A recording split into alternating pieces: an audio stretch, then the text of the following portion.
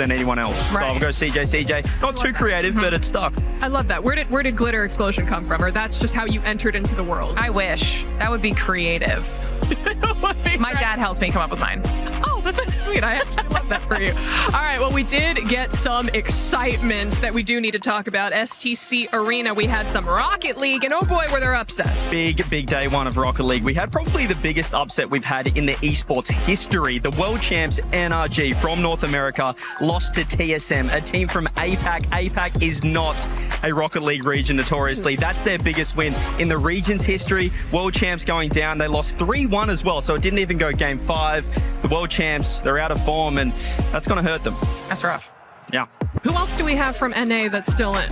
Oh, everyone's still in. It's only day one. So group stage, of course, but Shopify Rebellion just lost. That's another upset. The other teams are looking okay. Space Station Gaming, they're the young kids from North America. They're looking pretty good. It's been a little shaky from North America all around. Europe, for the most part, they've been pretty cruisy all the way through. When you say young kids, I need to know what that means, though. We're talking 16, 17 years old. We're talking young. Fantastic. Just because I got my butt whooped by like a 9-year-old playing Rocket League one time. Never recovered. Drex. Never recovered. That's tough. Let's move on over to the Qiddiya City grid for PUBG Mobile.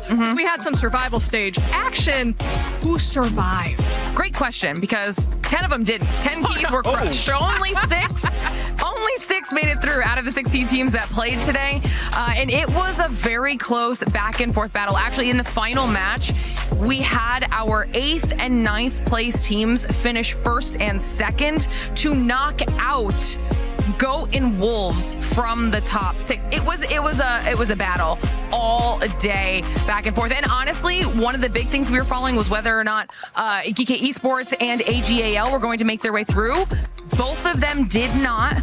So that was a little bit surprising on the AGAL side of things as well. And if we're talking about long-term storylines, what this means for PUBG Mobile, our 2024 champs, Alpha 7, gone. Our 2025 defending champs, the Yangon Galacticos, also out. So we are getting a guaranteed new winner this year.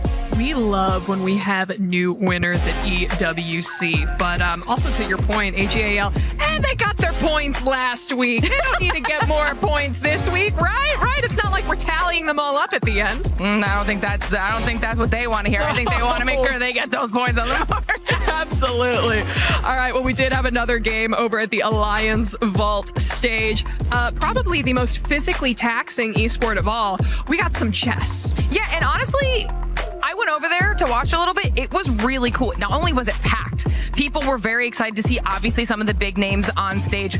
If we're talking about chess, we're talking about GM Magnus, right, for Liquid. Of course. Big opportunity to get some points on the board for Liquid. They've been waiting for this, I feel like, all EWC long. But we're also looking at GM Ali Reza for Team Falcons, GM Hikaru for Falcons. I mean, there's some big names that are doing well so far for the big clubs as well. But as I understand, Catastrophe hit the stage at some point. Yes. Oh. I'm actually glad that you brought this up, because a little bit of a surprise with a mouse clicking error out of GM Yan. And I feel like it's just because it's a little bit of a different literal physical situation than what they're used to. And can you imagine having a really close back and forth match and then losing it because you misclicked? You can see the pressure that's on these guys. I mean, with a live crowd as well, with the multiple stages going on at once, and yeah, when you're behind that computer, some things can happen that you don't really want. Do we count that as like the same thing as if you touch a chess piece, you have to move? See, I was asking the same question. We're going to have to get an official to rule on this for us. Like if you touch the donut, you must eat the donut. You can't just not. Yeah, I think once he made that move, he realized that it was done. And I don't think he was really protesting. He just said, well, it is what it is. It is what it is. But over on the Lenovo Legion Gauntlet stage, we did have some Rainbow Six Siege, and this was week 2. Finally, we get to see some more of this broadcast. Yeah, we're getting towards the pointy end of the Rainbow Six. Obviously, Dark Zero Gaming coming in as the hot favorites. Now, that quarterfinal matchup, that was close. They lost the first map of the best of 3 against Weibo. Now, Weibo have made the top 8 of 4 consecutive S-tier tournaments, but they can't crack a top 4. They win map 1 against the favorites at EWC, thinking maybe this is a chance. Finally, a top 4. They lose the next 2 maps. Dark Zero, the favorites, they stay alive. That's the first map they've lost, though, at the tournament so far, so they're looking fantastic. But Weibo, you have to feel for them because they were looking great. They were performing well, and then to go out to the favorites and once again, just not cracking into that top 4, it's a bit of a curse at this point. Yeah, I feel like if there's any place to be cursed, you don't want it to be at EWC, where everything kind of snaps. Not ideal. No. I'd say. No, but I mean, speaking of potentially cursed teams, as we transition into our club championship rankings, it's good news, though. It's good news because Team Liquid and R6, how are they doing? Listen, they've at least made it to top 8, right? We've kind of been tracking how Team Liquid have been doing. Obviously, Magnus as well will probably get those points for the CC this time around. It's going to come down to whether or not they can take on FaZe, and they're going to need to do it because there's not a lot of other options for them this week when it comes to points. Yeah, they've secured points getting top 8, but I mean, really, you need to begin winning, I guess, to really climb up the rankings there in the club champs. And there's actually other big teams that we're focusing that are currently in the top side of the leaderboard that really matter for both of our stages, if I'm not mistaken, because we have Vitality, who are a big player when it comes to our PUBG Mobile Grand Finals. They could potentially take the whole thing home, and I think they're doing, or potentially going to do well in Rocket League, right? I mean, they're looking good. You can lock it in. It's almost like with the chess, with Liquid, with Magnus. They know they're going to get points. With Rocket League, Vitality, they know they're going to get at least a top 4. They could definitely win the tournament as well, but Falcons are looking fantastic. They were a little bit shaky online, but they picked up Drali, who's one of the best players in the world. He's moved to the MENA region, and once you get that guy on land, he's won 2 Esports World Cups in Rocket League. And the European side of things, he's looking to win his 3rd EWC, which would be absolutely insane with different rosters every single time. So Vitality and Falcons, it's looking good. Love the repeats. All right, well, before I ask you two for your final thoughts for today, have you gotten a chance to walk around yet? A walk around FanFest? What have you seen? I don't know how good you guys are at crane games, but there's a Vitality booth, and I have won that crane game every single time. Oh, so it's rigged. Or I'm just good. I mean, as a reporter here, we've been lucky enough to really check out all the action. Space Station Gaming booth. We've got watch parties and co-streams as well. From the Rocket League side of things, Fury, he's a Vitality creator. He's absolutely pumped with how well Vitality are doing. We've got Chess. We've got Gotham Chess, Anna as well. So we've just got co-streamers galore coming in. It's just so much fun. I love the fact that at this EWC, you've got the stages, but then the booths are right there as well. They're all connected. It feels like one big ecosystem. So FanFest is going crazy. All right, man, I love that. And also, CJ, I love the fact that we got to have you on the couch today. Because, I mean, listen, I always have glitter. You're stuck with me. I'm stuck with you. You? I'm stuck with. But CJ, anything that you want to say? Oh, it's just great to be. I'd love to be back. Really? Is that a chance? Yeah, I'm more than happy to come back and check out some more, well, I can give you guys the Rocket League insights. You can tell me what's going on. But week 6, so the club champs, the race is getting tighter, and this is where it really gets interesting. Now that he said that, Glitter, he's not allowed to leave. Contractually. I didn't mean it. You actually sleep on this sofa now. Oh. Sorry. You're going to cast the games from right here. But for everyone else, thank you all so much for tuning in to watch the EWC Spotlight, and we'll see you for the next one. CJ.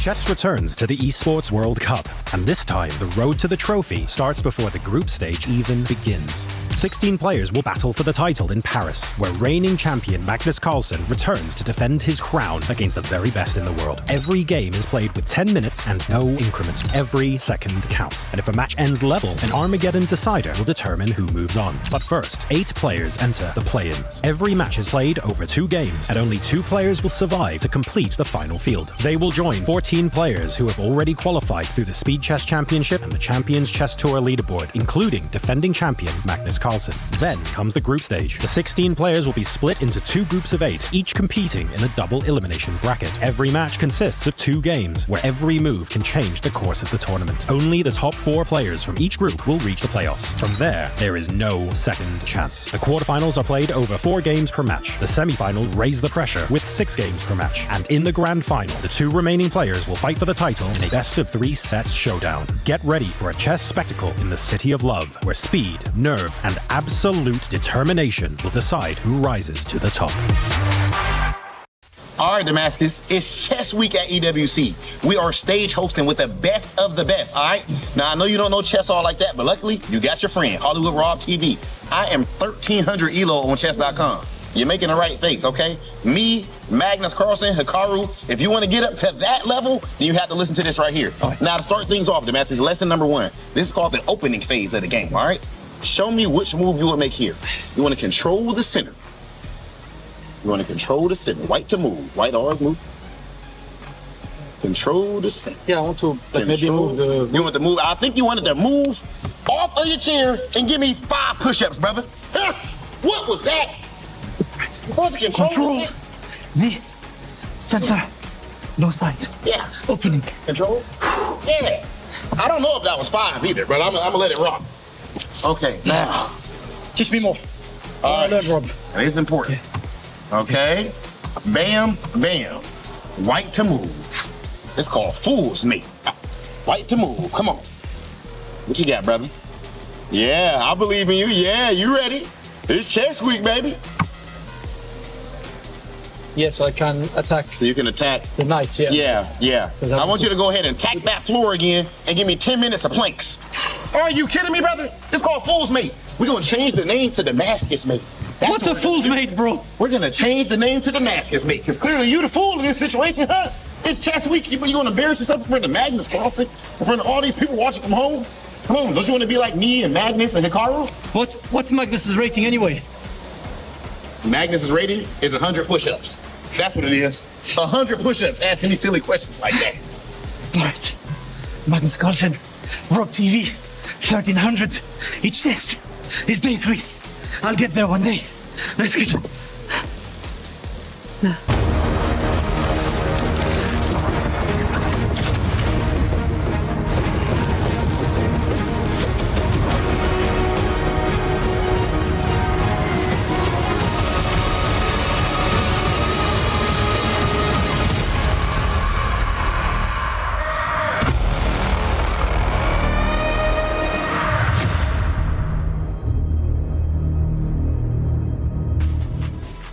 Welcome back, everybody, to the Esports World Cup in Paris, France. It's day 3 of chess. For some, they get the day off. For others, they've got to play for their tournament life. 8 keys are going to be crushed today. Our final 4 spots into the playoffs need to be earned. The question is, who's going to earn them? Well, it's up to the competitors to decide. Hey, welcome into the Allianz Vaults. I'm Taylor Reflections Noble, Nemo, and Anna Kramling. Good to see the both of you. Good morning. It's going to be a great day, Nemo. It's day 3. Good morning. Indeed, it is going to be an amazing day. This is, in fact, the loser's bracket, also known as the lower bracket. So if any of these players lose today, lose their match, it is GG. Their keys are getting crushed and they're going home. Going home, man. And nobody wants to go home yet, Anna, because why? Well, there's a lot of money on the line and everybody's gunning for it. We're talking $1.5 million. This is the day that I have been looking forward to. I love it when there's so much on the line, when the players know that if they make a mistake, they might have to just fly home. Fly home, and they don't want to go home just yet because they want to play $250,000 for first place. Now, everybody's walking away with a little something, but they want a little bit more, right? And you got to make playoffs if you want to increase the amount of money that you're walking away with. Yesterday was day 2. We moved 4 players forward into the playoffs, and to break it all down for you and catch you up to speed is Mike and David. Day 2 of chess at the Esports World Cup was crazy. Every single competitor who was still left in was in action, with giants like Magnus Carlsen finally entering the fray. Mike, it was a real roller coaster. Good news is that we're going to see Magnus again later in the competition. Even better news for him, he gets the day off because he won both of his matches yesterday. He was so Magnus-like on the board, but off the board, he was coughing and he was looking a little bit fatigued. Your thoughts on him? Yeah, he didn't look physically at his best, but of course the champions, they saved the best for last. Magnus through now, but also the other favorites making their way smoothly to the next round. That's right. 3 other players won both their matches yesterday. No huge surprises. Nodarbek Abdusattorov, only player to win all 4 of his games. We also had the fan favorite Hikaru Nakamura, and we had Alireza Firouzja, who survived 2 Armageddons, and he was incredibly aggressive in his bidding. Did you think he would bid that low? He's a brave man, Alireza. He takes risks that nobody else dares to, but he wasn't the only one to take those risks and get paid off. That's right. 6 minutes 40 was his low bid, but we also had a potential viral moment. We all remember when Magnus banged the table against Gukash. Well, it was actually a triple table slam with Jan Nepomniachtchi. Why did we see that? Well, Jan Nepomniachtchi mouse-slipped, blundered, call it what you want, but against Hans Niemann, on the brink of a victory, he let it all go in just one move, hence the anger. Right. I'm sure we're going to see that again a lot on social media. Now, every other player we did not name today has their tournament life on the line. No more losses are acceptable. Every single player you'll see today has to win out to keep playing more. That's the action. Let's look forward to day 3. Back to you guys in the studio. Doom scrolling is cringe. Chess is fun. Get all the dopamine of looking at your screen and none of the guilt when you're improving your mind with chess. Want to improve at your own pace? Take a few seconds to complete a puzzle and learn something new. Don't be cringe. Play chess. There's something for everyone at Chess.com. Learn, play, and have fun.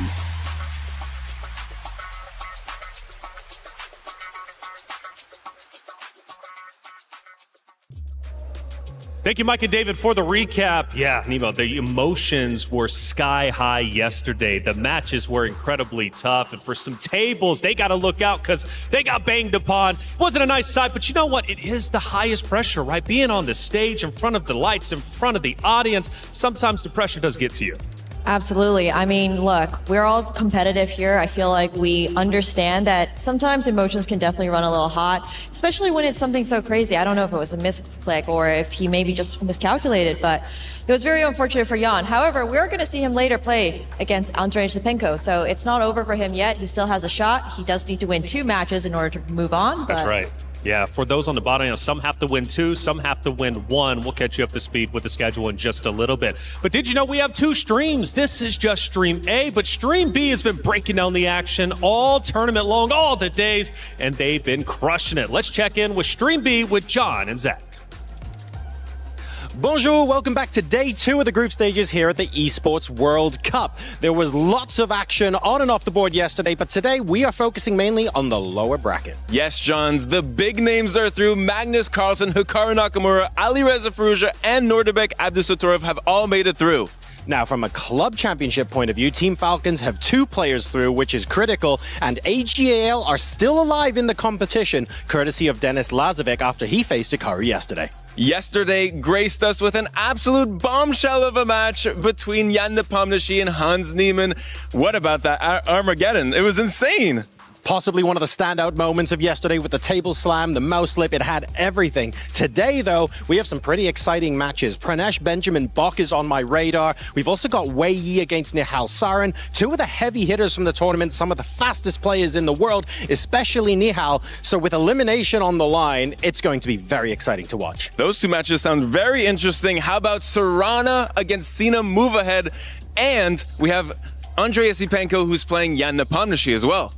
Lots and lots of heavy hitters all throughout the day today, so we find out at the end of today who advances to the playoffs. See you guys in a bit. David and I have to pick 2 players who make it to the playoffs today. David Howell, do you want to go first? Oh, it's a tough one. After you, Tanya. Always putting me on a spot, the usual here by David. All right, I am a millennial, David. I am going with Gen G as my first pick. Arjun Argaisiades. I think his style lends himself for a deep run in this format. You know, his combative play, his attacking chess. It's fearless, it's entertaining for us and the fans. Oh, it's a good choice, Tanya. Very patriotic. Team India? He knows me well. I'm going to choose Wei Yi, Team Nemesis. He's a cool customer. He's like the ice to Arjun's fire. He can do anything. He can beat anyone. I think today might be his day. And what a run Wei had getting into the plains yesterday. It was fantastic, so I see where that pick is coming from. All right, for my second one, I'm going to speak the language of the people. This one's for you, chat.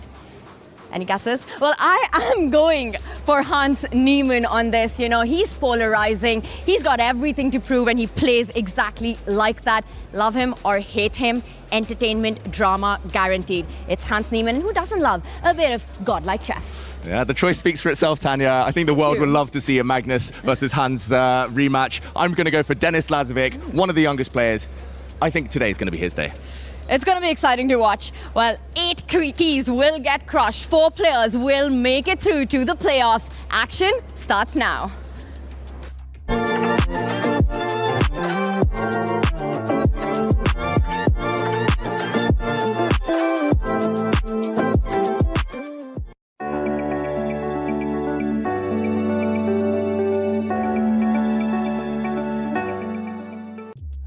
Thank you, everyone, for the updates, not only on StreamB, but also the favorites for today, because today is a big day. And what are we labeling it? It's our Crunchyroll story of the day. It's Judgment Day. It's a big one. 8 keys are going to be crushed. It's all about survival. There are no more second chances today. All the matches, Nemo, that are going to be played are elimination matches, which means keys will be crushed each and every single game. The heart of the competitor fully silenced here at the EWC in 2026 when it comes to chess. And we've got some great matches we want to talk about, specifically starting up. Benjamin Bach going against Pranesh. These two titans about to face off. This is going to be a fun one. They will be on Stream B, so don't forget to check that out as well. But Bach has had quite the EWC role change. You know, he was my co-analyst last year on Stream B, and now we're seeing him play on the main stage at EWC. So he was a talent, but he's always been good at chess, clearly, because you don't just randomly go talent, I want to play some chess, it looks fun, I'm going to go ahead and go on the main stage. So from talent to main stage, that's a cool little story. It's absolutely amazing. But he is going up against Pranesh, who, I don't know, what do you think, Anna? Pranesh is incredible. He's only 19 years old, so he is one of the youngest competitors here in the EWC for chess. And he's a really strong player. I believe he is a bit higher rated in classical chess than Benjamin Bach. And I think he's also won against him a few times. So I think this match is going to be very close. But we need to remember that the winner of this match will be facing Arjun Erigaisi, who got 4th last year here. That's crazy, too. 4th place. That's a big matchup, but it's been tough for everyone, including, right, those coming from LCQ. The play-in on day 1. Magnus Carlsen, Firouzja, right? These matches don't get easier if you want to push up. Let's take a look at our schedule for today. First, taking a look at A stream right here where you are currently watching. We got 2 lower bracket matches, and then we'll figure out what's going to be going forward. Talking A, Nihal Sarin going against Wei Yi, and then Nepomniachtchi versus Esipenko. Now, 2 very, very good matches. And for Virtus Pro, right, they are definitely banking on the fact their player goes forward. Anna, which one's the most fun to you? I think both matches are going to be so much fun. I do want to see, I'm really excited for the Nepo Esipenko one, because we saw Nepo yesterday. He did this kind of slam on the table. There were so many emotions when he was playing against Hans, and when he did that blunder at the very end. So let's see, is he coming back today tilted, or is he coming back today full force playing his best chess? I do think it's going to be very exciting. I honestly am rooting for Wei Yi versus Sarin to be an exciting match, which I'm sure it's going to be. Wei Yi has had a crazy journey to get to this spot. You know, he's been in the LCQ, he played in play-ins. It's been wild. He's been here for like a week. You know, so yeah, he's probably warmed up, or maybe he's tired. Ooh, could be, right? The fatigue starts to hit, especially with multi-day events such as this. Let's take a look at Stream B's schedule. They're going to have 2 great matches as well. Pranesh and Bach, which we just talked about a little bit, but Sarana going against Move Ahead. Now, that's going to be a fun one for Move Ahead, right? A younger player. You talked about 19 for Pranesh, right? I believe Move Ahead 16? 16 years old, and I mean, Move Ahead, he's just so strong. We saw yesterday, he missed a checkmate in 3 versus Denis Lazovic. So he was so close there to going through. And so, yeah, I think he's a super strong player. I'm very excited. Sarana also very strong. Absolutely. Almost, I mean, he had a fantastic match against Hikaru, so going to be a very fun match. Going to be fun indeed. Can the Young Guns hold their ground on the main stage? That's the big question we have, but of course, they're the ones who give us the answers. For the Club Championship update, it's getting close at the top. It really is. We're in week 6, and we need some updates via Trav for Club Championship update powered by Aramco. There's already 4 players into the playoffs of chess, and that is going to get valuable club championship points for their clubs. So far, it's Magnus Carlsen from Team Liquid, Alireza Firouzja and Hikaru Nakamura for Team Falcons, and Nordabek Abdustaturov for Na'Vi. This is going to put them in a great position to go forward and try and overtake AGL, who at the moment sits on top of the leaderboard with 3,350 points. Focusing in a little bit more on AGL though, they've just been knocked out of PUBG Mobile yesterday and Rainbow Six Siege in the past week, so much pressure now lands on Denis Lazovic's shoulders. Going into today, he's got a long road cut out for him. Yesterday he lost to Hikaru Nakamura and forced into the lower bracket, which means he's going to have to get a win today, and it's make or break, otherwise he'll be going home and AGL's week will be over. Team Vitality are looking to mount a bit of a comeback as they're still looking very good in both PUBG Mobile and Rocket League this week. Just a few more points will get them right on Na'Vi and on Team Falcon's heels, so we'll see if they're able to do that this week. There's still so much more to go throughout chess and so many keys to be crushed throughout today, so stay tuned for more.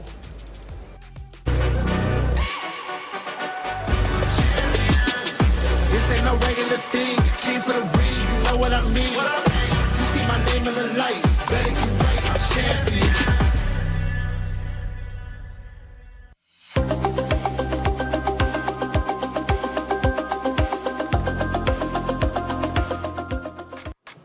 Thank you, Trav, for the update. When it comes to the club championship, plenty of orgs still represented. Some have already made it through, like Falcons, for example, with 2 of their players. Team Liquid looking solid. But for AGAL, Denis Lazovic, will he make it as well? He needs to, because Falcons are nipping on their heels when it comes to the top of the standings for the club championship points. For the players, though, they are ready to step onto that stage, and they're stepping off the bus. And John Sargent had a chance to catch up with some of them. All right, everybody, we got player arrivals now for today's edition of the Esports World Cup. And we have Nihal hopping off the bus. Nihal, how are you doing? How are you feeling today? Walk with me. I'm good. Thank you. You're good. Sleep well, getting ready for a very important match today, to be honest. Yeah. Go on. I'm definitely looking forward. Some people call you, and I would argue you probably are, the fastest in the world. We're going to need every ounce of that speed today. How are you feeling? I mean, I hope to be able to bring my best, and let's see what happens. Best of luck. How are you feeling today for the match? Yeah, it's my last chance, so I will fight. Look, I mean, you're in the lower bracket, but you played a phenomenal level yesterday, and you had some absolutely fantastic games. So are you feeling good about today's level as well? Yes. Yeah? Yes. All right, best of luck in your games, and we'll see you in a bit. Thank you, John, for the interviews. Wei Yi saying it's his last chance, last dance. He understands it is, but he could extend his tournament life a little bit longer if he can take down his opponent of Nihal Sari. I mean, today is crazy. It is called Judgment Day for a reason, right? Like, if you lose, you're going home. But if he doesn't lose, he still has to go on to face Judah. But before that, Team Nemesis, Wei Yi, he had such a long journey to get here. Unfortunately, he hasn't had the best results against Nihal Sarin earlier this year. While we've seen amazing tactics from him in this tournament itself, earlier this year, he lost twice. I think that this match is going to be a lot of fun because we have 2 different playing styles. We have Wei Yi, who's a little bit more solid, and then Nihal Sarin, who's a little bit more tactical, who's fantastic in Blitz. And I think that Wei Yi will try to maybe get Nihal into a sort of endgame or something more positional where he cannot use his expertise in Blitz and in tactics to beat him. I do want to say Nihal did win the 2026 inaugural Bullet Championships. So this is going to be absolutely insane. I mean, if you're playing against Nihal as Wei Yi, you really do not want to drop under that 1 minute because Nihal's like not even awake until it drops underneath 1 minute. If it ever goes under 1, I feel like Wei Yi is in so much trouble. Yeah, that's why we were joking around. When it comes to Armageddon, his bid is probably going to be straight at a minute or just below it so he can, elevate the pressure for himself. It's going to be a tough matchup, but Wei Yi's had a tremendous story from LCQ, trying to make it into playoffs. In the Allianz Vault, we've had an LCQ representative in our finals the past 2 weeks. Will we get it for the 3rd week in a row? It's very possible. And let's not forget, last week here in the Allianz Vault, one of the LCQ winners actually won the entire thing, which is such a special story. Now, the question is, who wins this match? What are you all thinking out there? I know you're getting your votes in, and I'm curious what percentage it's at. Is it going to be leaning towards Sarin? Are you going with the LCQ of Wei Yi? That's the big question. Quick predictions. What are you thinking? Ooh, it's a tough one. Nihal Sarin didn't look the best yesterday, unfortunately, so I might have to go with Wei Yi. What about you, Anna? You know what? If you go Wei Yi, I would go Nihal Sarin. I think it's going to be a very close match. It's going to be epic. Do not miss it. Oh, don't miss it. I like it. It's time to get Judgment Day started. 8 keys will be crushed. Who's moving forward to the playoffs? Let's send it to the stage to find out. Bonjour, bienvenue, c'est la 3e journée pour les échecs à l'Esports World Cup. Rob, day 3 at Esports World Cup. We in Paris, more games today. And I love that we just dubbed it Judgment Day. That is exactly what's going on. Keys are about to be crushed. That means you ain't got to go home, but you're going to have to get the hell out of here. We've got the best players on planet Earth right here and trying to attain glory and lift up this trophy. Absolutely, 4 already made it out there. We'll be back to more for the playoffs where 8 players will remain. But today it's all about validating that ticket to the playoffs tomorrow. 4 more players will be about to join the top 4. And this is going to be Wei Yi going head-to-head with Nihal Sarin. This is what we like to call, what, Damascus? A certified, what's the next word? Banger.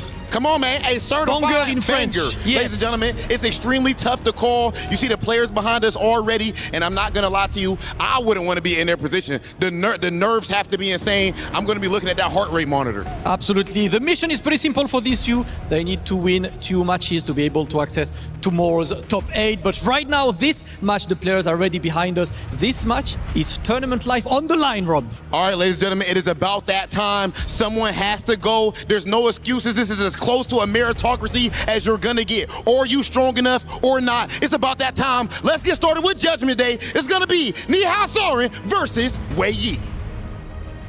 Thank you, Rob TV. Thank you, Damascus. Judgment Day, we've coined it. Nihal Sarin of India, Wei Yi of China. 2 fantastic players on their day. 2 very speedy, cool customers. Tanya, who have you got here?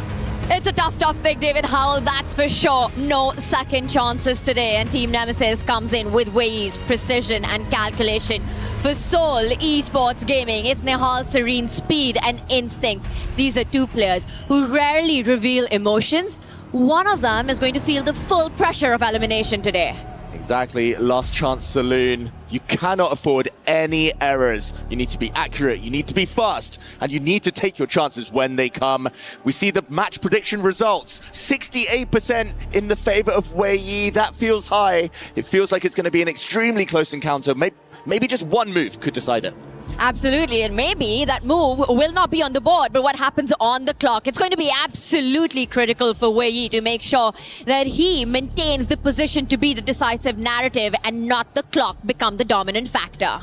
The atmosphere is electric here. We can tell you, in Paris, so much going on, and I'm sure it's going to be electric once the games begin. We're just waiting for the first moves now. It is Nihal Sarin starting with white.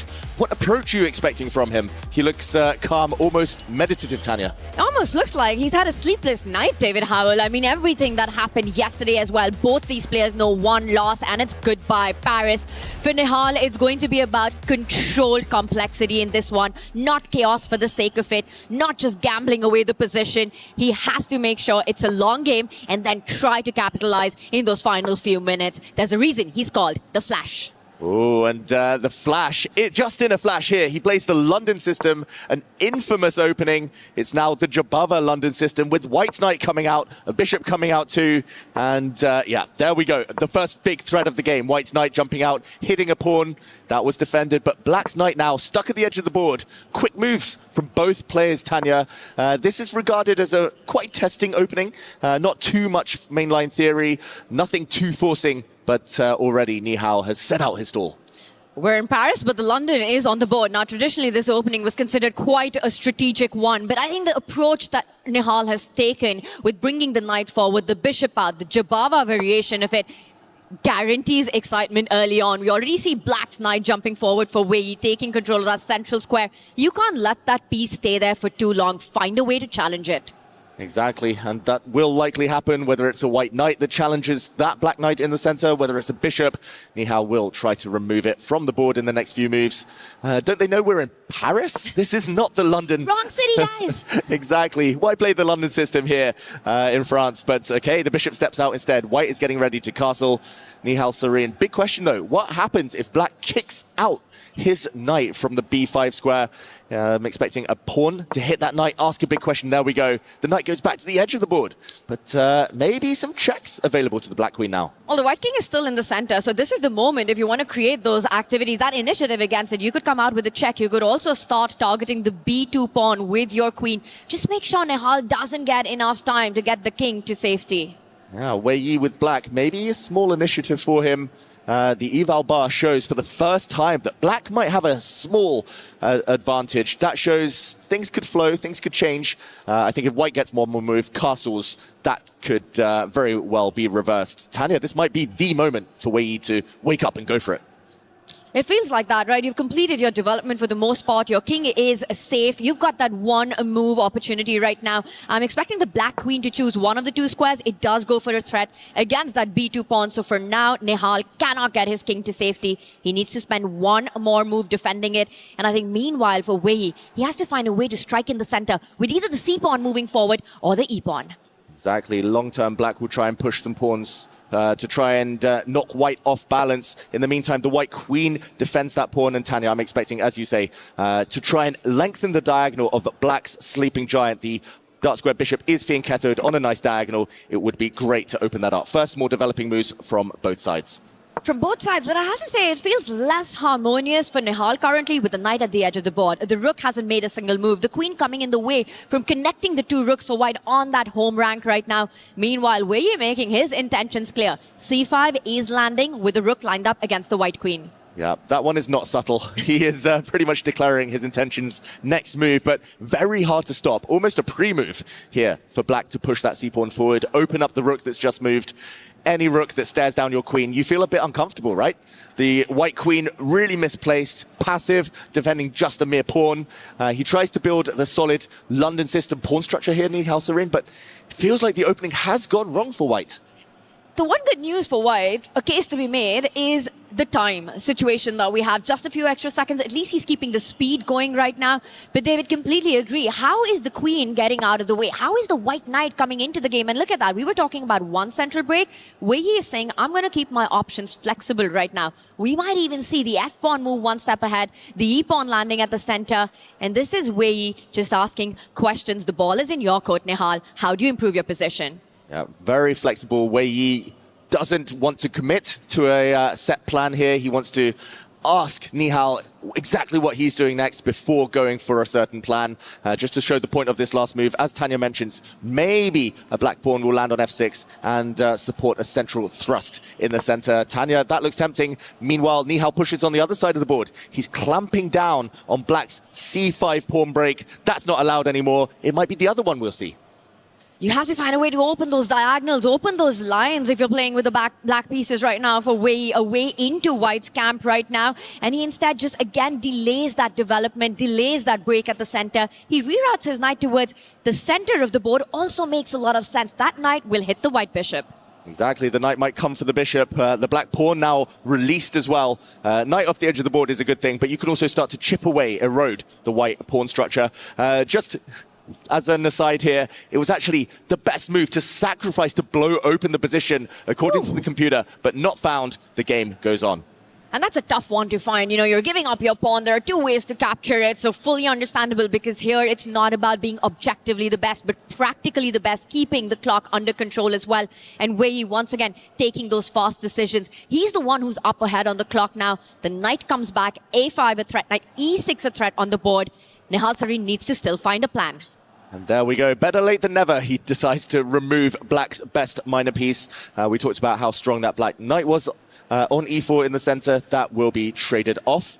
And a very healthy move there, it looks like, from Nihal. But maybe it would have been better to play this one about 6-7 moves ago. Well, did you say a strong knight on e4? Guess what? You can take one, but the other one is headed right there. A different path here. That knight eyeing that d6 central square to consolidate the stronghold on e4 right now. Knight to b5. You capture it. You open a deadly c line for Wei Yi with a big weakness on c3. Yeah, very interesting move. Creative stuff from Wei Yi there. And yeah, he wants those open lines. He wants some action. He doesn't mind about doubled pawns. That's less of a factor right now. I wouldn't be shocked to see all the knights leave the board in the near future. But yeah, it's a really tense position right now. Still all 32 pieces on the board. And we've played 14 moves. Not a single trade, not a single capture has happened until this one. Knight takes knight. There was a big threat on that c3 pawn. No good way to defend it. We see one set of knights off the board. I'd be tempted to pick that up with the bishop and not destroy the pawn formation. Yeah, really surprising the way he thinks. There we see he does capture with his bishop. No reason to double your own pawns there. The bishop quite strong in the center. I don't think we'll see Nihal rush this next decision. It's a big one. If he trades knights, as you say, Tanya, the black rook opens up. He retreats all the way back home, though. And he's saying, okay, that knight might have to go back to its start square. It's going back towards the center. It's going to go towards black's light square bishop on the next move. It does feel like things have gone wrong for white, David. You know, you look at move 16 is where we are on, and it's only the bishop pair that's out and barely anything beyond the 4th rank right there. So many pieces on home rank for Nihal. He still needs a few moves to complete development. I will point out one idea that he set up, that a-pawn ramming up the board to dislodge the black knight, dislodge the black queen. Yeah, Black's knight might be forced back, the queen being forced back. Normally, when your opponent has to start retreating, you feel that you are the one with the initiative, with the momentum on your side. So Wei Yi will try and stop that, maybe lash out himself, whether that's the black A-pawn, E-pawn, he goes for the central break. The position finally, Tanya, about to explode. He does it. Nihal was almost asking for this with all these retreating moves. Almost felt like passive play. Wei Yi beautifully coordinated pieces. The bishops, if they open up, that's not an ordinary bishop. That's going to be a sniper on the board. Oh, it will indeed. And Nihal now just needs to eliminate that pawn. That pawn push, too strong. Whether he takes it with his own pawn, there we go, or with the bishop. Maybe all roads lead to the same thing. But, okay, we're seeing some trades, some lines opening. The sniper bishop, the archer from afar, has been traded off. Neither side really controls the dark squares now. But as we said, the white knight coming towards the center could trade off for the black bishop if given the chance next move.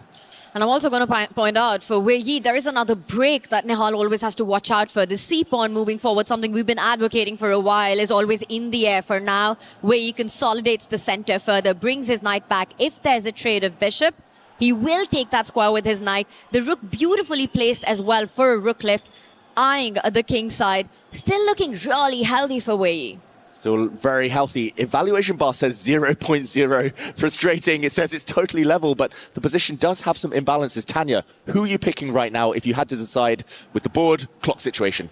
Putting me on the spot with the clocks the way they are. Wei Yi, almost an extra minute there. David, look at the way the pieces are. Each of Wei Yi's pieces better placed than Nihal's. I'm taking black for now. Exactly. And that's my point too. Like, black's position looks super healthy. Extra minute counts for a lot at this stage, although you are playing a speed demon like Nihal Serene. And, okay, a modest pawn push there, but it's not just black with the pawn breaks. White does have the C-pawn that can launch forward too. Black has the stronghold in the center. Maybe white is going to start challenging that. White's pieces passive, they need to come to life in the next few moves. And I'm also going to point out, even if all the minor pieces go off the board with just the majors left in the position, it is going to be Wei Yi with the more active queen and rooks right there, with the better pawn formation, with easier targets. So it's just going to be a really long game. And then that clock situation, the clock economy will matter. I love it. Clock economy. We saw some really ruthless flagging yesterday from the likes of Hikaru Nakamura. Often the clock has to be used as a weapon, but yeah, we'll see if that does come into play in this game, the first game of this match in the lower bracket. The rooks lined up, Nihal Serene taking a lot of time, it's got to be said, on this last move. He can improve the white queen, the white rooks need to get into the game at some point. He can maybe trade off the black bishop. Lots of options. He does press the dynamite button, C4 on the board. There's only so much suffering you can take in the position. You want to break out. You want to break free. You know, you need that space for your pieces to move ahead. And now the first big decision for Wei Yi, does he keep the tension? There is a threat on the board. That pawn was about to move forward. With a fork, a decision needed to be made, and it's trade. The center has liquidated. The center is gone. White has a kingside pawn majority. There's 4 versus 3 on the right flank. It's 3 versus 2 in black's favor in terms of pawns on the left flank. So long term, that could be a role. And especially in rook end games, you see pawns racing down the board. For now, though, still a lot of tension. Wei Yi's position still looks beautiful, but if there's nothing to do next, White's pieces will start improving, activating, mobilizing. What to do with black's pieces? It almost feels like Wei Yi's maximized everything, and what's next is the big question. But for Nihal, the plan's clear. Now that this bishop that he's beautifully placed on c4, there is a tender spot next to the black king, that f7 pawn. Wei Yi needs to watch out for a queen and a bishop battery in the future being set up. I'm also expecting, given a chance, Nihal will happily trade off his knight for the bishop. And Wei Yi cannot do the same, of course. Black would love to remove White's strong bishop, but that would be replaced by a white knight, and it would be the first fork of the day. You definitely don't want to take your opponent to fork down here and end up losing material. Wei Yi, we get a close-up, his eyes darting around the board. He's calculating. It looks like he's mainly there we go, looking towards the center of the board where the action is happening. Light squared bishops traded off, makes a lot of sense. Black's rook, very strong in that central square. Wei Yi not giving Nihal the opportunity to trade his bishop for the knight right now, so the material remains in a balance. The piece dynamics, it's now a knight versus knight. The rooks finally get connected for Nihal, and I have to say, it feels like the worst is over for Nihal. It feels like it's gravitating slowly towards equality. White's queen finally off the back rank. It's been itching to advance for the last 10-15 moves. The white rooks are just a couple of moves away as well from challenging in the center.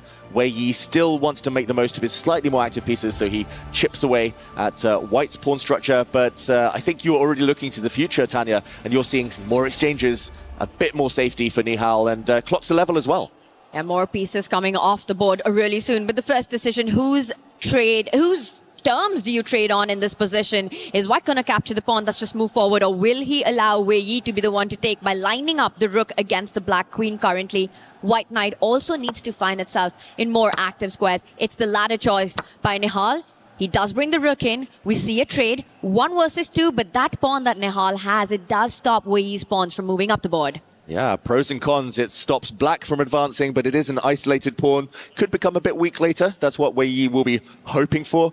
And I've got to say, Tanya, this is such a classic first game in a 2-game match. You know, Nihal didn't want to take too many risks. It's slow, it's steady. Both sides unsure of their risk appetite. Neither side really going for it yet. Although here, Wei Yi advancing his queen, a nice blockading square. Yeah, often these types of positions, they do come to life a bit later when the clocks tick down. We were talking earlier about that 1 minute mark. If it becomes bullet, this could really explode and anything could happen. And I'd be scared for Wei Yi in that situation. It could spiral out of control after what we saw yesterday go down in Wei Yi versus Ali Reza right there. And that's got to be something that's haunting him. Nihal Sarin, I think one of his biggest strengths will be he will be relying on to get to those final few seconds. When it gets to a time scramble, few can take over Nihal right now. And that move makes this queen the most active piece. Black needs to watch out that diagonal. Exactly. That move showed the match strategy. Trading queens was probably fine as well, but Nihal saying, okay, I want this game to go on. I want it to go as long as possible for the clock to tick down. Still plenty of life left. The game's only just beginning. Nihal Sarin showing that this was his plan all along, just to keep the tension. Wei Yi's queen kicked away now from the center. Nihal, he has 1 rook that's sleeping. There we go. Activates, tries to trade off black's super strong rook in the center. And those clocks, they keep ticking. Really nicely handled this one by Nihal. You know, he's just trading his worst placed pieces for Wei Yi's most active pieces. Now Wei Yi wants to capture that with the knight, centralizing it, also hitting the weakness that you earlier highlighted for Nihal, David, in that position. We might see the knight jump forward, the knight and queen hitting that pawn, which has just moved ahead. Ooh, and the minority attack, that 1 pawn that we said was isolated, it is undermining 2 pawns now. Black is the one going to be left with a lone isolated pawn on that flank. Yes, it'll be a passed pawn, but still far away from promotion. That's a target. Suddenly, I really like Nihal's chances. White's king super safe with 4 pawns around it. Black's king maybe slightly more airy. It's very small factors right now, Tanya, but they could begin to add up. It definitely feels like Wei Yi losing his time advantage is also losing the thread of the game, as the white queen now looking very active. And as we see the clocks reach the 2-minute mark, this is what Nihal does. He keeps the threats going. He keeps the tricks coming. He keeps asking questions and makes those move really quickly. Watch out. The black queen needs to stay connected to the rook. That pawn had to be defended. Might be time to start pushing Wei Yi's queen away. But first, Nihal goes back with his own queen, hitting that knight. I'm expecting either a rook to move forward or the white knight to jump ahead to hit the black queen. Yeah, that white knight has a beautiful central outpost in the center. And yeah, that black knight, a bit less stable. Black's queen forced all the way back. It definitely feels like the flow is in Nihal's favor here. Wei Yi, it feels like he's just trying to tie up his own pieces in knots. The black queen, runs away. The first big mistake, and Nihal now, after this question mark move, can jump his own knight out of the way. Discovered attack against black's piece in the center. He goes one way. There was actually an even better move. Let's show it quickly. Nihal could have obtained a huge advantage by not going left, but by going right to f5, again threatening some forks. And here, rook to e5 would not have been possible. Let's show the difference. Rook takes knight, and we would have seen a potential queen sacrifice and a fork to end this variation. Let's go back to the game, though. Still looking good for Nihal Sarin, but it could have been even better. Absolutely, and I think Nihal completely realized that. He set himself up for a repetition, but Wei Yi said, no way, Nihal. He denied that, and now he's back in the game. All the problems with the forks have been solved with Wei Yi regrouping his pieces. What a missed opportunity for Nihal right there. That was big, and although the white knight could have jumped and been captured, white would have just had a superior pawn structure, dominant endgame. Yeah, now suddenly it's Nihal down 10 seconds, and I can't help but look at the clock. It feels like one of those super close games. It will be decided by the finest of margins. I think actually, despite the fact it's roughly level, a draw may be the least likely result right now. I completely agree with that, David. I think we're heading into decisive territory here. An attack on that B6 weakness that you have, the lone pawn. And where he says, I'm going for counterplay. You take that pawn, you lose your rook on the first rank. The rook will line up against the white queen. Of course, Nihal spots the tactic. He comes back, consolidates the center. Yeah, that would have been a greedy move. White's queen taking a pawn. He would have got skewered. And of course, he spots it. Very sharp tactically, Nihal Sarin. Both players are. The black king instead moving one square forward. But I just don't like the black king position. It's on an open diagonal, could be hit by some knight checks. It's within checking distance. It feels so loose for Wei Yi. White's king, meanwhile, so safe. It means moves can be quicker, more instinctive. One of the clocks finally goes red under the 1 minute mark, Nihal. It's a bullet game now. This is absolute bullet territory, and the most important factor when that happens is king's safety, and that's why Wei Yi's planted his queen next to the king, just making sure there are no discovered checks for now. Can Nihal build the pressure? He needs to find a way to kick that knight out. He does it. He does it, but at the cost of weakening, loosening the white king ever so slightly. The black knight is being forced back. There are still tactics. White's queen really cannot dream of taking that black pawn. There'll be some checks. Black's rook will be able to check the white king on the back rank. Deflection tactic. I'm not sure whether we'll see that. The black knight really nearby as well, making Nihal feel uneasy. The black knight, though, only one square to go back to. Only move territory. If it chooses the wrong square, white obtains a big advantage. Might trap that knight.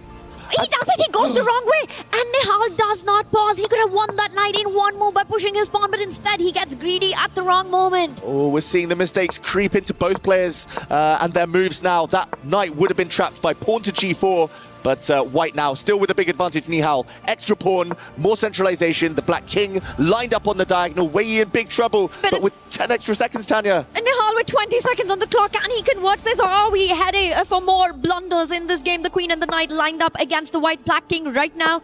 Maximum pressure on Wei Yi. He walks into a fork, he's about to lose a rook. It's Fork Town. That black rook is gone. There's some checks, though. Can Nihal dodge? He blocks with his queen. The queen perfectly placed as a defender. The checks continue, though. Oh, 10 seconds for Nihal. He's got an extra rook. Surely he should win this. He should, but there is no should when you're down to 7 seconds on the clock. Wei Yi's playing the flagging game, and just like that, Nihal blunders, and he's right back.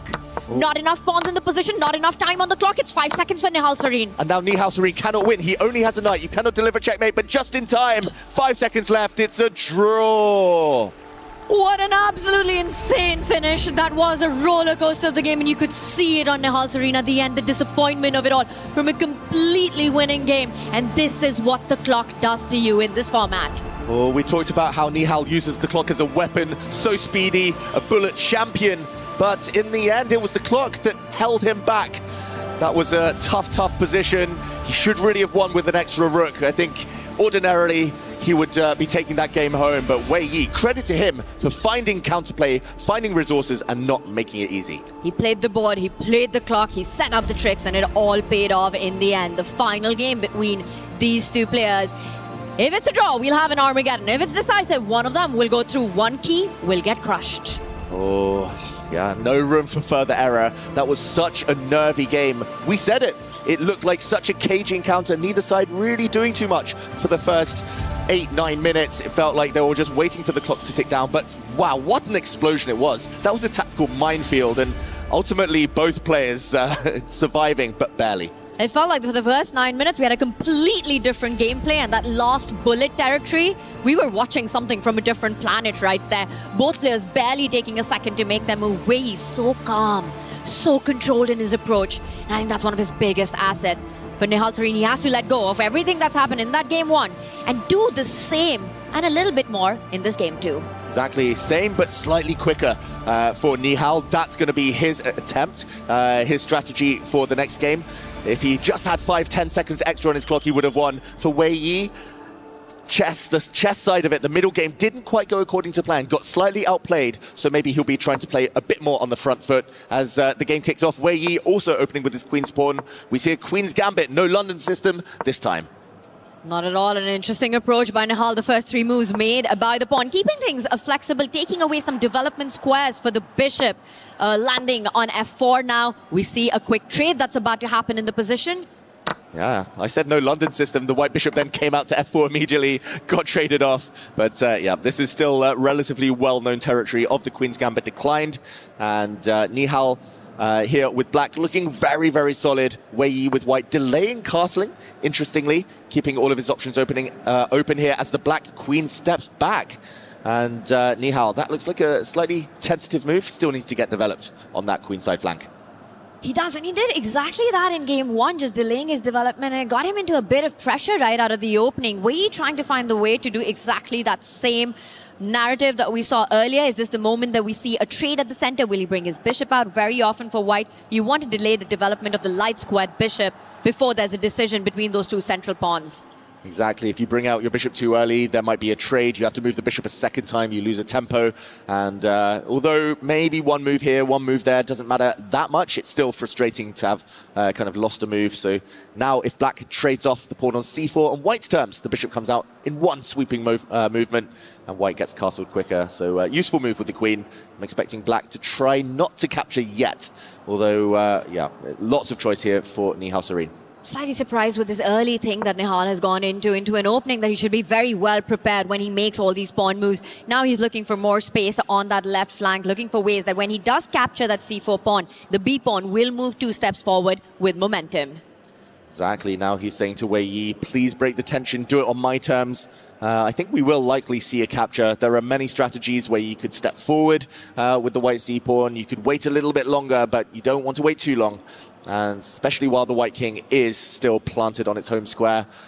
Okay, again, it feels like we'll get a similar type of game, Tanya, to the first one, where maybe a quieter start, nothing too dramatic, but surely, eventually, it will come to life. I'm so surprised, David, with everything that we saw in game one between these two players. Nihal is the kind of player with under 20 seconds on the clock. He could be dead lost, and he finds ways to turn that around. He was down and up an entire rook in this one. And talking about crazy things happening, it's Wei Yi who's exploding this position. The g-pawn moves ahead. There's a hook in the position. He's coming for g5. The white rook ready to line up against the black king. Wow, Tanya, you were saying the first game was surprising. This last move, surprising, firstly, that it was played by Wei Yi. Secondly, that it gets given a question mark.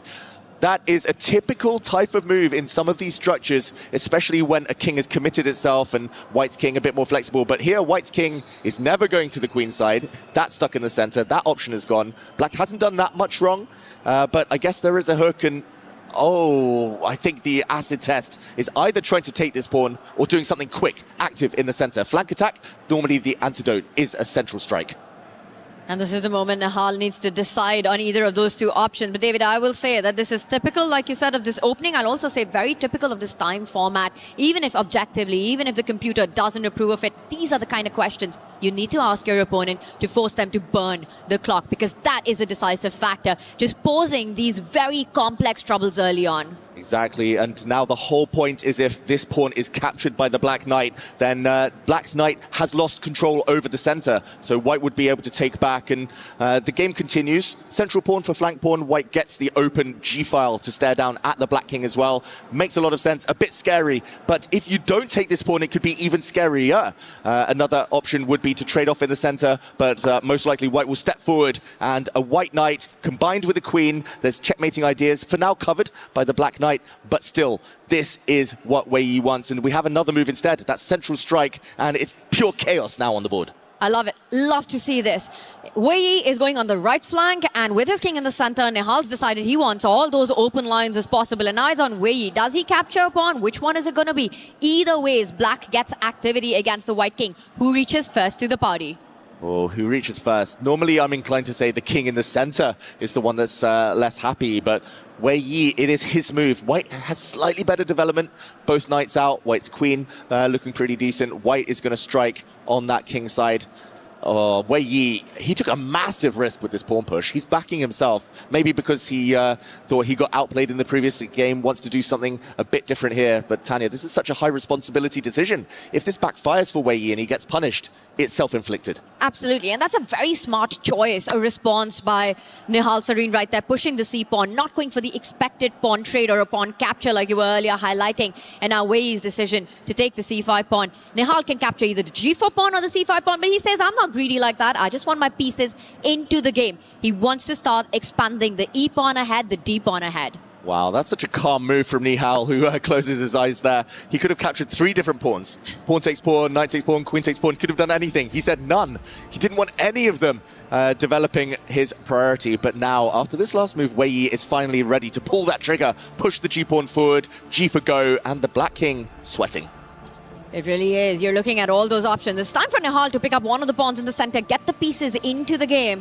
Wei Yi is always looking like a chill customer right now as he's calculating what happens once the g-pawn moves up the board.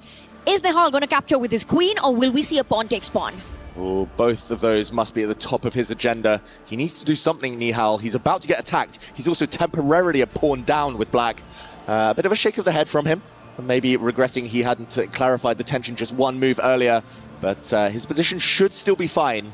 He just needs to keep up that speed, not allow it to become a one-sided attack.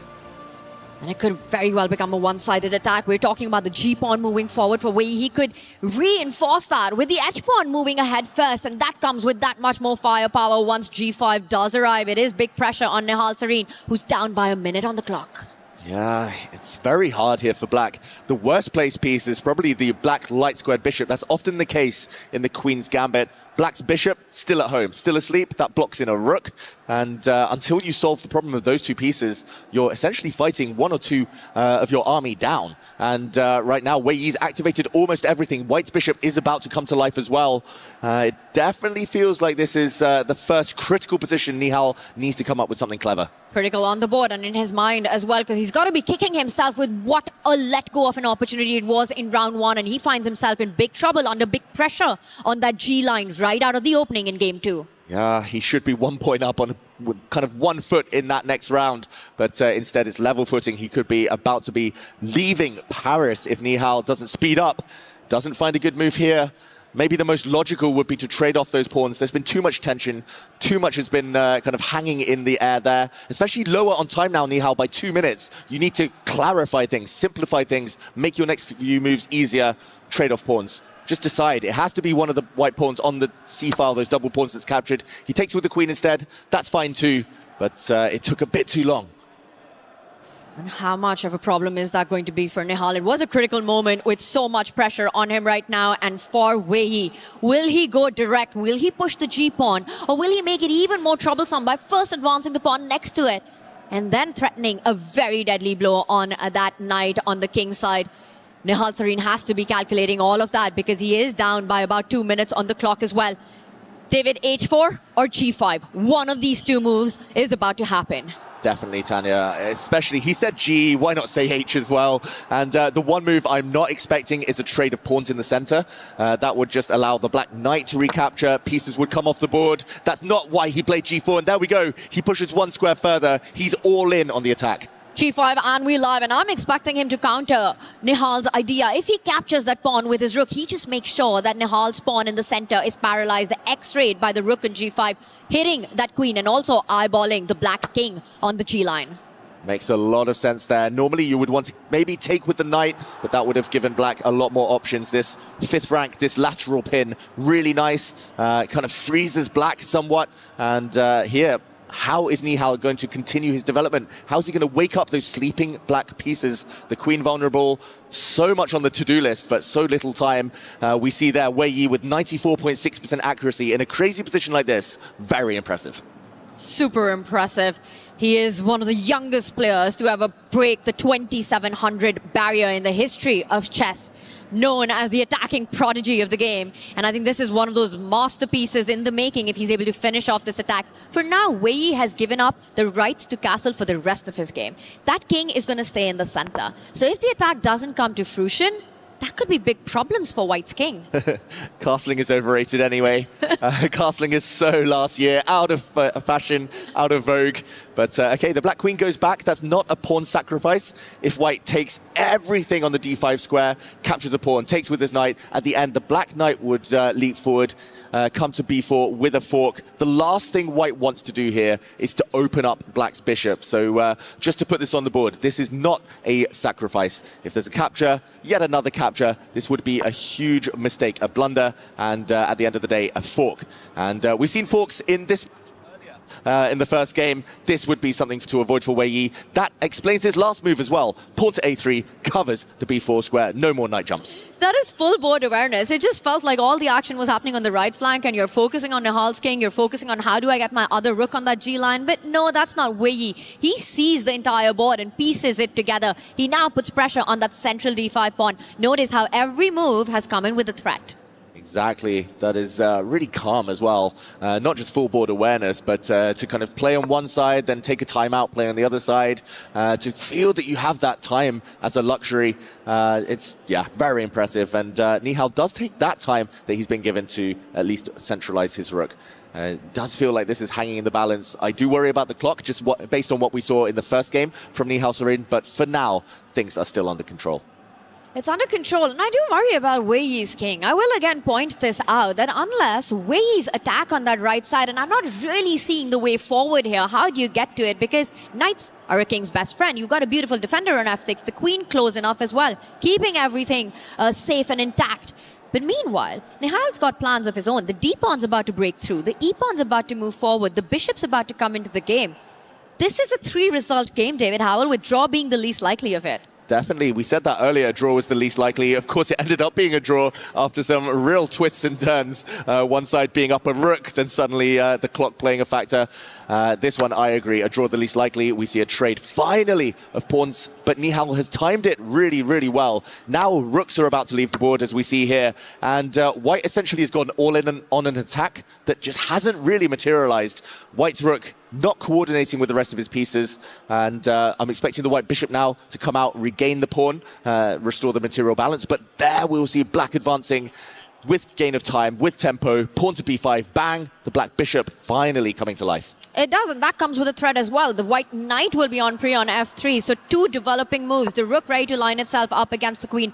We'll see all of this play out. And like you were saying, the rook on g5, it looks really beautiful. It looks like an attacking piece, but there's no assist to that attack. There's no firepower pushing it through right now, and it feels like Nihal's taking over the initiative. Exactly, and that's why we say all-out attack, all-in, everything like that, because if it doesn't work, you're just left with weaknesses. Not only has White gone for this attack and nothing else really panning out, but White has an isolated pawn, White's king stuck in the center, White's rook, kind of, the board's cut in half. White's rook, queen on opposite flanks. For Nihal Sarin, everything kind of defending each other right now, everything centralized, looking slightly better on both board and clock right now. It's looking really nice for Nihal, but I'm going to make a case for Wei Yi's attack here, trying to find a plan. But it takes 3 moves. David, that H-pawn that we were talking about, give Wei Yi a couple of moves. H4, H5, H6 is the dream for White. Do you think he has enough time to achieve it? Ooh, Esports World Cup, that's where dreams become reality. Maybe, Tanya. I say maybe because it takes so long, and often you don't get that in chess. In the meantime, Black would be creating some threats of his own, but he's got to try it. Wei Yi, I agree. At some point now, he's going to move his knight out the way, and he might be able to throw his H-pawn forward. There we go, into the center. White's rook is undefended, so I'm a bit scared, but I don't think Black can take advantage of that yet. More likely the black knight or the black rook still stuck on the 8th rank. They are going to start moving now. Very brave. LPDO, loose pieces drop off, but Wei Yi says you don't have any attractive knight jumps, and for now, Nihal waits with the rook development. He challenges the active knight on e5. You look at Nihal, you know he's feeling comfortable with his position right now. Knight c6, you trade, the bishop will capture. And nearly 97% accuracy for Nihal Sarin. Despite that early shock, suddenly getting attacked out of the blue, he's answered it perfectly. Over 97% now with his last couple of moves. And H4, we called for it, Tanya. The most logical, most human plan. Not only defending the white rook, but maybe even going further with that battering ram of a pawn, given a question mark. That's surprising to see, and I say we take that question mark, chuck it out of the window, because this is the most human move. You said EWC, nothing is granted, everything is earned, and to earn this point, he needs to get that pawn closer to the black king. He really does, but does he get that time? Now offering a trade of all of the minor pieces. White's queen is opened up, staring at the black bishop. This pretty much forces some trades. The black knight was just too good a defender. I think Wei Yi was impatient to get past it, but now the bishop, is it actually better than a knight? David, it's also the king position. Bishop versus knight, king versus king. And again, the point we've been highlighting, White's king is suddenly the more unsafe one. Even if you trade the last set of minor pieces, it will be the black queen that's ready to seize the C open line coming in with some checks. this is advantage black. Definitely. In major piece endgames, heavy pieces here, queens and rooks, it's all about king safety. Black simply has more shelter. 3 pawns in front of the king. Given a question mark, I agree, Tanya, maybe the queen could have found a different path in, but here it is, teaming up with his rook, so a very natural move, and surely here, Wei Yi needs to get his king out of the center. Finally, shuffling across, he's going to try and castle by hand. He's going to try and pretend he castled by getting the king over, but not allowed. Queen into h2, swooping in. Access denied to do just that, David Howell. What a move this is, getting the queen closer to the king, also eyeballing that h4 pawn. Now the white king finds shelter at the center of the board. And if Nihal wants, he could propose a draw, a repetition by falling back with the queen from where it came from. But knowing Nihal, he's not going to go for that idea. I think he wants more here. Oh, the fans want Armageddon, they want more chess, but does Nihal want that too? Or does he want to keep going, take his chances here? Evaluation bar back to level now, because Black did have a slightly better route forward, but he's offering to repeat the position. He's threatening checkmate in one move. Queen coming down to d1, at the bottom of the board, the white king has to run. It has to run either up or down the board. Queen to d1 will be game over. If Wei Yi wants to take this to the Armageddon, he can just fall back where he comes from, and then the ball in Nihal's court. Looking at him, I feel like Armageddon is very likely, but Wei Yi is the one who gets ambitious here. Wow, it looked like he was swatting away a fly there on the camera, Wei Yi, or maybe he's trying to G up the fans, but the position repeating, second time we've seen this position. If the black queen goes back, Nihal is pretty much happy with the draw. Wei Yi, I think here, draw makes a lot of sense for him with such a weak king. Could we be going the distance? Will we get more chess? Is this the end of this game? Very likely. You're talking about the weak king. Long term, your pawn's not doing amazing as well if you're Wei Yi, and we see that. Queen to h2. Get that queen back, and one more time, it will be game over. That will be a 3-4 repetition if Wei Yi falls back with the king. Oh, clockwise there, almost level as well. I think Wei Yi here just has to hedge his bet, say, my king's too open, that white king will not survive. And there we go, it is a third time, the position repeats, it's a draw, we go to Armageddon. It's an Armageddon. It goes down to the wire with both these players just pushing each other to their limits. What a battle this has been in these first two games that we've seen right now. And now it means for Nihal and Wei Yi, little time to reminiscence, little time to think about.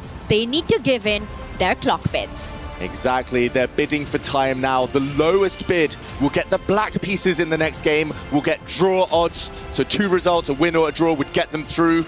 Nihal, it feels like he was on the front foot towards the latter part of this game. He was definitely on the front foot in the first encounter today. Despite 2 draws, he might feel he's the better player right now.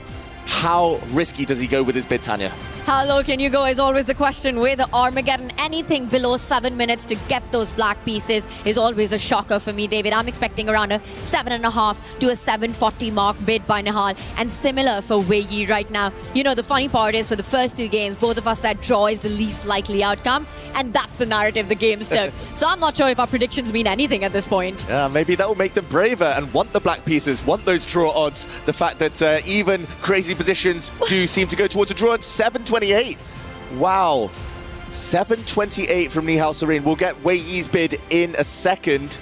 So around the 7.5 minute mark, trying to get the black pieces makes a lot of sense. I think that's a safe bid. Looking at 2 draws that have happened, getting that result odd. Will Wei Yi win the mind battle? Will he outbid Nihal? And he outbids him. He goes 7-9. Wei Yi starts with the black pieces. Nihal, 10 minutes on the clock, will take white. Wow, Nihal Serene will be in a must-win situation. That is brave from Wei Yi. Yesterday, we saw an almost reckless bid from Alireza Firouzja, not just once, but twice, going under the 7-minute mark. Wei Yi just above 7 minutes, but that's a 3-minute deficit. He will be banking on the fact he holds on, but the first game today, he had black, nearly lost. That was with level time. He's got to do it again, but with that clock handicap. A format so deadly, we call it Armageddon in chess, and this is it, David. At the end of this game, one key will be crushed. For Wei Yi, there's no other path. He has to play for win. A draw will not suffice. What does he have? Up his sleeves. Now, it's going to be a difficult one for both. There's going to be nerves jangling. Armageddon is everyone's favorite format. And yeah, that key crushing will occur just after this game. But whose key will survive? Which team will be celebrating come the end of this encounter? Whose journey will continue? Nihal looking very focused now. Looks locked in. He has to be locked in. It's the Allianz vault right now to get that win with white. Absolutely critical, or the end of his dream here in Paris for Nihal Sarin. What a match it has been for these two players. Nihal starting with the white pieces. Are we expecting another Jabava London? Oh, I think whatever we're going to get, he's going to keep the pieces on the board. That's clearly been his strategy. Armageddon, you normally go very direct, attack from move one, or you play a bit slower. Keep all the pieces on the board, prolong the game, hope that you maintain your 3-minute time advantage right till the death when the opponent's clock ticks down, then change the pace, then go for blood.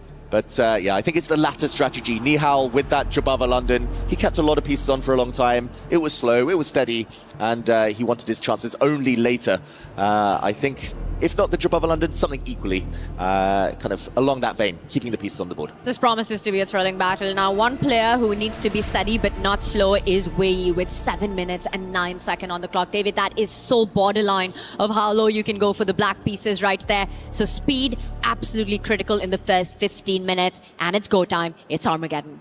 It's go time. Armageddon, let's get it on. There we go. Knight's coming out. It's the Reti opening from Nihal Sarin.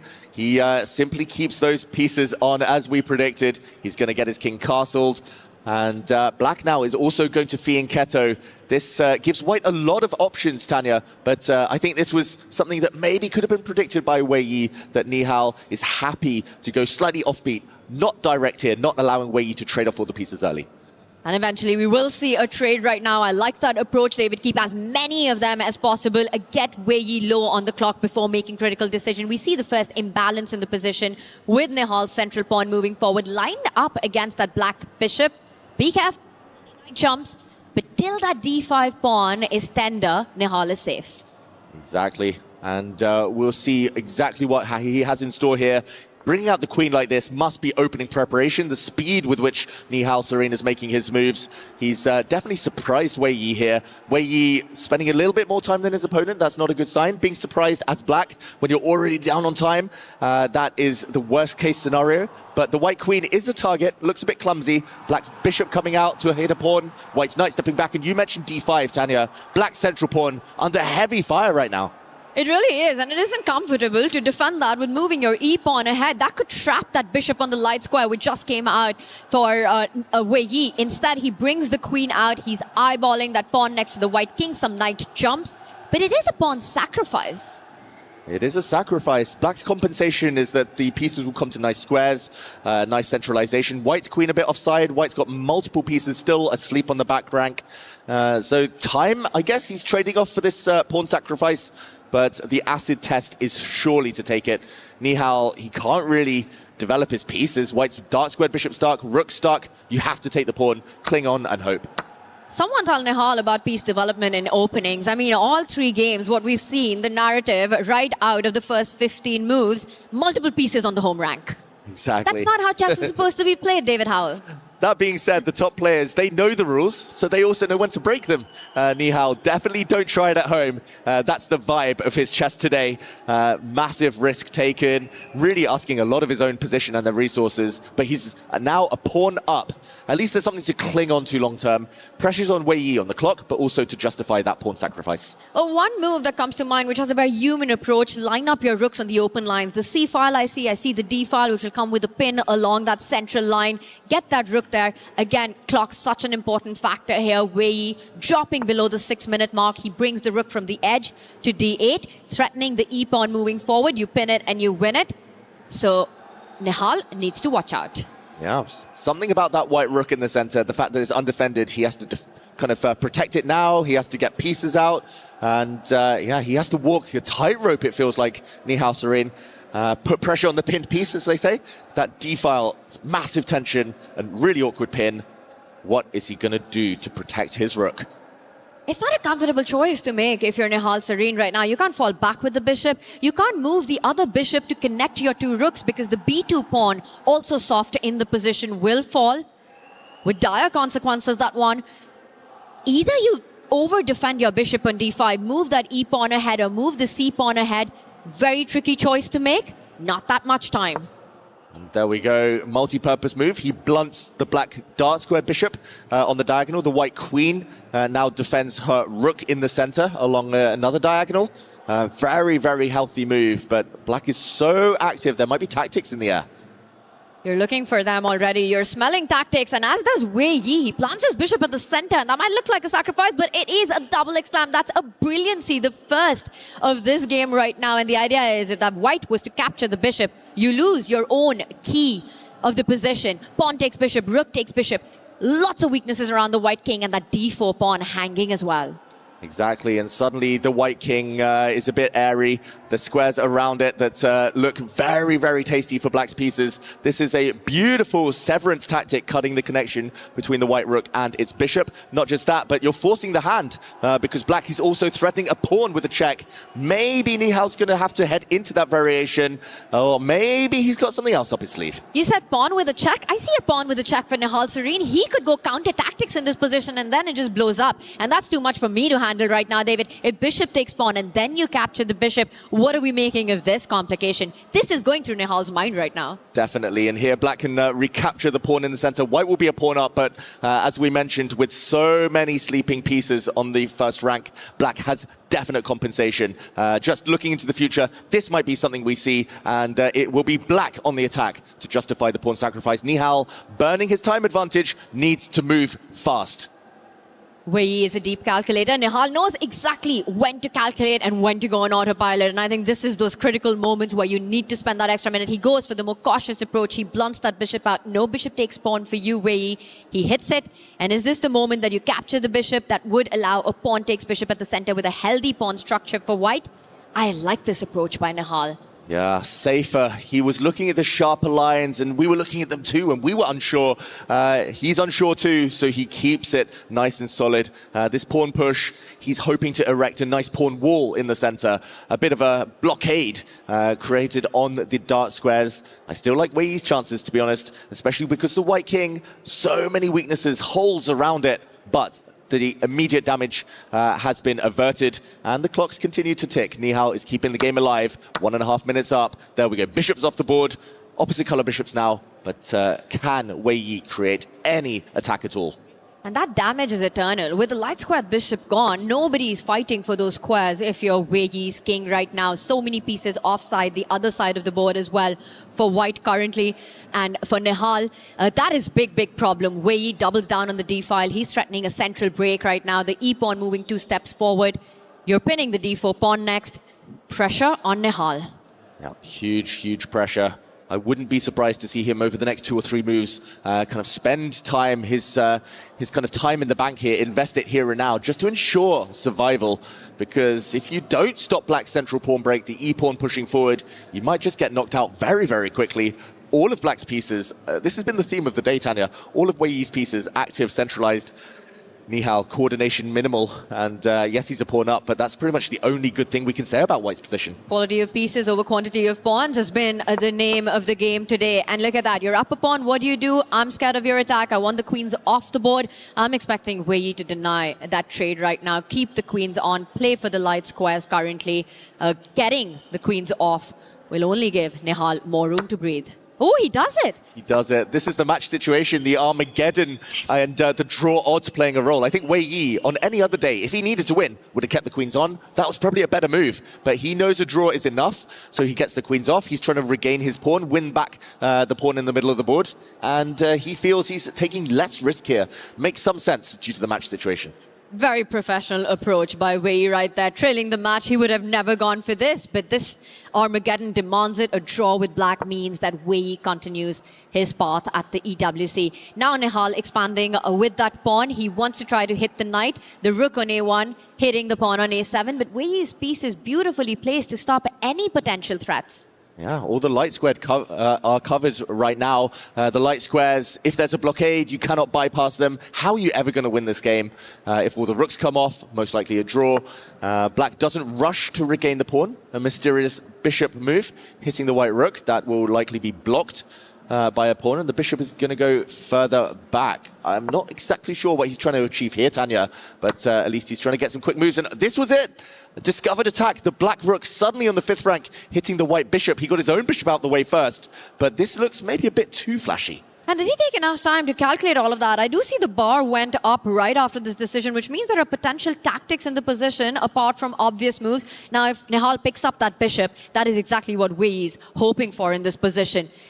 But it smells like there's something deeper here. Will Nihal find it? Yeah, it's fascinating. Earlier, there was this weird bishop tension. White's bishop on d5, black's bishop on d4 next to each other. Now there's weird bishop tension again. Both bishops hanging. And most likely here, in order to win this game, Nihal needs to keep as many pieces on the board as possible. Most likely he moves or defends his bishop. More trades, that's more safety for Wei Yi. Closer to the draw and an Armageddon victory. I think he needs to move his bishop, Nihal Sarin. Absolutely. If you're looking for that win, you need to make a decision that doesn't trade that off. And I'm just looking, and he does exactly that. I'm also eyeing that rook at the center of the board, which can be hit with the c-pawn moving forward. You know, David, the reality is it doesn't have too many squares. It's getting kicked. The rook moves, mistake apparently, and suddenly Nihal with a big advantage. First big mistake of the game. He has to keep pushing those pawns. Black's pieces are so loose right now. It's the idea we were talking about when the b-pawn went up the board. You want to destabilize that knight. The white rook beautifully placed without making a single move in the game to pick up that a7 pawn next. Nihal's taking over in this endgame. It's taking over, and look at it, Nihal there on the camera, suddenly stretching. He's hitting the knight. Where does this knight go? If it steps back, then White's knight can start jumping forward as well, hitting the black rook. As we mentioned, the white rook is ready to swoop in and maybe creep in behind with some attacks, checks against the black king. Suddenly everything is hanging, and White can just consolidate. White can just hold the fort. 3 protected pawns about to go up in material, and black's rook is in no man's land, trapped behind enemy lines. He goes forward though, gets a question mark, but he's getting aggressive. Is Wei Yi right now trying to get behind enemy lines on his term? I want to point out that suddenly Wei Yi's king also has got the Swiss cheese right there with the black holes. Black holes that the bishop can come into, but more importantly, Tanya, huge move. The knight is trapped, nowhere to go. You can bring your bishop back and hit it, trap it. This is a huge advantage. You can also bring the bishop forward. So many nice options. He does find it, and here we go. Look at this, rook sacrifice, and the knight will survive, but suddenly Wei Yi losing on material. That is huge right now. And knight does jump in, hits that white rook. All you need to do is get it to safety. You could choose your own square. Nihal takes a breath. He knows he's so close to continuing his run right now. But he was up a rook in that game 1. And he knows it's not over till the last move isn't played against Wei Yi. Which square does he choose? I just think you can even grab that pawn, David. You can. Plenty of squares for the white rook to use right now. The most impressive thing for me here, Tanya, it's a critical moment. Both of these players' lives on the line. They could be leaving the Esports World Cup, but their heart rate's still pretty low. Wei Yi's has been rising. Nihal's down under the 80 mark, and he finds a great move. The white rook just cements everything. The pawns are protected. He covers the c4 pawn. Black's knight alone is not going to create enough damage. Black's bishop now cannot get greedy. Fantastic move there from Nihal Sarin. Absolutely. A controlled performance is this one on the heart rate as well. Such an invaluable skill asset to have in this format. Control on the nerves in the position.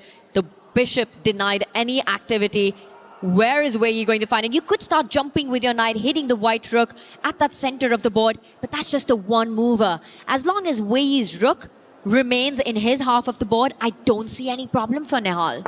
Exactly, and okay, he's banking everything on this pawn pushing forward. The downside is that it's easily blockaded by White's rook or bishop, and White has control over the dark squares. The White king is going to come soon as well. The Black Knight doesn't really have too many jumps if the White king is able to centralize itself. Wei Yi, he's banking everything on that pawn, Tanya, but it's not enough.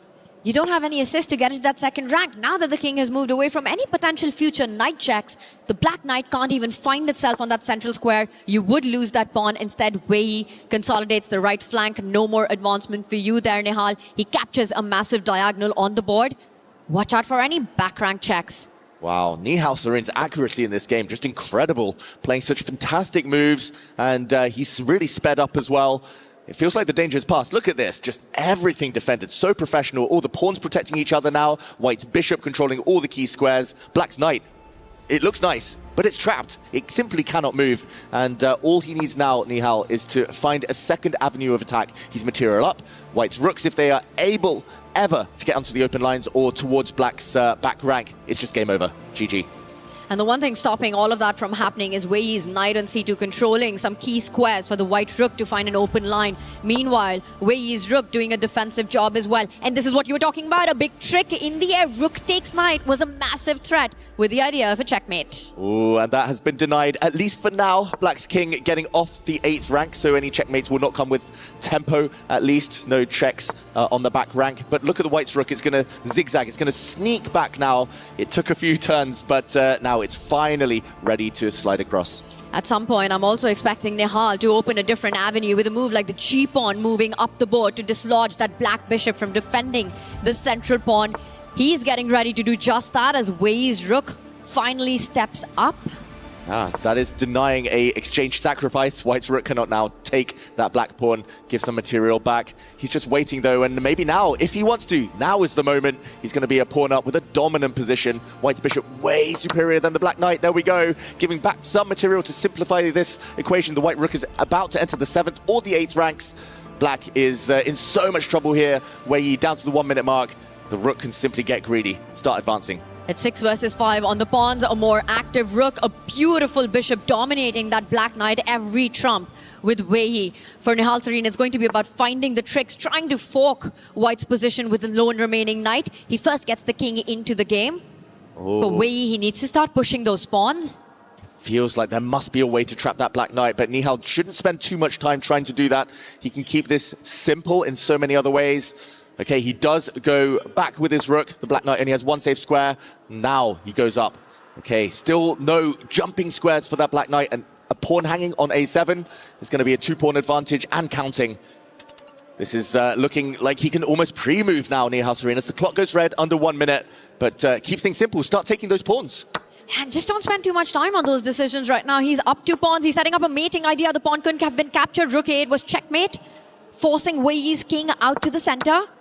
A trade finally, the h-pawn coming up. He hits the knight. The rook was hanging, had to counterattack against the white bishop there, which now steps back. The black knight would love to enter the center, but there would be some rook checks. Oh, this is so professional, Nihal. He is going to show us his bullet skills now. The king, the bishop combining, the white rook is going to be doing the damage. He does hit that 3rd pawn, gives a check, does Wei Yi. The king falls back, but there's no good way to defend that pawn. And that's 3 extra pawns on the left flank as Wei Yi has lost his entire army on that side of the board. Hits the knight.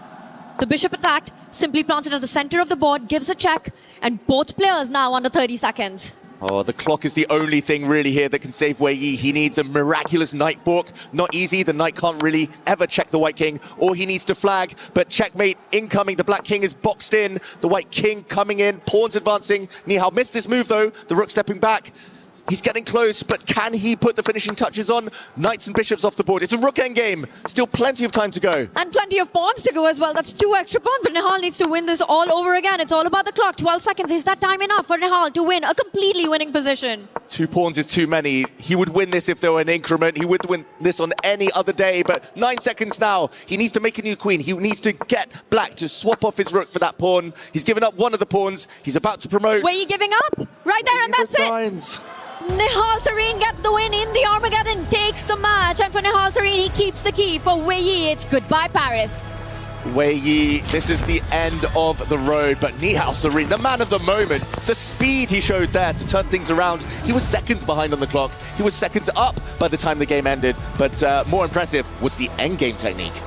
Just fantastic stuff there, and it has to be said, Nihal in that game 1, so close to victory. For Wei Yi finding his way back into the match, but the Armageddon was where it settled. Both players really taking this one to the edge. What a hard-fought battle and a soul-crushing win there for Nihal Sarin. Exactly, soul-crushing indeed. We have to say he did deserve it. Probably over the 3 games, he took his chance when it finally did come. But yeah, game 1, he could have ended it as well. And nice to see a handshake, great sportsmanship, a lot of respect between these two. And Wei Yi, we hope to see him back in future years. A fantastic warrior himself. But for now, this is the end. What a road it's been in Paris for Wei Yi, coming into the plains undefeated, finds himself in the group stage. Fantastic fight today as well, and this was where it was all decided at the end. Nihal Sarin putting the soul in survival there, gives those checks, but not enough. Nihal gets the win, and for more breakdown, we head to the stage.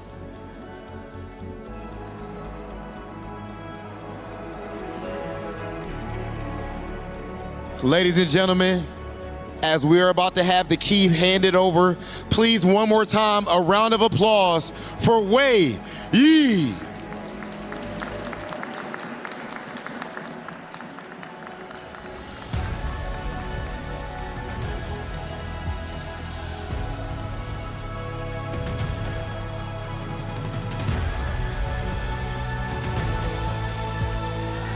Okay, ladies and gentlemen, officially the key handed over. And now, for those who are not aware, here at the Esports World Cup, that key that Nihal is walking with officially represents a player's tournament life. That represents a player's tournament life. And right now, Nihal has to crush his opponent's key, our first one of this event. Congratulations. Only needing one more to qualify for the finals, ladies and gentlemen. One more for top 8. Nihal right here. You can press ahead to crush your opponent's key. This is for all events. Yeah, you just press this forward, brother. Yeah, no worries. It's all good. Don't worry, you're safe. Big Hollywood keep you safe. Don't worry about it, Serene. Okay, there's gonna be a little bit of a pop. Be covering the ears up too. Okay, and it's done. And it is officially done. Ladies and gentlemen, right here, this is the highest level of play as Nihal Serene takes out Wei Yi and only needs one more in order to push his ticket all the way into the top 8. We're gonna be right back with even more EWC. Let's send things to the studio.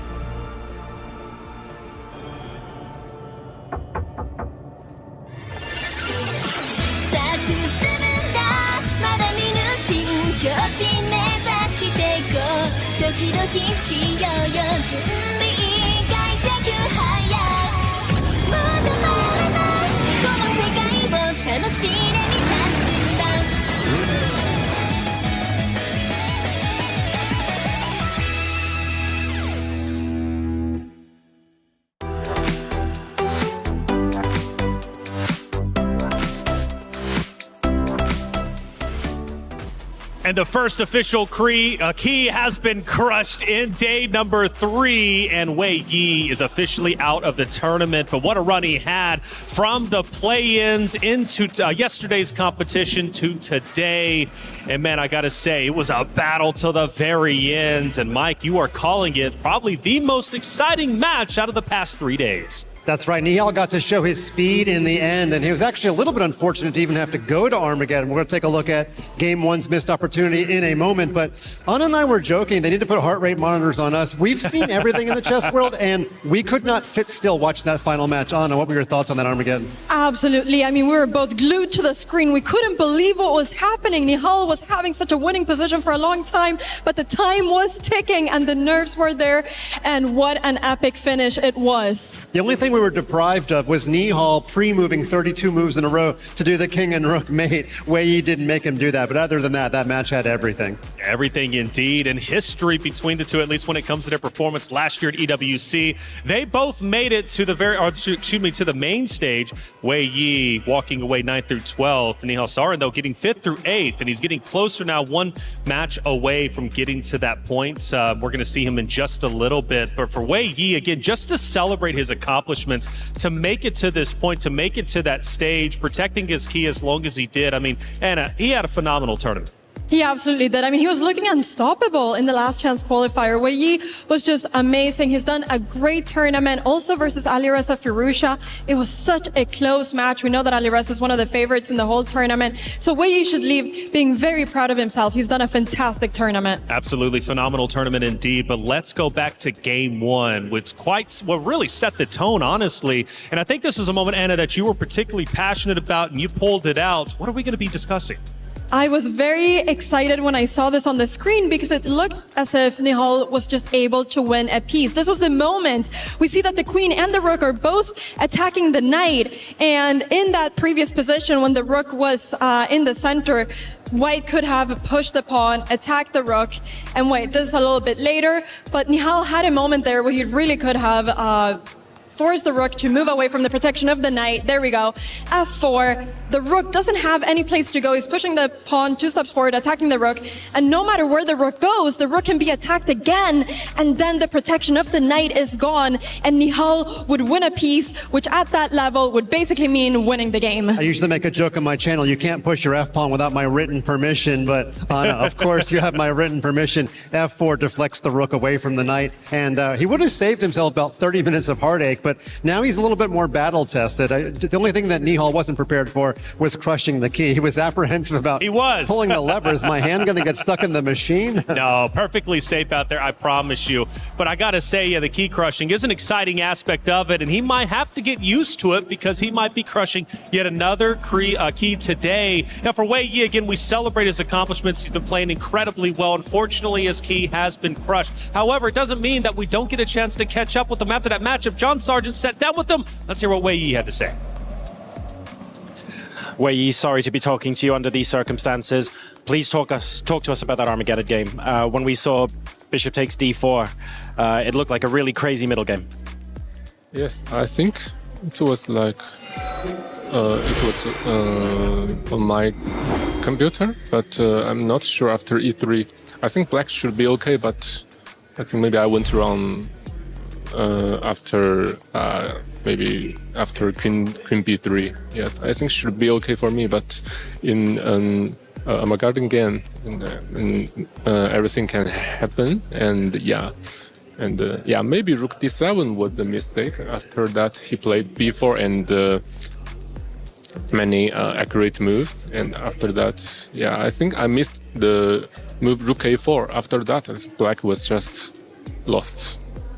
Now, towards the end of that game, yes, Nihal was winning, but at the same time, both of you were getting very, very low on the clock. We thought someone was going to flag, but you ended up resigning in the end.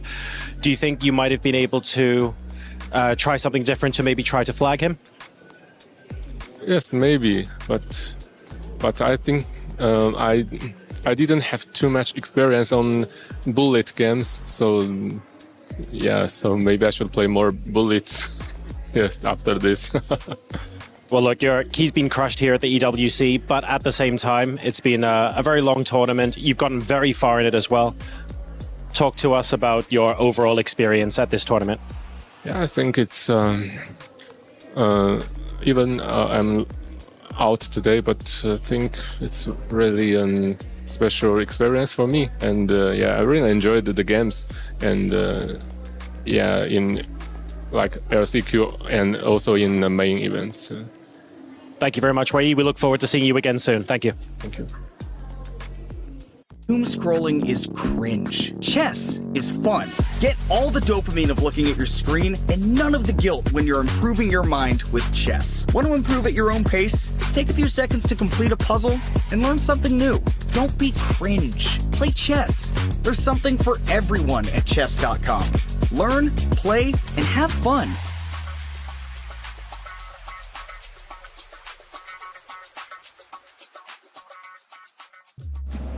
Thank you, John, as always, for the great interview. Anna, getting a little bit of insights into Wei Yi's minds in that matchup.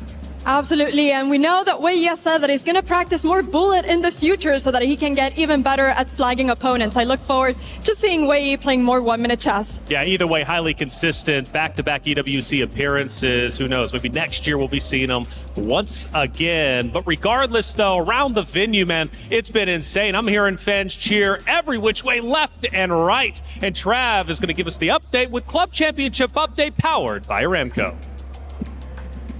We're over here at the SCC Arena, and it's Rocket League still throughout the rest of this week. We just had a bit of a kind of rumble going on behind us because Falcons have managed to get a win on the board. Yeah. It might not mean too much leaderboard movement, but they're definitely catching up. Well, to be fair, it does put them 50 points behind AGAL, so considering some of the other games that are happening this week over for chess, and also the fact that they are now in that top 8 with an opportunity to catch even more points here on Rocket League, I think that is quite big for Falcons. This is exactly what they were hoping to get because they looked so strong as well doing this. Yeah, I will say as well, this puts a lot of pressure on Denis Lazovic over on our stage in chess as well, having to get some points on the board for AGL, or as they might just be caught by the end of this week.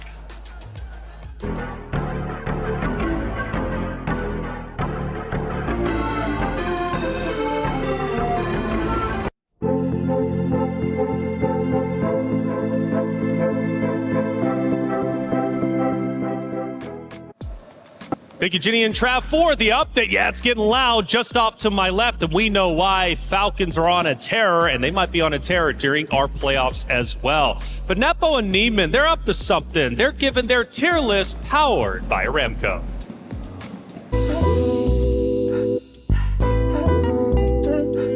Hello, it's Jan Nepomniachtchi from Aurora Gaming. Hello, I'm Hans Niemann. I play for Godlike. Now we're going to do some blind rankings of the greatest chess players. No one else but Bobby Fischer. I would probably put him to the S tier because of like his overall influence to the game, which is unmatched by his great, successors. So then it's Mikhail Tal. I mean, there is surely someone like Gary and Magnus are ahead, so probably I put it here, but yeah, I personally evaluate him like very, very high, but keeping in mind there are some more players ahead. Great female chess player. Magnus Carlsen, but I don't think he would be too offended if I put Gary, one step ahead of him. Speaks for itself. Jose Raul Capablanca Egrauspera, one of the best intuitive players ever lived. Probably, I'm not sure about Alekhine, but I put him here, of course. Certainly a very interesting personality. I would put his personality at number 2, but put him here. His chess wasn't, he was more interesting of a person relative to his chess. Anatoly Karpov, strong player and great champion. I think he holds the record of like the most tournament victories. This was reserved for Gary, so as high as I can. Put her here. Wilhelm Steinitz, a real gentleman of chess, and back then, of course, an unmatched personality. Morphy, great American champion. Put him here. Okay, I'm lucky here to have Gary Kasparov, so Magnus is not offended. This must be Kasparov. Yeah, not the worst list. I'm just happy that Fischer is up top. Thanks for watching, and see you at the Sports World Cup.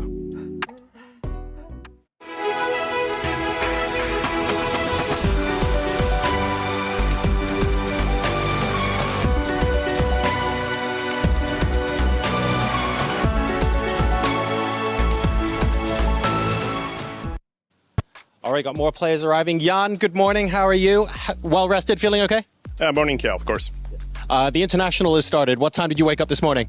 I believe 6:30. Good man. Watching all the esports. We appreciate you. Good luck in your matches today. Thanks a lot. Yeah, thank you very much, man. Bye-bye. All right. Who else we got? Andre, good morning. How are you doing? Did you sleep well? Yes. Nice sleep. Like Jan, are you following any of the other esports at the moment? Are you watching the international today? Not really. I try to focus on chess. That's all right. It's Chess Esports World Cup, 100% focus. Good luck in your matches. Thank you. See you soon. John, they only have so much time. They've got to focus on chess because they're about to throw down on the stage behind us. Another elimination match, another key to be crushed, and another player to move forward in our bracket. We're moving over to Group B. Jan Nepomniachtchi going against Esipenko. Let's hone in on Nepo and what makes him such a great competitor. Jan Nepomniachtchi, one of the very best chess players in the world. He's played the World Championship match twice. And even though he's never become world champion, he's been as close as you can be. Extremely strong player and very strong contender. Very strong indeed, but a misclick sent him to this position. He's got to recover. But on the opposite side, man, you got Esipenko who's looking great. But real quick, let me slow my roll. Grandmaster at 16, now 36. Been a Grandmaster for 20 years, and it definitely has paid off given his position. But again, that misclick, the emotions were flaring, but he woke up at 6:30. I don't know, there's a lot of factors going into the matchup today. He might be one of the bigger gamer fans of everybody. He was very experienced at Dota for some time, and we've always wanted a 2 esport athlete in chess. He's as close as we possibly could have if he ever gets back into Dota. That's right. Well, Esipenko, though, he is on fire. He's been looking great, and a big narrative around him as well. I think they've got a little bit of history going into this matchup. They do, and in fact, Esipenko is the only player left from the play-in that could possibly win that 50,000 bonus, and he needs to win 2 matches to get to the playoffs to earn any points for the organizational standings. Virtus Pro is tied for 4th. If he at least gets to the top 8 by advancing, then he'll get a minimum of 200 points and they'll be vaulted onto a podium finish. Esipenko and Nepomniachtchi played each other last year here in the EWC, where Esipenko first beat him in the group stage, but then something else happened in the lower bracket. Yeah, unlike a regular tournament, they actually had to play again. They went all the way to Armageddon. Here was the interesting thing. Esipenko tried a bit of a trick opening on move 4. It was a 4 knights, and he played the so-called Naroditsky variation named after the late American Grandmaster. It worked in game 1, but it did not work in the Armageddon, and Nepomniachtchi was able to hold the draw, and he's the one that eliminated Esipenko last year in Riyadh. All right, well, they got history not only last year, but over the past 6 years, they've been going against each other. But it's Nepo who currently holds the lead, but will he hold the lead in the matchup today against Esipenko? Let's go to the stage to find out. Ladies and gentlemen, it is officially time. On one side, we have Jan Nepomniachtchi, qualifying from the Champions Chess Tour. This is one of the most accomplished players of his generation, and he is a 2-time winner of the Candidates Tournament. And he will take on Andrei Esipenko himself. He had to go through the play-in. He was sent to the lower bracket, took Vladislav Artemiev down in lower finals. That meant he had to face Magnus Carlsen yesterday. Not an easy pick, and now today everything is up for grabs. Another match for the Tournament Live on the line. It is time for the second match of the day on Stream A. Tournament Live on the line. Who can stay alive in EWC 2026? Thank you, Hollywood, Rob TV. Thank you, Damascus. What a match we have in store. A rematch almost from last year. A lot of history. These two know each other extremely well. Both had very different paths to this point. Andrei Esipenko has crushed many keys already on his path here. Jan Nepomniachtchi, of course, a world-class player for so many years now. Tanya, I loved it when they were standing opposite each other. That face-off, will we see just as tense a match this year as we did last year? What a sight that was, David Howell, and that's what I'm hoping for. Right after that match, Jan Nepomniachtchi's words, sometimes you need some pure luck. Now, luck is not what Nepomniachtchi wants to rely on today against Andrei Esipenko, who did play the world champion, the former world champion yesterday, and a former 2-time world championship challenger today. What a run this has been for Esipenko here at the EWC, but both of them on their last life. Only one key survives. To answer your question, I'm hoping this one also goes down to the wire, just like our last matchup. Exactly. We saw an Armageddon earlier in the day between Nihal and Wei Yi. Will we see that happen again in this match? It's Jan Nepomniachtchi to start with the white pieces. He's extremely strong with white. He can kind of serve with several different hands. He can play E4, C4. He has so many different specialties in his repertoire. Andrei Esipenko also fantastic in the opening. Maybe a bit more tricky with his openings. Let's see how things kick off. It does feel like Jan Nepomniachtchi will be aiming to strike with white. His score, at least so far in this event, with white, much better than with black. I'll add another speciality of Jan Nepomniachtchi. One of his greatest weapon has to be tempo on the clock and psychologically as well. Now for Esipenko, how battle-hardened is he? He survived the pressure in the plains. He survived elimination 4 times today. He faces it one more time. Game 1, and we are off. Jan Nepomniachtchi with the white pieces chooses the English. I've got a happy co-commentator here. Exactly. English opening. Jan Nepomniachtchi's been playing this for many years, but it does transpose to the Queen's Gambit declined. An exchange variation here. White's bishop coming out. Tanya, I've got to say, look at those heart rates. Already pretty high for a baseline. The game just beginning. This shows how much the players want it. This shows that nerves will jangle. The previous encounter, Nihal Wei Yi, their heart rates were 80, 85 when they had 1 minute left at the height of the climax of the games. Here we start on a high.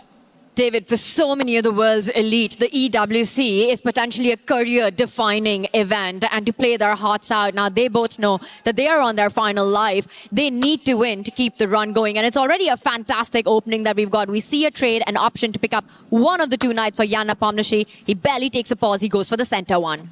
He goes for the center one. He might be about to pick up the second knight. We could see 2 knights versus 2 bishops if Jan Nepomniachtchi now captures the black knight on the edge of the board, wrecking black's pawn structure.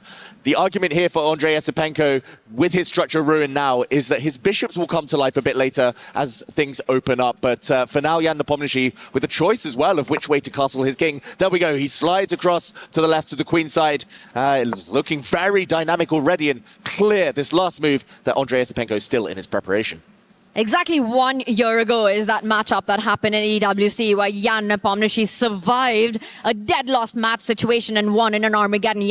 Esipenko, one move away from getting that victory, was knocked out. This is a massive grudge match, and I have to say the opening we have, these both are playing like it's a grudge match. The queen out early, Black's king still in the center, maximum tension to open up those central lines.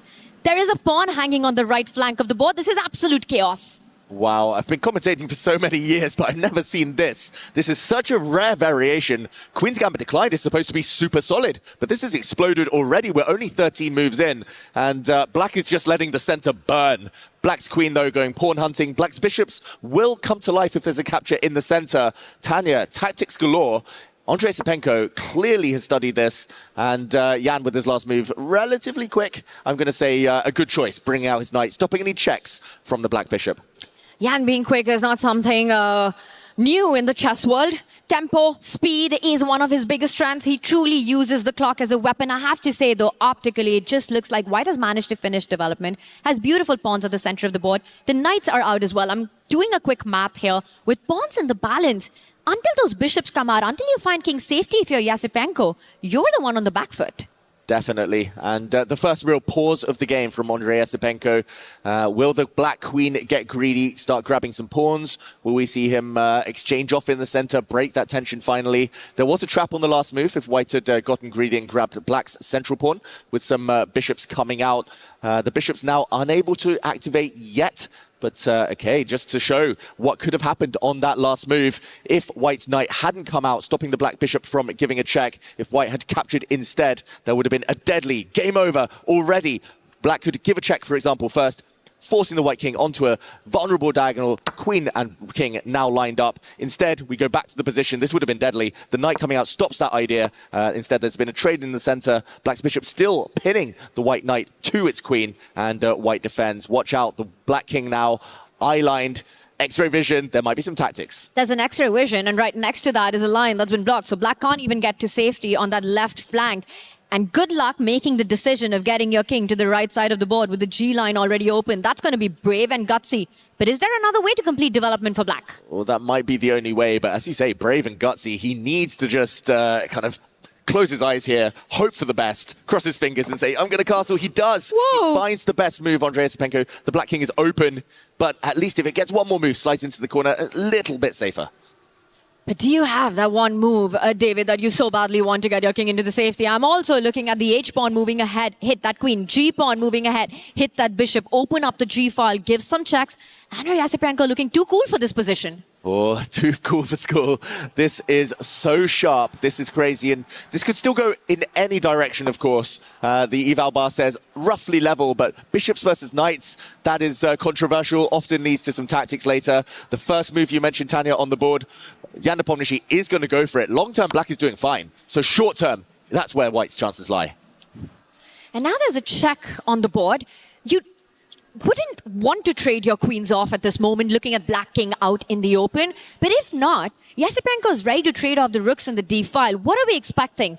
Do you think he's going to offer a queen trade, or is he going to block the check or move the king sideways? Yeah, normally you would want to move your king sideways, right? But somehow it's just a vulnerable diagonal. White's king would be lined up, stared at by Black's bishop, so the block. It was either the queen block or the rook block, but here, keeping the queens on. I think that's just more his style, Nepomniachtchi. He's so good with queens on the board. Even Magnus has said he's one of the best players in the world in queen endings. Queen and rooks on here. Makes a lot of sense. The rook could slide later, maybe, if it's able to unpin itself. Maximum tension right now, and I agree. Black's king needs to get into the corner. Black needs to trade off some rooks. A lot on the agenda. Andrei Esipenko needs to prioritize. Choose an order here. What a position we've set ourselves up for in this game one already. There are so many dynamics and imbalances. The pawn formation, the bishop versus knight complex, the king's open, king safety in question for Andrei Esipenko. Rook on that central line offering the trade feels like the most logical approach in this position right now.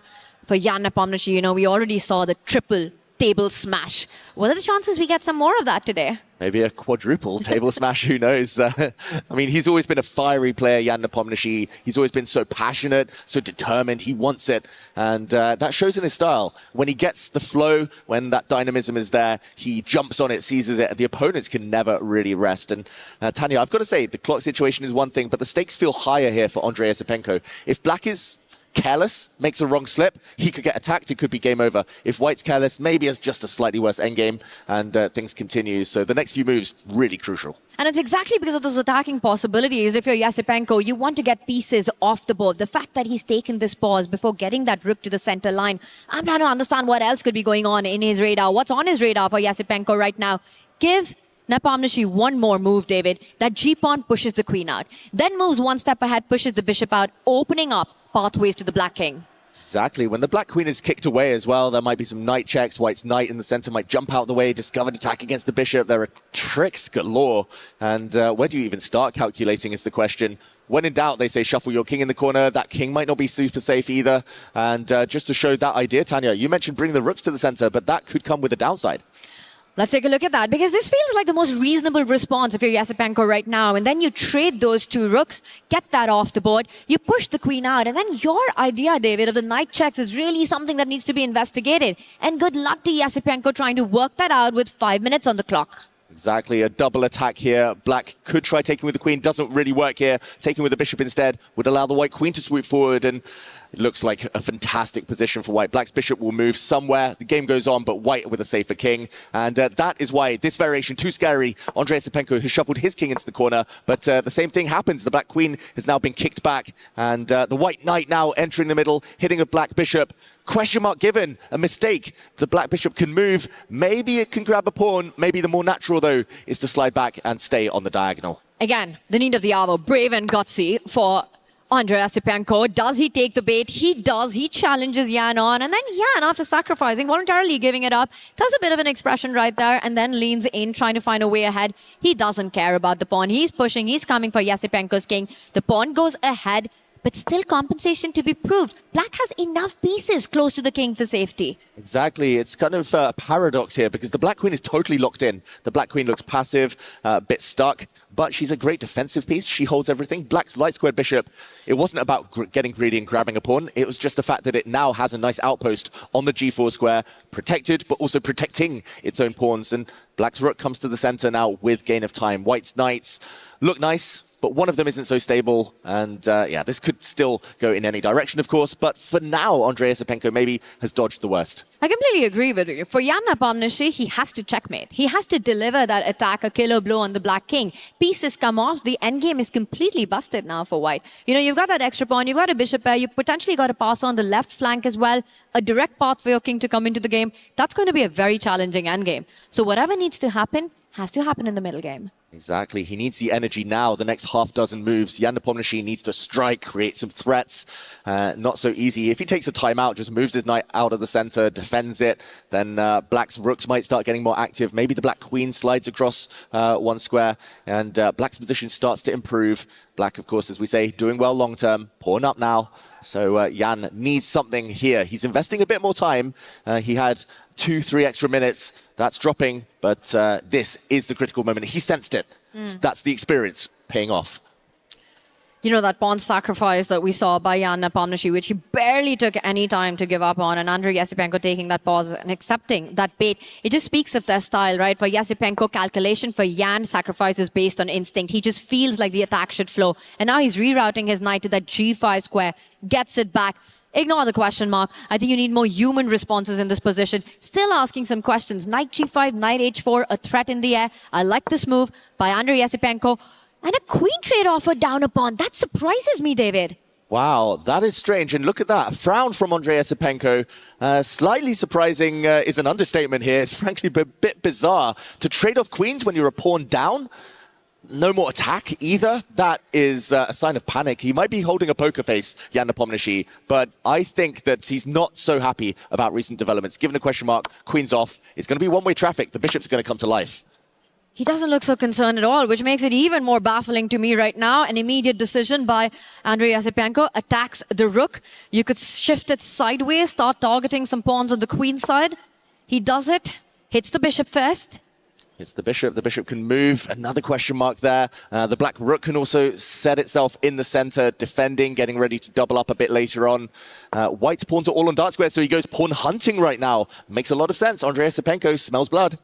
He really does, or at least smells a few pawns on the right side of the board. You know, the H-pawn might not have given a passer to Esipenko, but if the G3 pawn, that's a clear path ahead. If that G3 pawn falls, the H-pawn is coming up the board, needs to be defended. He does that, falls back. And now for Esipenko, there are ideas of striking that pawn chain in the center with the F-pawn moving one step ahead.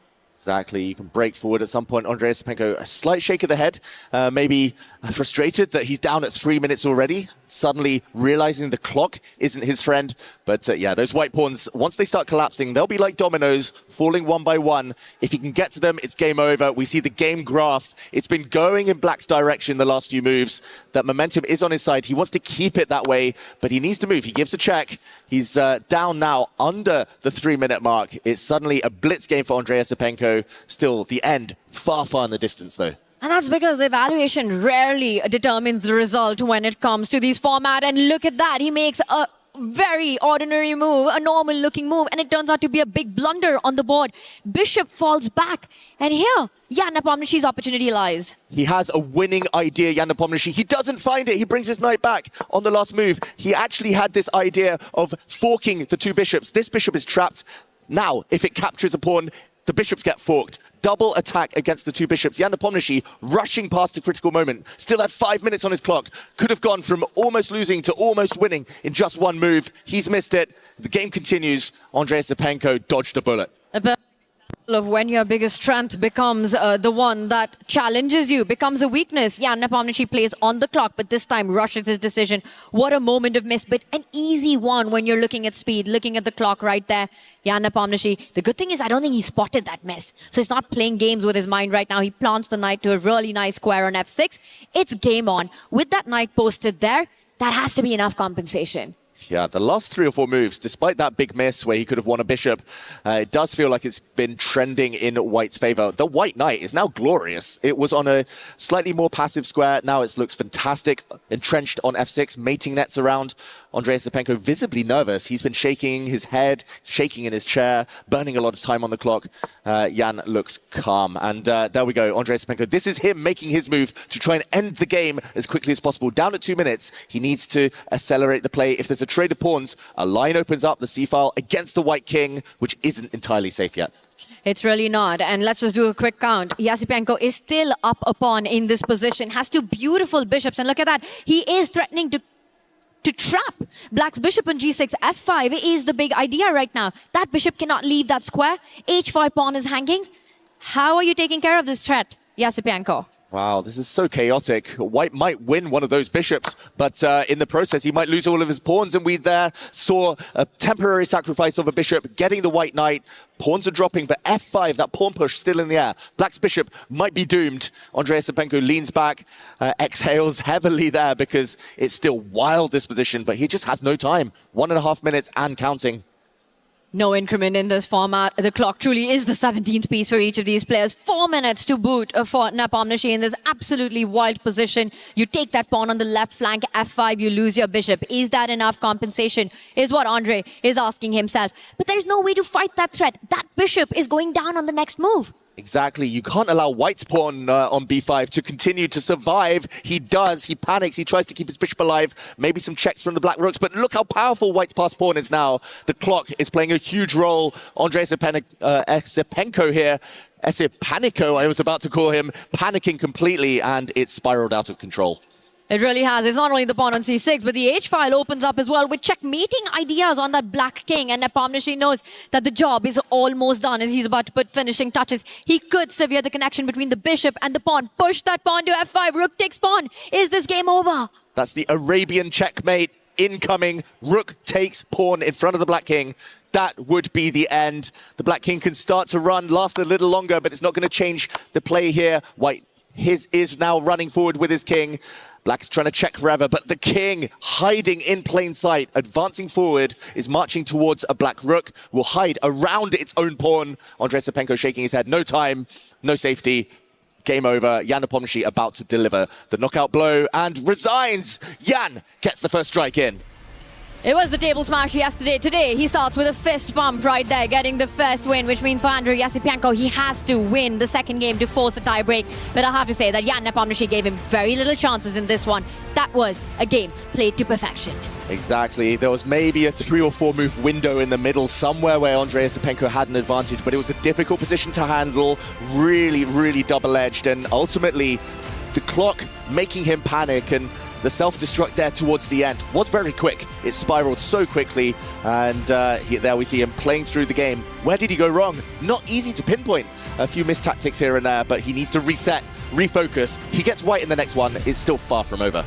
It really is, David. It is the final game, and as you say, the first part of the game, Andrei Esipenko had a lot to be happy about. He did play dynamic chess. He got his kind of position, but once Jan Nepomniachtchi took control of the attack, he never let him back into the game. And this one, we go into Game 2. Andrei Esipenko will start with the white pieces. Okay, and not much of a break here. The players will kick off any second now, get straight back into it. The lessons for Andrei Esipenko, he just has to play a bit quicker. His opening preparation kind of paid off in the last one. He got a double-edged game. He'll want something equally dynamic in a must-win situation now, and another English opening.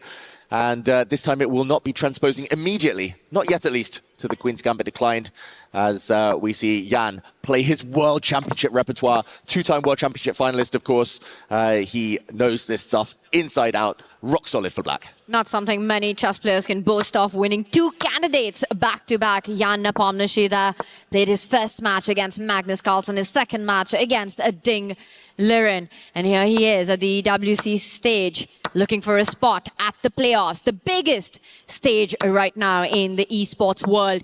Takes that pawn, the entire center is off the board, and I have to say, with the black pieces, when you're Jan, you're looking for a draw in this one. This is a dream outcome from the opening. Exactly. Jan has pretty much put all of his eggs in one basket. He's saying, I've studied this, I know this, I've looked at this for a World Championship match. Black is slightly more passive, black's light square, bishop still stuck at home, but if you know everything here, it's just a draw. If you study this with computers, that's why Andrei Esipenko already shaking his head. He's still living in the past. He's still remembering that first game, but he needs to just focus here and now. The opening, I think for white here, not keeping the tension, rushing into an endgame, that shows he's still stuck in that final few moments of the previous game. And that is the hardest battle that a chess player fights. The battle not against the opponent, but against their own mind. And for Esipenko, that seems like the bigger one right now. And the position that he has in a must-win game, the big question, how do you create your chances? The queens are off the board. 2 sets of minor pieces off the board. A set of rooks about to come off as well. Yeah, and sometimes in must-win situations, you need to play a bit offbeat. You need to surprise your opponent. You don't always have to play the best moves. You just have to keep the tension, hope for the mind games, hope your opponent cracks later. But rushing into an endgame like this, he hasn't given Jan Nepomniachtchi much time to crack at all. He hasn't given him too many big decisions. I'm expecting the white knight now to leap forward into the position, but maybe black can even sacrifice a pawn. It's going to be opposite color bishops if that knight captures a bishop or a pawn next, and still very drawish in its tendencies, this type of scenario. Jan looking away, still clearly in its preparation.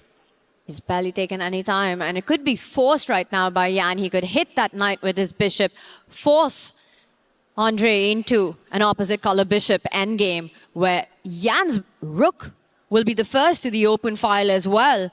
And all those scenarios are an absolute nightmare for Esipenko. Yeah, he might win a pawn. He'll have to grind something down. He might have to squeeze water out of a stone.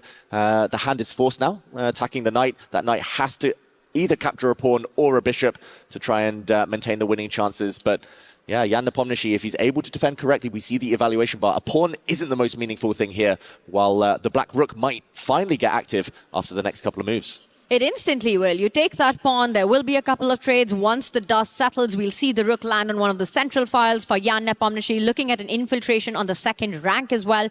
He's forcing matters here in a territory he knows only too well. And the body language from Esipenko doesn't show too much hope right now.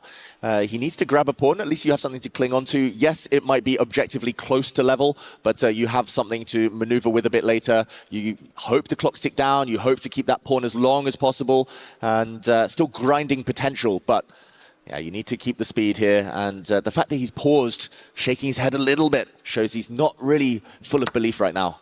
And he does go for it. And a surprising capture, because this not only goes into an activity for the black rook, but goes into an opposite color bishop. He could have taken that pawn with his own bishop, keeping an imbalance of a knight versus the dark squared bishop, but a completely different approach there. Attacks the rook. Jan surprised as well. I'm expecting him to place that rook on the open D line, now threatening a second rank infiltration. He's coming in. Simple as that. Can't really be stopped now.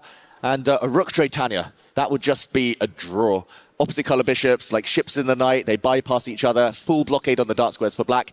Even a pawn down, easy draw. So the rooks have to stay on the board for Andrei Esipenko.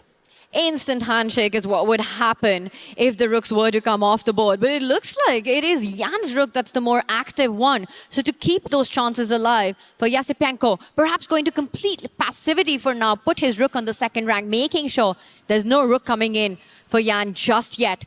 But how are you making your chances? You need to start pushing those pawns. It's 2 versus 1 on the left flank, but not so easy. Not so easy. You push your pawns on the light squares, they get blockaded on the dark squares. If you push the pawns forward on dark squares, they might just drop off the board. The bishop steps back. It's now threatening to come back and block the black rook from entering. So this might be the opportunity that Jan Nepomniachtchi wants to enter with his rook. Still a long way to go. I'm going to say, Tanya, still Jan who needs to prove the draw, but he does have a lot of time on his clock. He's probably studied something similar to this before as well. Maybe we're just underestimating Esipenko's approach here, David, because the idea could be that this is the kind of position that you can play on for 1,000 moves. And with little time on the clock, you can keep suggesting at improvements. Your king coming forward if you're white, slowly threatening on the left flank with the pawns moving ahead. The bishops will always stay on the board. Well, I said pawns moving ahead. Instantly, Esipenko blocks that. Yeah, all been blocked now, and how to advance those white pawns, how to keep rooks on the board. If the white bishop is careless, moves to the wrong square, the black rook might enter the C file, drop down to the first rank, trap the white rook, trade off the white rook, and guarantee a draw. Very, very sneaky move there from Jan Nepomniachtchi. And, okay, Andrei Esipenko. Yeah, the approach, it's, I'm going to say high risk, some reward. It's a high risk of a draw. The reward is that you might get a longer game, flagging potential, but you're not going to flag your opponent if you're a minute down. And especially if that opponent happened to be Jan Nepomniachtchi, who himself is such a speed specialist. Now, I have to say that this is such a tricky way for Jan to handle all his problems right now. Like you pointed out, either a potential trade of the rooks on the C1 square, or the rook coming onto the second rank anyway. And look at Jan Nepomniachtchi. He breathes out. He knows that he's going to move forward. It is going to be extremely difficult for Esipenko to even keep the rooks on the board over the next 5 moves. And Esipenko might feel that confidence from his opponent. We saw a moment ago, Esipenko's accuracy is up at 99%. I think Jan Nepomniachtchi's is also sky high right now, almost at the 100% mark, because this is opening theory at its finest. And there we see it, 99.4% from Jan Nepomniachtchi, 2 exclamation mark moves included. Despite being down a pawn, despite sacrificing it, these players, they know their endgame's inside out. And I think the match strategy, which could be proven genius from Esipenko if he's able to grind this out. Right now, it's looking like it's not giving him any real chances, burning even more time. He spent nearly half of his start time, and we're only at move 22. And yeah, it doesn't look like he's come up with a plan yet. How to keep the white rooks on the board. The white rook just cannot get active anywhere. You need it on the 7th rank, and it's not getting there anytime soon. Aurora Gaming brings in Jan Nepomniachtchi. He's the one who's got all the aura in this position. He stops the rook from coming in, Esipenko, but Jan's got his idea. He attacks the F-pawn. Notice how the E-pawn can't move to its defense. The bishop is hanging there. Not easy to challenge that either. You push that pawn, that's more trade. That benefits Jan as well. Really nicely played there. Beautiful multi-purpose move. The white pawn's now totally stuck. The 2 versus 1 advantage on that left flank cannot move simply. The white rook cannot get in the game. And as you say, Tanya, white's only way to preserve the material advantage is to step forward one of those doubled pawns, the F-pawn. It gets traded, the black rook comes in anyway. Back to level material now. Jan wasn't even suffering down a pawn for too long. The rook's still active. Not even a back rank checkmate threatened because the black bishop can drop back and defend, but more likely here Jan Nepomniachtchi gives his king some breathing space. You really want to do that. You don't want to bring your bishop back into passivity right now, expecting one of the pawns to move ahead or the king to slide over towards the center of the board. We can expect a check and the rook to line up against some attacks of the black pawn, but notice how the bishop that Jan has can actually slide back to c5, defend the a7 pawn, and also have a target of its own. Exactly. The Black Bishop will hold everything, kind of an active and passive piece at the same time. Black's Rook, slightly clumsy, might get attacked by a pawn. We'll see that there we go. And has to choose how to recirculate and get back into the action. But he might just start giving some checks. White's isolated H-pawn might as well be a target. This one, it's going to be so hard to win, Tanya. The opening choice, I think, just the fact that he wasn't able to reset in time and stop himself from going with the flow. Another shake of the head from Andrei Esipenko. It just felt like a play of what happened in the previous round rather than a standalone game itself for Andrei Esipenko. If you think about the first 10 moves and how he landed himself into this endgame right now. For Jan, a clear path. You can check, dodge the white king, start putting pressure, but he first pushes his own pawn forward. I do understand there is a case to be made for Esipenko sacrificing material for piece activity. It was really his only hope. Yeah. He's tried to maximize everything. At least the white rook that we were moaning about, at least I was moaning about, it is in the action, but it doesn't have targets simply. Black's rook controls everything. Look how he's putting pawns, multiple pawns on the 5th rank, where they can be defended by the black rook. The black rook also holds the f7 square, the bishop as well, controlling some nice squares. White's bishop stuck temporarily, pawns can't advance. I don't see a winning plan, and I don't even see a plan to test black right now. And it's almost double the amount of time for Jan Nepomniachtchi on the clock as well. So I think anyone getting tested, it has to be Andrei Esipenko right now. He plays the move h3, trying to just create some squares. And look at that, Jan Nepomniachtchi barely pausing before going for the avalanche. There we go, continuing to advance on the side where he is stronger. Makes a lot of sense. Andrei Esipenko guards the light squares, hits a pawn, and he's trying to force black here to fix everything. And pawn advance is harder now to achieve. Okay, I like this last move from Andrei, but still, what next is the big question. I think he just has to start hustling here, just go into really cynical mode and start playing very quick moves with white and hoping he gets a miraculous chance later. Hard to fashion anything right now, at least. He does put the bishop on the longest diagonal, but no targets to be found. The moment the white rook lands on b5 would have put pressure on that pawn, but now that opportunity also taken away. And Esipenko probably thinking, why didn't I just do that on the previous move? He slides his bishop over, targeting f7, beautifully already defended by Jan's rook. This is going to be a game of shuffling. Black can just shuffle around with the king. King g7, king f8, king g7, king f8.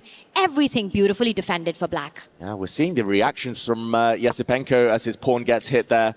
He's just annoyed that he didn't really give himself a chance in this game. That's the most frustrating thing. Must-win situation. You have the white pieces. You still have so many chances, but you head straight into this drawish endgame. Less energy. Doesn't really suit his style either, Andrei Esipenko. The one thing that has been set up, though, as you're mentioning chances here, is he creating something, David? The idea of the e-pawn pushing forward, destabilizing the black rook from the 5th rank, and then perhaps starting to target those kingside pawns with a move like rook to b5 eventually landing. Let me point out, once e4 happens, black's rook needs to stay connected to that f7 spot in front of the king, which means you leave the 5th rank for the white rook to step over.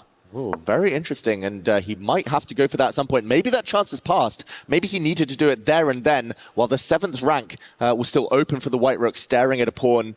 Missed opportunity, at least, to test Jan Nepomniachtchi. Might not have changed the evaluation, but might have been slightly more unpleasant for his opponent. Now black's rook is back and alive and threatening a check, and chances are disappearing for Andrei.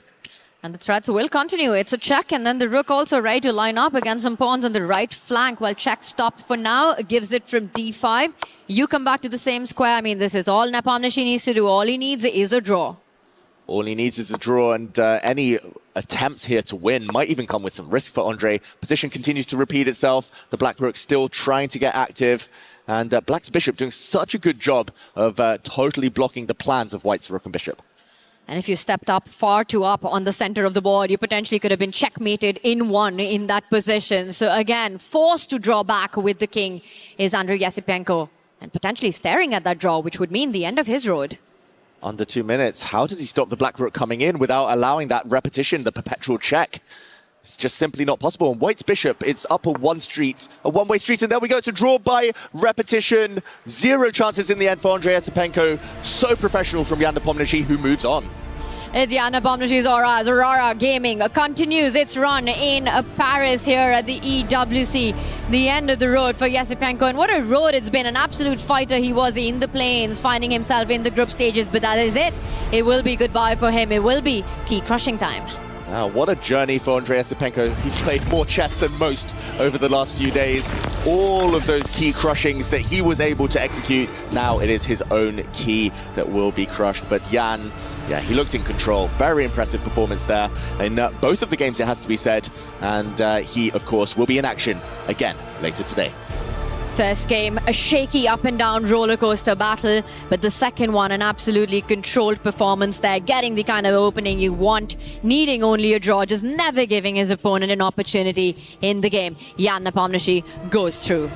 And both players stay seated. They both continue to analyze to see whether White indeed did have any chances. The answer is no. Shake of the head, the door was shut on Andrei Esipenko there. I think the opening choice may be something he'll regret, but ultimately, Jan looking up, he remembered everything about that opening. He knew too much and was just too strong. Just too strong today.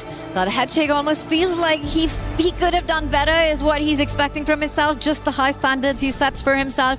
But I think there's a lot to be pleased for in this match for Jan Nepomniachtchi. Oh, maybe he could just hear us and was shaking his head, disapproving of some of our comments, who knows. But Jan, a job well done. And Andrei just reluctant to leave that stage. This will be the last time we're seeing him, at least this year, at the EWC in Paris. But yeah, he'll be back. Still young, still plenty of peak years ahead.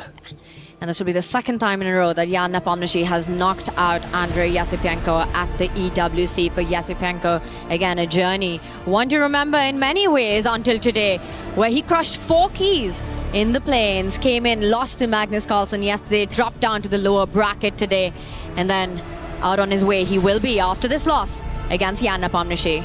That tends to be the way in chess, in esports in general. You always have a kryptonite, right? You run into the same player a few times. 2 years in a row, he's run into Jan Nepomniachtchi. We'll see that final handshake, smile. These two know each other so well, a lot of mutual respect. But that's the end of the road for one, as we see the final moments of this game. It is, and it were these checks that decided all of it for Jan Nepomniachtchi, taking that win in this match. A first round win, a second round a draw, did it all, and we go for the key crushing ceremony.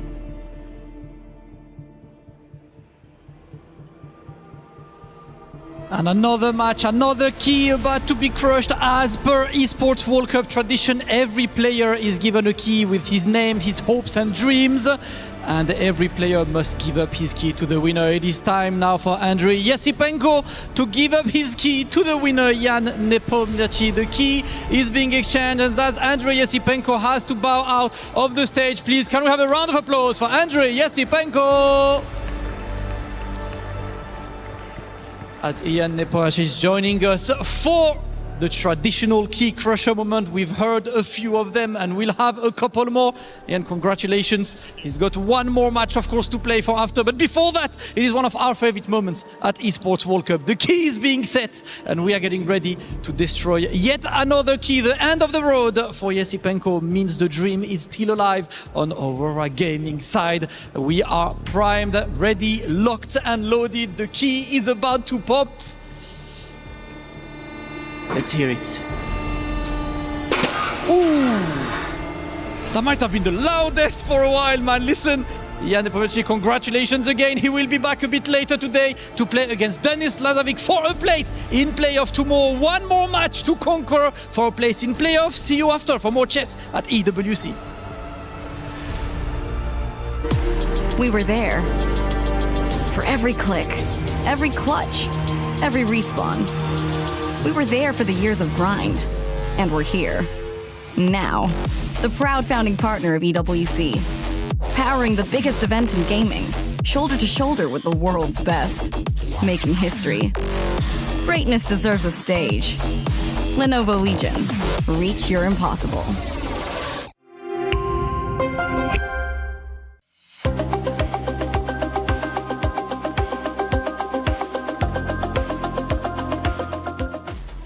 Jan Nepomniachtchi, what a battle it was. And you could tell by his face at the end, he gets the win, but he's not happy with it. Either way, he progresses forward. His next opponent is going to be Denis Lazavic. For Esipenko, though, for Virtus Pro's chances of getting more club championship points comes to an end.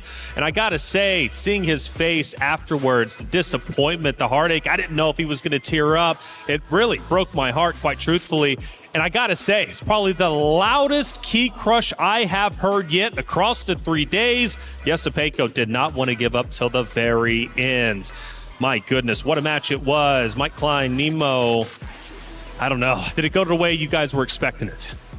Whew, I think that was certainly really tough for Esipenko. I mean, we could see it on his face in the first game, the heartbreak after he had a better position coming out of the opening with the black pieces. Had these chances to put that rook on d5 and maybe get a little activity out of it, but unfortunately he missed it and slowly went into the endgame where it didn't look great. Yeah, eventually there's a breakthrough on the H file. I think we'll take a look at that in just a moment. But he lost to the same player 2 years in a row, and he actually put up a better fight last year, went all the way to Armageddon. They had this period of white winning every game. When he needed to win game 2 today to equalize, he got nothing from the white pieces. So maybe he should have gone back to that Naroditsky variation. But yeah, tough to lose to a player twice in a row and not put up as good of a fight as he did the previous year. That's right. And let's give a visual to the viewers. You mentioned a moment. Let's pull it up so you can start talking about it. A critical moment, obviously, that led to Nepomniachtchi ultimately getting his win.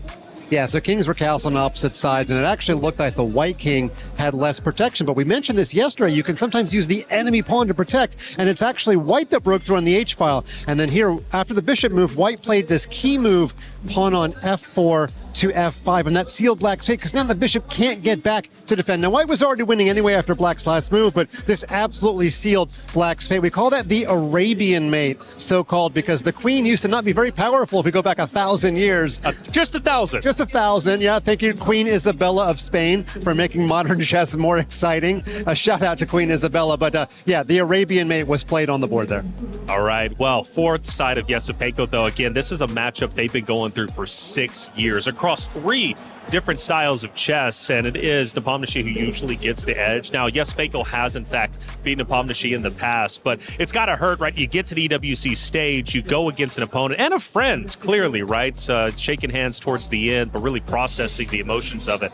I mean, 6 years of total matches. History goes back, 1,500 years? 6 years is just a tiny drop in the scheme of it all, but I mean, for Esipenko, it's got to hurt to once again lose. It hurts so much. He had such a battle to get here too. We all know he played in the LCQ. He played in DreamHack Atlanta, and then played in the play-ins here, where he unfortunately lost his first match and then had to basically win 4 matches in a row in order to make it into the main stage. And losing here is tough. He was the big star earlier in the week just to get to this phase. He played 2 Armageddons, and that represents our last player from the play-ins. They're now all gone. Wei Yi and Esipenko both losing early on in the day, but his time will come. He does have the benefit of the youth over Nepomniachtchi, so that's right. You can't buy youth, can you, Taylor? No, you can't. Sadly, I'm trying to. Only 34, but I'm getting older every day, and I don't know how it keeps happening. But I will say, though, for Esipenko, a great competitor, for VP, a wonderful pickup. You've got to be proud of him representing your club as a whole, because in the club championship race, obviously, VP has been doing a phenomenal job. But for Aurora Gaming, man, they are very happy with it. Now, for Nepomniachtchi, though, not over with just yet, right? He's got another matchup in front of him before he qualifies into the playoffs. He'll go against Denis Lazovic. I want to know your opinions in just a second. But, of course, when it comes to Esipenko, a tremendous performance. John Sargent caught up with them after his loss. Andre, I'm very sorry to be talking to you under these circumstances. It looked like a difficult match. Talk us through the key moments. Yeah, I think in the first game I had a huge advantage in the end game. I think it was actually just winning because I have 2 bishops, I have extra pawn. I don't know how I managed to lose it, but yeah, I don't know. It was already, I didn't have much time, so I couldn't understand which direction to play. And yeah, probably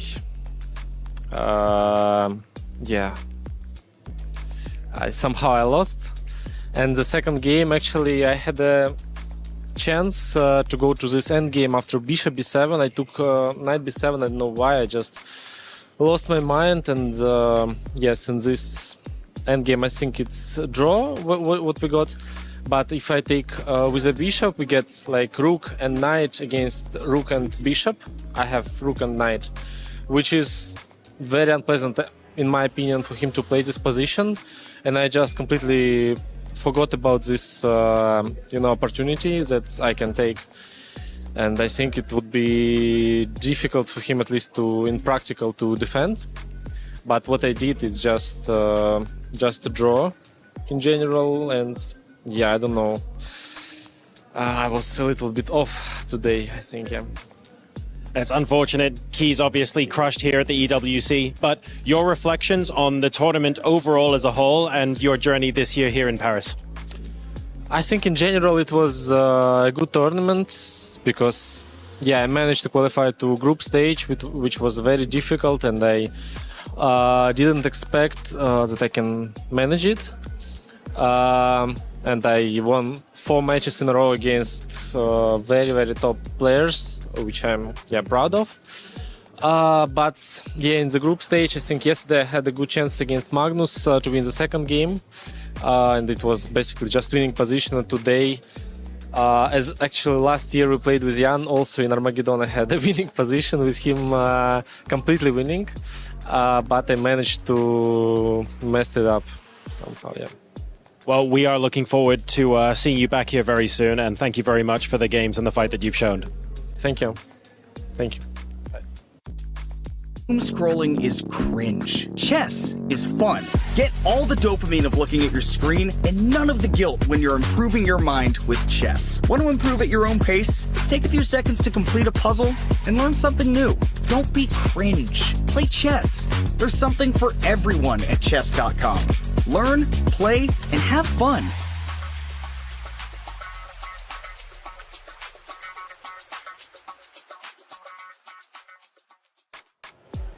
Thank you, John, as always, for that great interview. Nice to hear from Esipenko. A bit disappointed with his loss. However, he's going to be coming back. I am sure of it. But at least his run for EWC 2026 has come to an end. We got 4 more matches, 4 more keys to crush. Let's take a look at Group B and how it's currently stacked up to be. Nepomniachtchi, I mentioned, he's going to have to go against Denis Lazovic next. Denis Lazovic, the sole representative of AGAL, who's currently in first place when it comes to the club championship points. As far as he can go is always better for AGAL. That matchup coming up in just a little bit. It won't be next, but what do we think about it? After I saw Denis Lazovic in person this year defeat Hikaru Nakamura in a 26-game match in London, I'm not going to pick against the young man. I've got him in that match. Whoever is the GM of Team AGAL, that's the signing of the year. Signing of the year, indeed. What a talented player. 26 games. What even is that? How do you even stay awake that long? Either way, let's take a look, Nemo, at Group A, because it's also shaping up quite nicely. And again, some decider matches for 4, in fact, are going to be just one more match away from advancing into the playoffs, but they're also potentially one match away from having their key crushed. I mean, this has been an intense last 2 days. We are going to see young Krzysztof Duda face up against Nihal Sarin coming up very soon. And of course, we did see Pranesh beat out Benjamin Bach in what was a very, very tight match on Stream B that also did go to Armageddon. And he will be facing Arjun Erigaisi. So exciting matches. Exciting matches. Exciting matches indeed. And now moving on to the next one that's about to be on stage. Jan Krzysztof Duda versus Nihal Sarin. Now, Nihal Sarin, we just watched him a little bit ago on Stream A. Heart rate never went above 80. Great composure, a wonderful competitor. But for Duda, though, he is a guy, a man on a mission, EWC experience, and he's looking to go all the way. Yeah, speaking about Nihal Sarin first, he's the sole remaining representative. They started with 3, they're down to 1. He's actually trying to repeat exactly what he did in Riyadh, which is lose his opening match and win 2 matches in a row. And we got Duda on the screen. What do you have to say about Duda, Nima? I mean, I think Duda has a lot of good chances here. He did play last year at EWC, much like Nihal, so, they're both very experienced. But Duda has also famously won the 2021 World Cup, which following that, actually had a little bit of a crisis in terms of his chess, where he was not too certain about if he wanted to keep playing, considering how much pressure there was on him. And, he did luckily bounce back for us to see him here now on this stage, because in 2024, he did come 3rd at the World Blitz Championship. So he has a history of playing, clearly the case, Grandmaster for a reason. But on the opposite side, you kind of briefly touched on him. Let's go a bit deeper. Nihal Sarin, Weibo Gaming, he's been playing incredibly well. He just won on the stage behind us just a second ago. Now, I'll tell you what, as a competitor, it seems like his composure might be the best out of everyone we have at EWC EWC when it comes to our chess tournaments. His heart rate always stays low. If he gets in difficult situations or in a time crunch, he holds his own. He absolutely does. Think about last year. He beat on demand Anish Giri and Maxime Vachier-Lagrave. That's not an easy thing to do. And the only reason that he left Riyadh is because he lost to a guy named Magnus Carlsen. So he's got the pedigree. He looks more nervous during interviews, actually, than we should heart rate him when we ask him the questions. And but actually on stage playing chess, you're right. Standing heart rate never gets above 75. He looks very comfortable up there. Very comfortable indeed. And Nemo, this is in fact a qualification match. Whoever wins goes to the playoffs, get our 5th spots right. With the others, whoever loses, key is crushed. It is going to be quite challenging for Nihal. He did play against Duda earlier this year, and unfortunately Duda beat him 3-0. So this is very much a revenge story here in the making. That's right, revenge in the making. It seems like we have revenge written on every single matchup that we've had so far, but these two titans are ready to battle. They're ready to take the stage. One moves forward, the other has their key crush. It's going to be Jan Krzysztof Duda versus Nihal Sarin on the stage just behind us. Ladies and gentlemen, it is time for our first qualification match right now. Tournament life on the line, of course, and the winner of this match will be back tomorrow in the playoffs, in the top 8. On the right side of your screen, you can see Nihal Sarin. He beat Wei Yi earlier. This format is his home. He's known for his speed, his accurate calculation, and his calm decision-making under pressure. He did it once today. Can he do it again? And on the other side, we have Jan Krzysztof Duda, who has been one of Poland's leading chess players for more than a decade, becoming a grandmaster at only the age of 15. And right now, ladies and gentlemen, they're about to go to war as only one will qualify for the playoffs. It's time. Jan Krzysztof Duda versus Nihal Sarin. What an entrance. And we have our very first decider. I'm Yovi, and joining me here to call all the action, it is my good friend, Grandmaster Ben Feingold, and we are ready for the action that is gonna come. Yeah, today's my favorite day of the competition because it's key crushing day, Yovi. Everybody gets their key crushed when they lose a match today. And this is one of the decider matches to see who plays tomorrow. We have one of my picks, Nihal Sarin versus Duda. This is one of the few matches where I don't think there's a big favorite. Their ratings are pretty similar. Their strengths are pretty similar. And I think probably Nihal is more known for his speed than Duda. Duda's also a fantastic blitz player, and it's going to be a great match. I can't wait to see whose key get crushed. Hopefully not my guy. I picked somebody yesterday. I can't have all my guys getting crushed. So I saw there was a poll of who do you think was going to win, and I was surprised. Nihal had 75% thinking he was going to win. I thought it would be closer than that, but Nihal probably has a lot of fans because he plays so much on the internet, has such a high internet rating. So they're playing on the internet now. They're about to get set up, got their heart rate monitors on. As was said earlier, Nihal's heart rate's always pretty low. It's a pretty cool customer. And I like what Mike Klein said, that his heart rate went up during the interviews more than during the game. So that's pretty funny. Anyway, he's having trouble adjusting his headset. Looks like they're about to get ready, Yovi. What do you think? What are your predictions for the match? It's going to be a close one. It might even be decided by Armageddon. We have Jan Krzysztof Duda, his handle is Polish fighter, and that is his trademark brand of chess. It's aggressive, it's creative, and always he's down for that fight. And we have our move, Jan Krzysztof Duda playing with the white pieces. It is opening up with the queen pawn, and we're seeing Nihal opening up with the knight pawn. Pawn structure is pretty flexible for the time being as we find out what is going to be Nihal's response. He's not quite comfortable with his headphones. Put it on. You can't hear us, Nihal. He took the headset off so he could hear us do commentary. You can't do that. You can't do that. And indeed, look, we have a classical, very traditional approach. Black marks their claim in the center. Yeah, we've seen this a lot this tournament. Black's been playing. Ooh, speaking of not seeing anything in the tournament, h6. Okay, that move I don't know, stopping bishop g5. A lot of times at this level, black plays bishop to b4.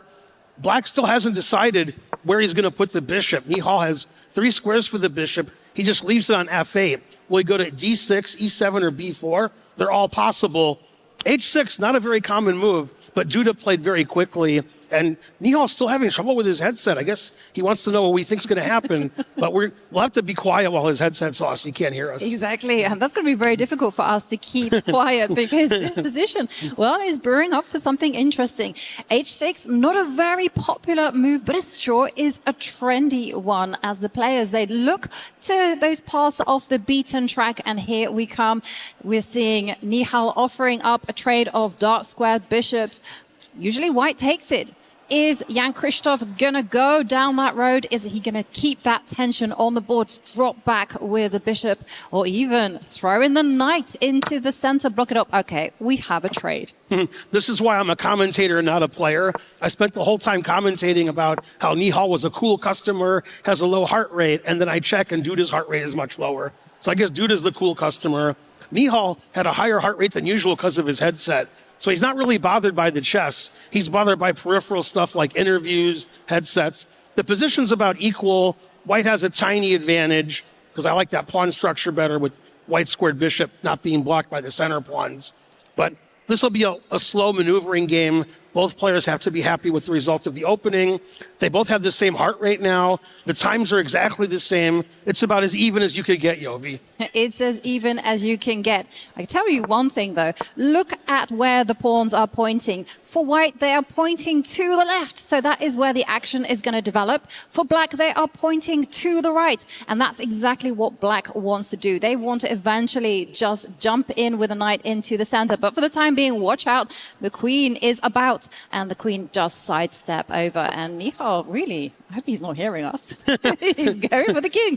Duda's playing the Beyonce variation, to the left, to the left. Exactly. But nothing much happening right now, just slow maneuvering.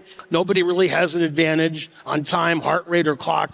So I think neither one of us would be surprised, Yovi, if this match goes into Armageddon. He's trying to play on the left. Duda's playing queen a5, attacking the a7 pawn. Now black's pawn structure on the queen side is nice and solid. Everything's defended.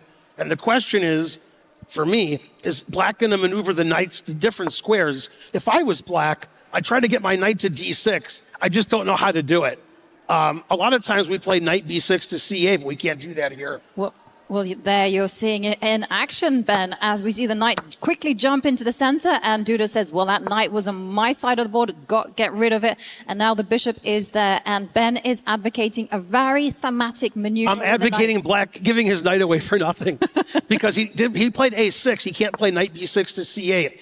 The knight really wants to go to d6, but it looks like it has to go to f6 to e4, which will proffer more trades. Queen c7, that's an interesting move. That's not what I would have expected. Looks like Duda's having fun with his queen this game. Exactly. He loves the queen at the minute. She is the MVP. She is going all over the board. She probably wants to keep an eye on her king because the white king, is undefended as it stands.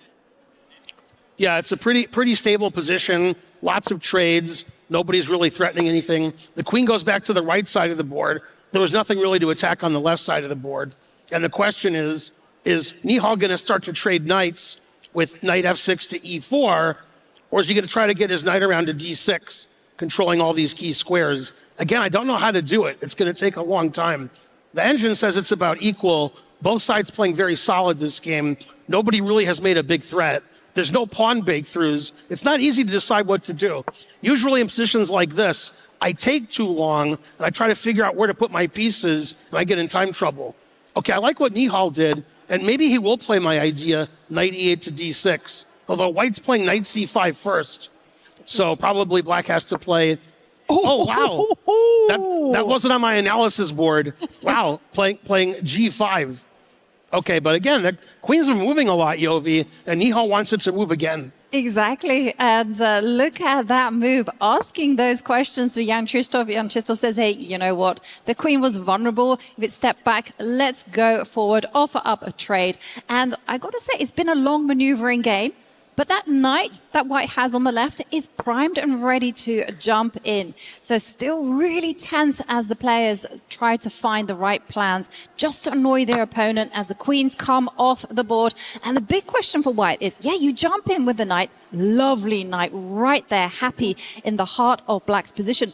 But what next as Nihal just moves the king up the board? Because I'm expecting Nihal to eventually decide that that knight is no good and drop his own knight to challenge it. That's right. And you can play knight d7 later, as you pointed out, to do that. White has two plans in this position. White can play either f3, e4 and advance to the center, or white can play on the left side of the board again and play b4, a4, b5, the so-called minority attack. But Nihal immediately played the idea you suggested, knight d7. Get rid of that knight on c5, it's too good. And the position looks pretty equal. White doesn't want to trade. White played knight b3. It's really hard for white to envision either plan working now with f3, e4, or b4, since the knight on b3 isn't really very well placed. I think the knight's going to go on the left side of the board again. It's going to play knight a5, keeping that rook on b8, defending the b7 pawn. Not much to do for either side, just slow maneuvering around. And both sides have a lot of time on their clock. We're still early in the game. Nobody's made a mistake. It's pretty equal. It's a maneuvering game, and it'll get exciting later as things heat up. Yeah, I feel like this is a game of cat and mouse as we see Jan Krzysztof. He's moving his knight away. He's keeping Nihal guessing. He's like, as you indicated, well, maybe I'm going to go in the center. Maybe I'm going to go on the left with the pawns. But everyone, just watch where that white knight is headed and watch what the pawns are going to be doing. Nihal at the minute, all he can do is like slowly improve his position, try and move his rooks around, and just wait and see what Jan Krzysztof decides to do. And here it comes. The rook starts moving up. Maybe he wants to double, come in with the knight again. Maybe he wants to go for you suggesting taking control of the center. And now what next, asks Nihal. Yeah, whenever I'm analyzing these games, I'm always looking for repetitions, because sometimes grandmasters will draw to play the next game. And I was thinking knight c5, knight d7, knight b3, knight f6. But instead, finally, maybe his headset's off again, Nihal's playing my plan. I can't believe it. After I said the plan like 5 times, and Nihal said, no. Ben Feingold likes that plan. That's not what I'm doing. He finally decides to put the knight on d6, where it controls a lot of the squares on both sides of the board. Duda played one of my plans, f3, to play e4. That's why he played rook c3 earlier, defending his knight on b3, because the black bishop on e6 could be hitting that at some point. And the question is, now that Duda has played f3, is he going to play e4 right away and try to bust open the center? Or is he going to play the knight back on c5 now that the knight can't get hit by the black knight? So very interesting choice for Duda. Knight c5 or e4, those are the two most likely moves. Although I'm saying that, so he'll probably play a third move. We never know what's going to happen. He could even be super patient and just step up with the king and go, hey, you know what? I also have the right side of the board where I can start challenging. And I got to say, for Nihal, he finally saw the light, Ben. He put his knight right where it should be going. It's a beautiful square for that knight. But like I say, Nihal very much playing the waiting game. He has to wait. Oh, look at that. King f2, you were right. Comes out, and now the knight goes on the edge of the board. Well, we have the saying, and the question mark appears. Knights on the edge fall off the hedge. Knight on the rim are dim. I've never heard falling off the hedge. That's a new one for me. I like to say knight on the rim, better for him, better for the opponent. I wonder if Nihal is going to play f7 to f5 at some point to prevent white from ever playing e4, or if he wants to keep the f5 square open for a bishop trade with something like bishop f5. So I'm not surprised by anybody's moves. Knight on a5 to keep the black rooks tied to b7.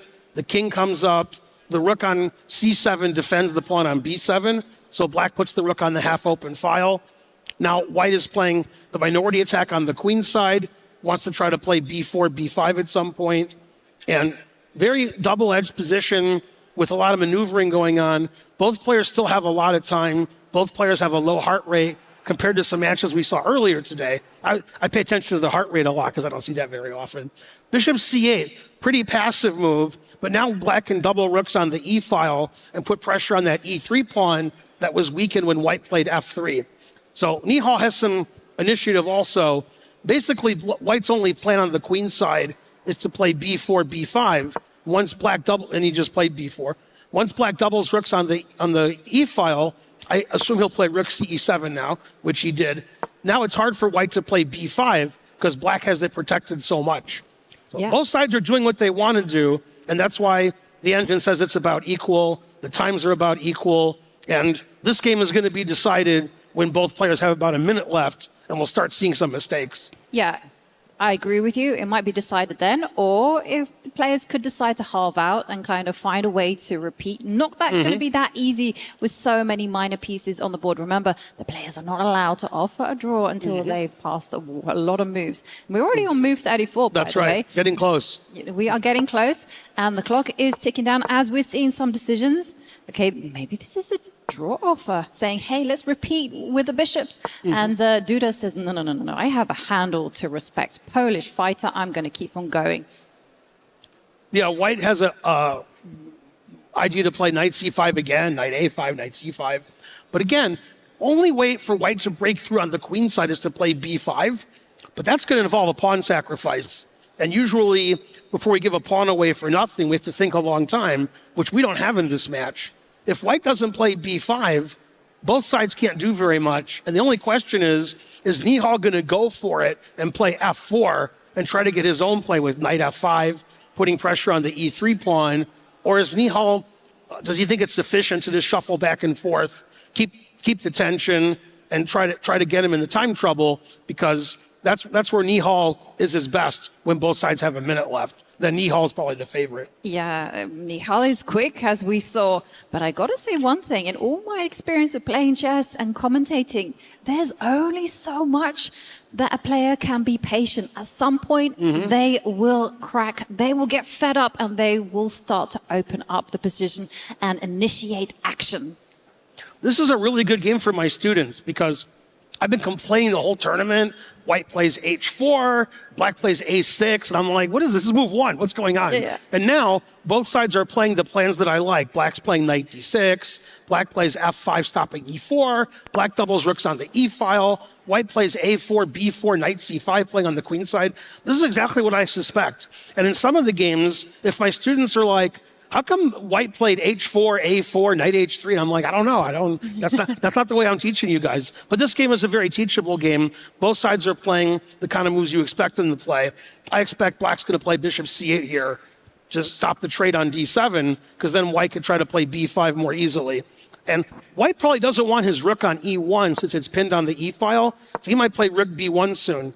Oh, he played knight d3, which also defends his rook. Maybe the knight's going to e5. Exactly, and I think that knight is going to centralize itself, but definitely one thing is clear, the players are following the rule book. They're playing in very traditional style, they're finding those good squares for the pieces, and now here, see that knight, that white knight is a big thorn in black's side. I'm expecting Nihal to not waste too much time on the clock and just offer up a trade, retreat his own knight, move it back and say, I want that knight gone, and then Duda has to consider whether he wants to make that trade or whether he wants to reinforce that knight and concede his own squares. But no, actually, I'm seeing something completely different. The bishops now just appearing, but I'm guessing at some point Nihal will decide that that knight in the middle is bothersome. But Nihal keeping me guessing as he's moving the rook. Rook A8, a very unusual move. He's preparing for b5. White plays b5. He wants to take with the a pawn, get the open file for his rook on a8. He figures if white doesn't play b5, white doesn't have very much. And eventually, Nihal did do what you suggested, knight f7, getting rid of the knight on e5. White played f4, a very double-edged decision. Now Nihal can go back to d6, which he did before I said it, but I was about to say it because he wants to go to the e4 square. The knights are having their say, e4, e5. Black is doing everything he can to stop white from playing b5. He played bishop d7, knight d6, a6. He put the rook on a8, so the a file will be open for black if white ever plays b5, and white played b5. So Nihal did everything he could to stop b5, and Duda played b5 anyway, because it was the only way to break through in the center. He lost patience. He was slowly grinding things away, and then he had enough. He was like, let me just open up the position.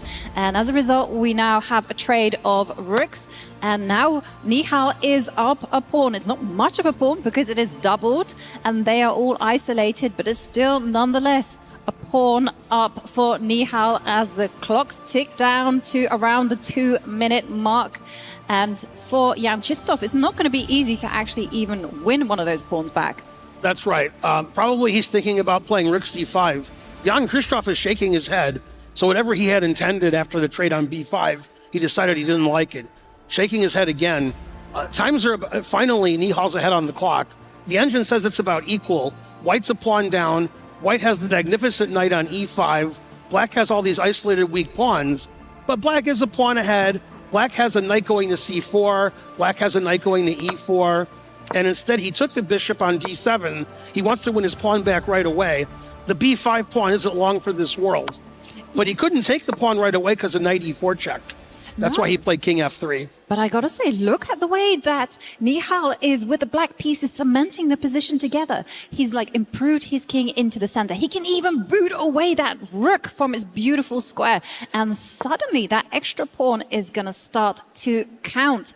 And the knight is such a wonderful piece. It can jump into all of those holes. Okay, bishop takes pawn. Excellent move from Duda as the clock ticks down to 1 minute 33 seconds. I'm expecting Nihal to activate the rook, get those good pieces moving. Yeah, things have changed a lot since about a minute ago.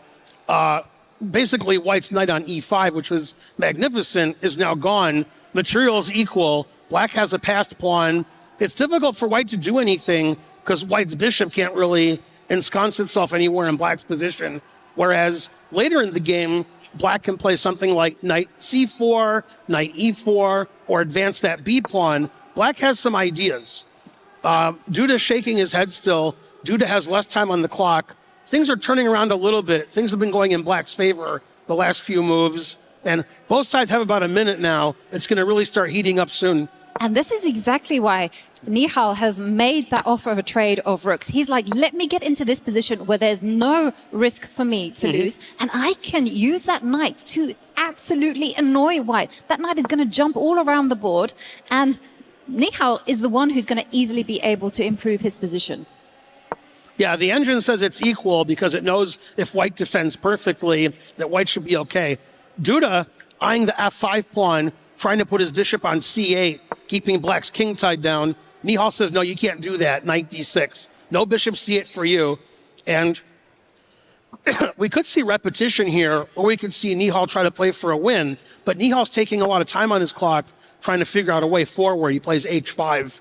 He does. And one thing I got to say is that you do put a pawn on the light squared, and guess what weapon that White has is a light squared bishop. So that pawn could be a vulnerability as the knight does improve itself. And we're seeing Duda left to wait with the bishop. I'm expecting this one actually to fizzle out to a draw now. Yeah, Nihal better watch out. He's got 25 seconds left. Yeah. So and Duda might try to win with the time that Nihal has on his clock, just that White can't do anything. Okay, he's still trying to win because he sees the time situation. Well, hang on a second here. Look at this bishop. It's suddenly got his eyes on the black pawns, and the b pawn is advancing. But is the white king going to step forward, or is I think if king b4, I can play knight takes g3. Yes. And then h4 and break through on the king side. Oh, wow. Okay, so we're seeing Duda getting a little bit frustrated, but everyone watch the clocks. As we see the bishop being captured, is now trapped on the edge of the board, and the white king is coming in. Oh, this one is tricky. He's gotten sharp with no time left on the clock. Which one's stronger, the pawns or the knight? The engine says equal, of course, because the engine always does that to us. It is equal as we're seeing the white king move up the board. And 5 seconds left for Nihal. Ooh, a blunder of the pawn. Now black is winning. Oh, now it's equal again. It's, well, look, 3 seconds, 2 seconds. Nihal's going to get flagged. Unless it's repetition. No, it's repetition. He had to not play king e6. He's pretty upset at himself. He had to play king d4, king d3, and win on time. Wow. Yeah, he didn't mean to repeat 3 times. That was an accident. That was an accident. But there was a very real possibility that Nihal was going to get flagged. Yes. Yeah, it looked like he was going to get flagged for sure. And he accidentally repeated for the 3rd time. Actually happened to me 2 weeks ago on my stream. I actually repeated for the 3rd time by accident when my opponent had 1 second left. So I know how Duda feels. Yeah, And flagging is certainly an honorable part of the game as we see our players getting ready for game 2. And this time it'll be Nihal with the white pieces. Jan Krzysztof Duda, he'll be feeling a little bit angry with himself. Yeah, that was an up and down game. It was pretty equal. Both sides had their advantages. It seemed like at some point Nihal was actually winning, but he had less than 10 seconds left. So, okay, now Nihal has white in the second game. If it's a draw, we'll go to Armageddon. They'll get to bid on time. If either side wins, they get to crush their opponent's key. That's what I'm waiting for today, is some key crushing. Wait, we had a key crushing about 25 minutes ago that was really loud. It was a scary key crushing. It made us all jump. We'll see whether this game makes us all jump. Will it make us all cheer as we see our players getting ready? A head shake. And we see we are off, and we see Nihal open up with the c-pawn. 6 is the response. Light square strategy from Jan Krzysztof Duda. And here we are seeing just development. Now, the big thing is, later on in the game, do you think White will play this super aggressively, you know, flicking some attacks on the right side, or will we see a different type of game? Yeah, this is a pretty solid game. This is actually exactly how I play with Black against c4. I play c6, d5, and fianchetto my king bishop. And I've had these kinds of positions all the time. White played an early queen c2 to stop Black from playing bishop f5. So Black played g6.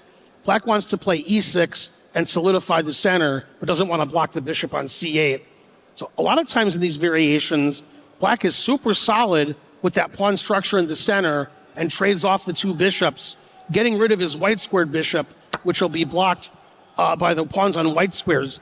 White takes on d5. That's a little unusual after playing queen c2. And Black takes back. White's going to get the 2 bishops now, unless Nihal changes his mind and retreats. No.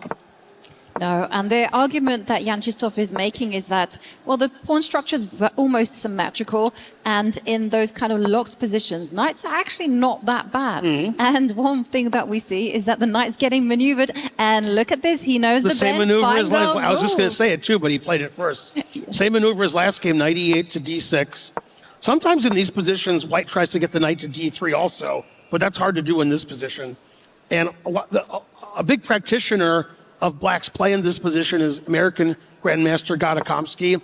He likes to play g6 and Slav variations, maneuver around, move those knights around, keep the position blocked, and slowly outplay his opponent. We're not going to see a super exciting sacrificial game here. It's going to be much like the first game where they're maneuvering around. White has the 2 bishops, but the bishops aren't very active. Black is super solid. Black got rid of his white squared bishop, which would have been blocked by all those pawns. Every black pawn is on a white square. That's what you do when you have a dark squared bishop. That's what you do if your name is Jovanka Hauska as well. Put your pawns on the light squares as well. A Carol.com practitioner, aren't we? Yes, we are. And well, what's an interesting position here is that Black does have a few plans. And this one's the most natural, which is just pile up the rooks on the C line and then just wait and see for what White will do next. Because I've got to say, this queen out there, this white queen is out there on a limb. And it feels like she has to be a little bit careful. You don't get your queen trapped. So yeah, the queen has to be careful. Sometimes Black can get b5 in, and queen takes a6 is too risky. Then the white queen can't really go back to d1, well, they must have heard us. They heard you, Yovi. They said queen c2, queen's going to go hide on b1. There's going to be some trades on the c file. If I was a betting man, I would say Armageddon is coming. Yes, and indeed, I think you are giving good advice. As we're seeing, it's a very close position. Again, a very classical pawn structure. Everything is locked up, still a lot of maneuvering. And it marks a difference, actually, from games that we've seen in the past, as you kind of alluded to. Some of them have been wild from the get-go, and this one kind of feels like this could have come from the 19th century. Hey, b5, something's happening. I thought the only thing that could happen is if one of the players decided to open up the center with e4 or e5, but that gives you an isolated pawn. So instead, Black decided to play b5, get some space on the queen side, make knight c4 more palatable, and gain some space for those knights to come in and the pawns to go forward. The problem with b5 is it weakens the c5 square. So if Black ever plays b4, White can play knight a4 to c5. So I don't think Black's going to make any more pawn moves on the queen side. once again, Duda looks like he's unhappy. Played bishop d3. He shook his head, then played bishop f1, one of my favorite moves. White's playing chess 960, putting all of his pieces on the back rank in strange fashion, getting ready for anything black can do. But those bishops, which don't look very good now, they can become strong later if the position opens up. That's what Duda's waiting for. Exactly. Like, Nihal's playing so provocatively with all the pieces in the back row that you kind of be tempted to kind of go in the aggressive, start advancing pawns on the right side of the board, especially because the white queen is offside. But Jan Krzysztof Duda, very patient. He drops the knight back. What he wants to do is maneuver it around the board and find a good home. Knights love good homes. I'm expecting knight going to d7, maybe to b6. Maybe even a knight will jump into c4 and say, kick me out if you dare. That's right. And I think white is going to play my knight c3 idea, or knight d3 idea, by playing knight f4, knight d3. And because black played b5 so early, the c5 square can't be defended by a pawn anymore. And Nihal must have expected that and played bishop h6. He says, Duda, if you play knight f4, I'm going to capture that knight and ruin your pawn structure. And my knights have squares, but your bishops are pretty passive. So I'm hoping white plays knight f4 because I want to see two knights versus two bishops. That'll give us something to play for. But I don't think Duda's going to do that because... I'm sorry, Nihal's not going to do that. Nihal has white. Instead, they trade rooks on the c file. And, he played knight c1. That's why he traded rooks. He's going to get his knight to d3 by hook or by crook. And eventually, black is going to be slightly worse if white can ensconce his knight on c5. Yeah, and we're seeing Nihal. I'm going to say that in the battle of the maneuvering game, I'm going to say that Nihal has a teeny tiny advantage because at least he has a very clear plan. That bishop that wasn't doing anything, the dark square bishop, now it's kind of gonna come in and start eyeballing a knight and a queen. And also, as you indicated, that knight at the minute is almost stuck at home, but in two moves is gonna jump in onto a square on the fifth row. Again, if you're just joining us, this is not chess 960. It looks like that's what white is doing, but Nihal just maneuvering his pieces, trying to get to good squares. Duda's trying to get good squares for his pieces also. c4 for the knight, e4 for the knight.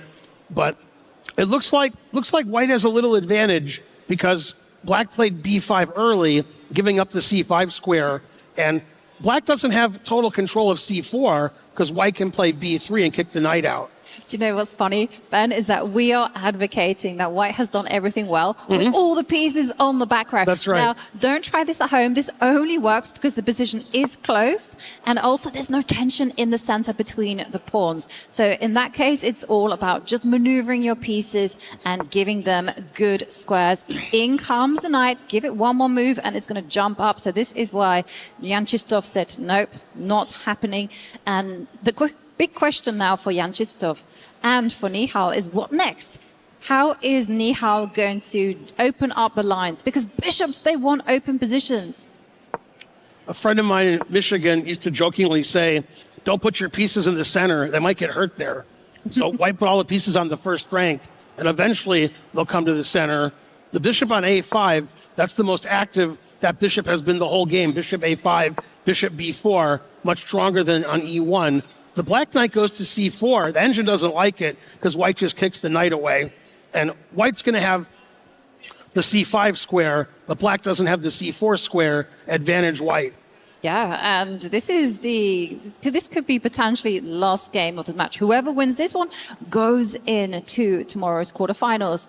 You lose, that's it. Your key gets crushed in the most brutal fashion. Yeah, it was really loud the last time. Maybe we can get an even louder one. You don't want your key to get crushed. And my opinion is that's why Magnus likes this tournament so much. I think not only does he like the prize money and he likes beating his opponents, I think he likes crushing keys. I know I would like that if I was playing. Of course, I wouldn't crush anybody's keys. I get my keys crushed. That's why I'm not a participant. But if I could crush somebody's keys, then I would join the tournament in a heartbeat.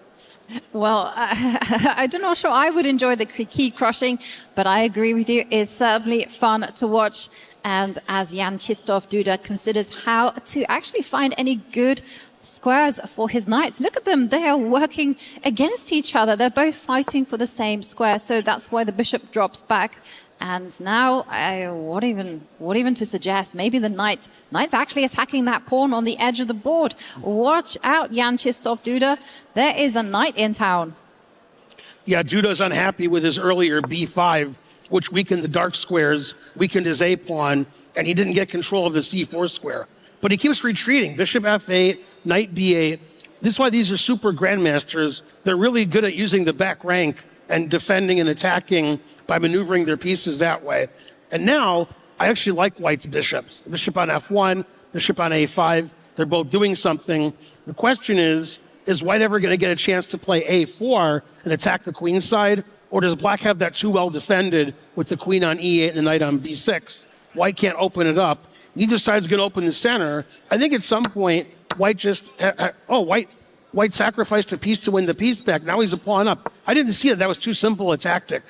Both sides saw it, but I missed it. It was there, and it was courtesy of that knight that was loose that White had, and that's why it's gone. But it has come with some consequences, because look at the black queen, look at the black rook. They are primed and ready to take control over that line. And the big question, as Black, I think Black, you have to play super actively here, and you have to make sure that the weakness, that is that pawn, that's all alone on the B line, that needs to be fixed, that needs to be gone. And restrain is two counterparts there on the left. Yeah, White's a pawn ahead. Duda doesn't like it, but Black has the C file. Black is trapping the bishop on A5. So Nihal has to do some serious thinking here, making sure his bishop on A5 doesn't get lost, making sure Black doesn't infiltrate strongly with queen C2. It's funny. It's sort of in a flux situation. We can't really attack the bishop. There's no way to attack it. We can't play queen C2 because the knight on A6 is hanging. So it's not clear here what either side should do. Both sides are getting less than 5 minutes, but it's not clear what plans they should do. And Nihal plays queen D3, attacking the knight. The knight retreats back to B8, and that bishop on A5 is still trapped. Yeah, and that's actually something that is going to worry Nihal with the white pieces, because the bishop completely trapped. So that's why he came in with the queen, giving us a smile there. Duda getting active, that queen attacking the rook, attacking the pawn. And what will happen next? Where is that rook going to move? Is it really going to go all the way into the corner to defend that small pawn? Maybe. Yeah, and Black has an interesting idea here. Black can play knight c6, defending the pawn on b4. Then if we get to trade for that bishop, we'll have opposite colored bishops, where White's pawn majority isn't really very important because those pawns can't move. It looks like Duda's gone from a pawn down with a worse position to an equal kind of position, an equal game. And I think Duda's okay now. Duda's catching up on time. The last few moves have gone in Black's favor. Black sort of lost a pawn, but kept his equilibrium about him, and now it seems like he's doing reasonably well. Well, look at this. I was talking about moving the rook. Hey, there is something in town called the counterattack. The queen comes up, attacks the rook. Nihal now says, okay, I'm going to move it. And again, the question for White, how are you going to move that rook? Where are you going to go? Going to go to the corner? Are you going to go to the middle of the board? You don't have too many squares. Or maybe you're just going to continue with the pattern. My queen and your queen are going to attack each other's rooks. That's right. It looks like it's repetition somehow. Both sides can do repetition. Okay, he moves the rook. Yeah, now we could play queen to D2, and we could keep attacking the rook. Repetition, Armageddon. It's all going to happen pretty soon. Well, hang on a second here, because if you do capture that pawn, there's that knight that is on the edge of the board, and it doesn't have too many squares. That's right. Also, if I play queen to D2, which I thought was repetition, White can play rook E2, and the rook is saved, and the A2 pawn is saved. Even though the engine says it's about equal, it's not clear what Black should do in this position. The B4 pawn is attacked. The knight's on the back row. White has the two bishops. White has the extra pawn. Still advantage to Nihal. Duda's trying to figure out the safest way to play. Very interesting. I think he's going to take on A2. I think you have to take that pawn. Oh, but I think that Nihal is being sneaky here, because if you take on a2, then there might be problems with the black knight, and young Krzysztof Duda is just thinking, how is he going to ask the questions? And in fact, I'm telling you, there's only two ways to hold this one, Ben. You have to come out with your knight, attack the bishop, or you can step back with the queen and attack the rook and keep the momentum going Queen that C3 way. defending the pawn. Yes, those are the only two ways. Wow. If you do anything else, then Nihal Sarin will be winning. This is a very long think with both sides having 3 minutes. He's been thinking over a minute this move, Duda. He's not happy. He doesn't like his choices. He has a big time disadvantage now. Doesn't look very happy. Things are going in Nihal's favor because Duda doesn't like his position anymore. Oh, and he makes not the way. Quite a bad move. Rook C8. Engine hates it. This is not the way. For starters, white can just simply grab that pawn. Bishop takes pawn, and you can just rest on your laurels, say, I am material up. And look who else is up. You see, Nihal's got more time on the clock. He's also got a higher heart rate as well, incidentally. But what is Jan Krzysztof's plan? Because you can just take that pawn. Yeah, I don't see anything else he can do. I guess he was worried about bishop c7. That's why he played rook c8. But now he's just a pawn down for nothing. Black has very little counterplay, and black can't play rook c2 and double on the 7th because the knight on b8 needs babysitting. This is a pretty easy plan for white. b4, b5, b6, advance that passed pawn. White can also play rook a1 to a7. This is a tough position now for Duda. It's looking good for Nihal. Duda there on the brink, and I love your plan of activating your rook. Use all your pieces. That is one very nice way to go about this. You can also just advance your pawns. Past pawns are there to be pushed. And Nihal thinking, I think he's going to go for the rook. I think he's going to mobilize it.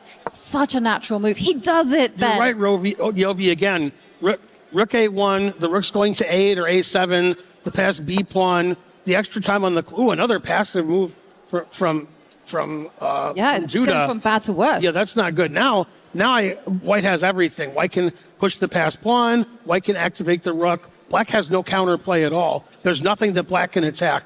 No, it's all gone wrong for Jan Krzysztof Duda with a series of bad moves. He's now just giving a winning position to Nihal. Nihal can just come in with the rook, and a win for Nihal would mean that he walks into tomorrow's quarterfinals. It's a repeat of last year. He advances the pawn. Okay, the engine's just telling us not the most precise way, but hey, the engine's being pedantic. As the knight comes forward, what next? The rook can still come up the board, and you see it in the face of Jan Krzysztof. He's not happy. No. Some people have poker faces in this tournament, and some don't. Duda has no poker face. He's been shaking his head probably more than any other competitor this game. And Nihal seems like he's pretty happy. Ooh, rook a6. Hard to find a good square for the knight. Knight has to go to a terrible d8 square where it's trapped. Yeah. And I mean, if it has to go backward, either to its starting square or over to the d8 square, that's simply going to just invite the white pieces to start improving. They're going to take full control. And remember, Nihal has a passed pawn. Okay, backward knight move the queen because she was attacked. This is beautiful. Complete control on the position. And the rook and the knight sleeping. Now, this is resignable because b5 is coming and rook a8 and b6. Okay, so he played desperation e5, trying to get something going, but that doesn't really help. Wants to get the knight to e6. But even if black does that, he has nowhere to go. White can just start taking the center pawns now. And you can see the frustration there from Jan Krzysztof Duda. He had to just go all in. He had to activate his pieces. He couldn't just live in that bind. Okay, the queen moving forward, keeping an eye on the b pawn. He is fighting hard, but it's too late as the knight doesn't have any good squares to jump into the position to trouble white. The queen comes forward. Now you can just escort the b pawn, move it up the board, and sure, it comes. Thrown in checks. And watch the clock, everyone, because Jan Krzysztof down to 32 seconds, 50 seconds. Oh, now white's threatening Nihal. b7. Uh-oh. Beautiful move. That's annoying. Yeah, that's a pin that's going to be almost impossible to get out of. Queen moves But out. still play b7 and queen b8 check. Beautiful, Yeah, and he it comes. did. And the game's going to end now. is going to resign. He did resign. Nihal wins. Yay, one of my picks did well. I can't believe it. Nihal Sarin is the winner, and he finds himself a spot into tomorrow's quarterfinals. What a match it was. It was tense, it was close at times, but in the end, Nihal Sarin is the winner. And for Jan Krzysztof Duda, it is goodbye. Keys are getting crushed. He will be crushed, yep. That's the tough part of today, but that's every match today, somebody's key is going to get crushed. It's key crushing day. And the elation there and the relief is there for Nihal Sarin as he makes it in a repeat of last year's performance. He makes it to the quarterfinals. Oh, that was a very tense game. A lot of maneuvering, very cagey stuff. And in the end, due to the time pressure and the fact that both players had so much tension in finding the right plans, in the end, it was some blunders, and Nihal is the winner. Yep, very nice game, very controlled game. Taking advantage of Duda weakening his queen side with b5. White eventually got pieces on the queen side, eventually got a passed pawn, and won the game. We're going to go now to the stage, and we'll see some more interesting parts of the EWC that aren't necessarily chess, but some key crushing, I hope.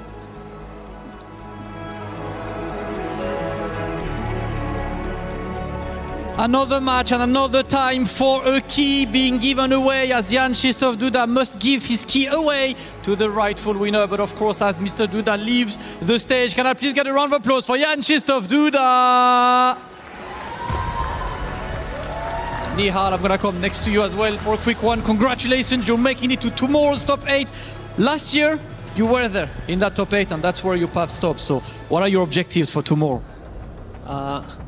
Firstly, I'm just extremely happy to make the top 8 again. I'm happy I managed to play some good chess, just very tough matches, and I'm just right now I'm just very happy and relieved to pull through, and I hope to do well from tomorrow, but let's see. And making it through the lower bracket today, is it a way to boost your confidence tomorrow? You know, you've been put back to the corner, going to the lower, forced to win again. Is that helping your confidence for the rest of the events?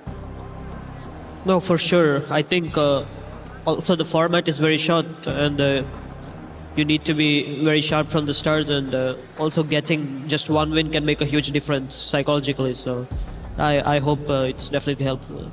All right, well, listen, it is time now for you to go and crush your opponent's key as Rob TV is waiting for you in the crusher. Ladies and gentlemen, can you make some noise for Nihal Sarin? And just like that, Nihal Sarin is in familiar territory, crushing his second key in a row. Congratulations. Once again, officially qualified for top 8, and now he knows how this process goes. It's tough to see Jan Krzysztof Duda being eliminated from the event, but in the end of the day, nothing is given, everything is earned here at the Esports World Cup. Cover the ears, Nihal. It is time for that pop. Yes, sir.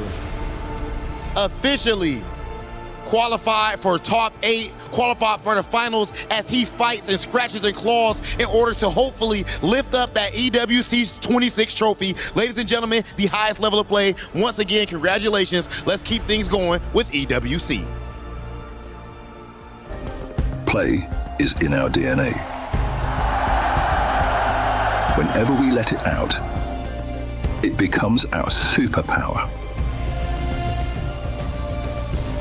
Now imagine an entire city being built to supercharge it. Kadir City, powered by Play.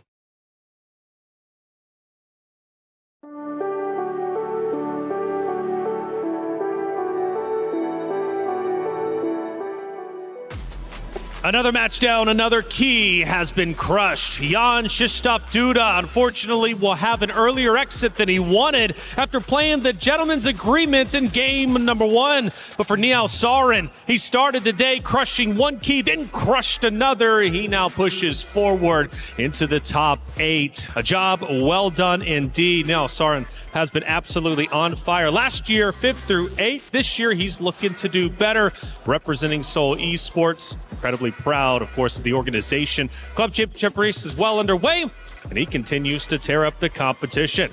Welcome back into the Allianz Vault. I'm Taylor Reflections Noble Nemo and Levy Rosman, also known as Gotham Chess, on the desk. A lot to break down here. And Nemo, no, you weren't happy with that game number one, the way it ended in the time scramble. I mean, I think when you're playing a 10-minute, no increment time control, you have no increment. So, at the end of the game, right, when you have 12 seconds to about 2.3, maybe you go for the flag. Not maybe. It's a completely unbelievable decision. I mean, in some ways I understand. In chess, it's a royal game, and we don't like to win that way. But Hikaru won that way yesterday against Denis Lazarov. Right. There is no greater, disrespectful way to win than King and Rook versus King and Rook. If you do it in a regular pool game on Chess.com, you are a terrible person. If you do it here, it's a completely different story. I cannot believe that happened. I don't know if that was on purpose or by accident, but either way, it's Nihal. It felt like it was on purpose. I definitely think it was. I mean, going to the gentleman's agreement. I mean, at the end of the day, it's the Esports World Cup. I mean, we're talking quite literally life-changing money for some of these competitors. Why would you want to give up a game whenever you don't have to play your time? And he had plenty of time to play with. Well, in my opinion, maybe there was a chance. He knows that Nihal Sarin is the 2026 Bullet Champion. And that is a title to behold. Nihal Sarin is notorious for being amazing at short time control. So maybe he was like, oh, he still has 2.3 seconds. That is 23 moves. Potentially he can still lose that game if he doesn't repeat the position. There was a game last year at the Esports World Cup, which was Nihal versus, it was Anish Giri, and it was very similar. I think there was something like 2 seconds remaining, and Nihal managed to checkmate him because Anish blundered 2 his seconds. Queen. No, he checkmated him with like 0.2 or 0.1. He had to pre-move literally every move until the end of the game, and Nihal managed to do it. But I don't think that's why Duda did it. I think you have half a second to make a decision, and something just went wrong, But Nihal is here for a reason, and we see another person from the old guard go down. That's right, old guard going down, but hey, Nihal Sarin going up. He is now top 8, officially crushing keys all game long. Now, we harped in on game 1. Game 2, though, there was a moment you wanted to have some extra insight on. Absolutely. I think game 2 is the pivotal moment because, that is the game that Nihal won. But coming out of the opening, it was a very solid position. However, in this position, Duda is threatening the knight on b4. So, of course, Nihal here has to play knight takes a6 with that double exclamation mark, earning himself that brilliancy. And the reason this works is because the bishop on a5 is actually hitting the knight on b6, so Nihal manages to win this pawn. And throughout the rest of the game, we kind of saw Nihal playing around this concept of having an extra pawn on the queen side, eventually making a pass pawn and going on to win the game. So, amazing play by Nihal. With the white pieces, he is one of the best static players in the world. He really just gets a position that's very symmetrical, and then he just moves his pieces around. It's almost Magnesian, but like not there yet. And he's really tough to play when you have the black side. With the black pieces, Nihal is a completely different animal. Like it's like Jekyll and Hyde. He's like always doing ridiculous stuff with the black pieces, openings that you thought were never possible. But yeah, Duda got defeated by a vintage Nihal performance. And I mean, Nihal deserves to be with those final 8. But if you look at them, suddenly he goes from being the favorite in the matchup to an underdog. It's kind of mind-boggling. That's just how stacked it is at the Esports World Cup, right? And we love every bit of it. For Jan Krzysztof Duda, though, a tremendous performance. He made it here, which we must celebrate, but he had an earlier exit than he wanted, and John Sargent caught up with him after his unfortunate loss. Jan Krzysztof, sorry to be talking to you under these circumstances. Talk us through that match and what happened. Yeah, I mean, I didn't play well overall. I don't think I deserve to win with such play. Okay, in the first game, I think I got slightly better position, but completely misplayed it. I mean, it was like just 2-result game with better time, and I managed actually to get a bit worse, I think, at some point. Yeah, in the end, maybe I could have tried to plug him, but I don't think I would have succeeded, to be honest, because like it was pretty simple for him to play, like just go after my e3 pawn, and I mean it was also like, everything was dependent for him, and like I mean probably he wouldn't have won the game, but I don't think probably you'd have traded. And in the second game, I mean, okay, it was fine, but then I played b5, a bit of a weakening move, and then at some point I completely lost coordination because I played like knight c4, which was super stupid, I think. Because after b3, I wanted to take on e3, but I just missed. I mean, I wanted to give up the piece for 3 pawns, but I just forgot he could have played like knight f2 and defend d4. And after that, I mean, I just started playing randomly, to be honest. Like, I mean, I was worse and slow and worse all the time, and it was a pretty bad game. The end of game one was potentially contentious. You had, I think, 10 seconds to Nihal's 2, but of course he's known for being extremely fast and being able to pre-move in that kind of position. You don't think that was enough time? No, I mean, I think it was enough time for him, because last time I played against him, I mean, it was some like queen end game, like I had 15 versus 5 and I almost lost that on time, so I'm pretty sure he would have succeeded. I mean, maybe I should have. I mean, I just wasn't happy with my play. Like, even if I had won this game, okay, I mean, understand, it's better to win than not, but like, I think I should have, like, I mean, maybe not won, because it's not like I was winning, but like, should have pressed, like, I mean, do it over the board, to be honest, yeah, because like, I mean, he's a bit slow at times, but like, I mean, because I guess he's relying on his speed, but it's like, probably doesn't make that much sense, like, from his viewpoint, but I mean, again, it was enough for me, so.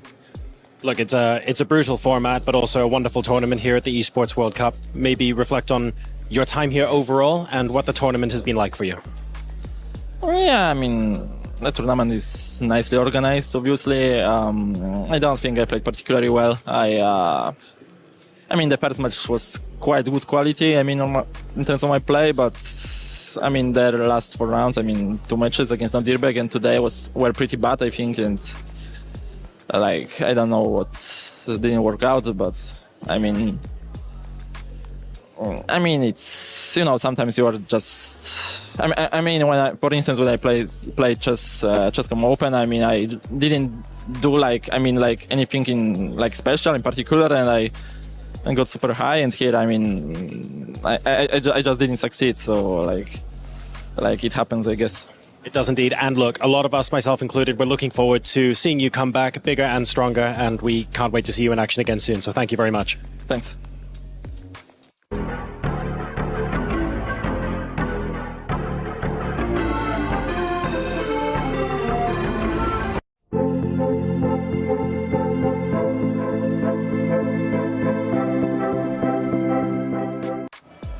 Thank you, John, as ever, for the great interview. Getting a bit more insight as to what was in the mind of the competitor throughout that 2-match game.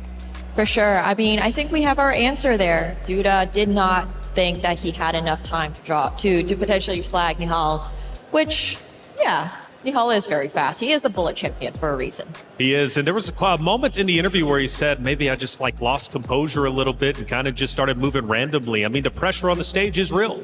That felt like a 3-minute therapy session. I really got a feel for Duda. I interviewed him in 2024 at the World Rapid and Blitz, and you could sort of tell he fell out of love with the game a little bit. And let me tell you, as a 30-year-old man, I can completely understand, who's been playing for 25 years. And I think he's a lot stronger than he maybe like shows us, right?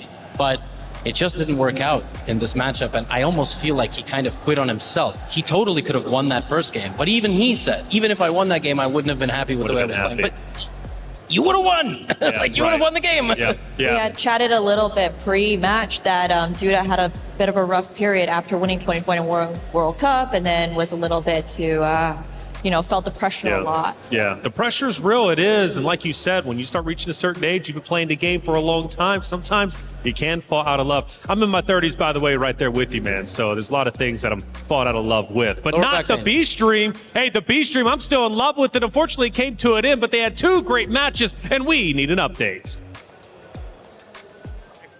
Hey folks, update from the B-Stream. We've had some incredible matches here while I'm busy keeping the seat warm for whoever decides to pop in next later today or tomorrow. We first had Pranesh up against Benjamin Buck, an incredible series. We had a very sharp scotch in game number 1. Pranesh was able to win, and that meant Buck had to strike back immediately. He chose the English as his weapon of choice, and he managed to win game number 2, taking us to Armageddon, where Pranesh bid 6 minutes and 58 seconds, a very low time in Armageddon. Lost a point on the opening and then sacrificed another for the initiative. That allowed him to put more pressure back onto Buck, and that secured the draw he needed to advance. It was a beautiful series to watch. Then we had Alexei Sarana, Sina Movahed. So much going on there as well. Again, we had 2 decisive results, including a wonderful Sicilian going into another Armageddon. That Armageddon was something like 7 minutes 38. And Alexei Sarana there was an easy draw kind of position. He was very, very comfortably controlling the game, but he needed to win on demand. A draw was not enough. He kept trying to push. Ultimately, he couldn't quite get there, and Movahed ended up moving forward in the bracket. Very exciting matches today on the Bree stream. Back to you.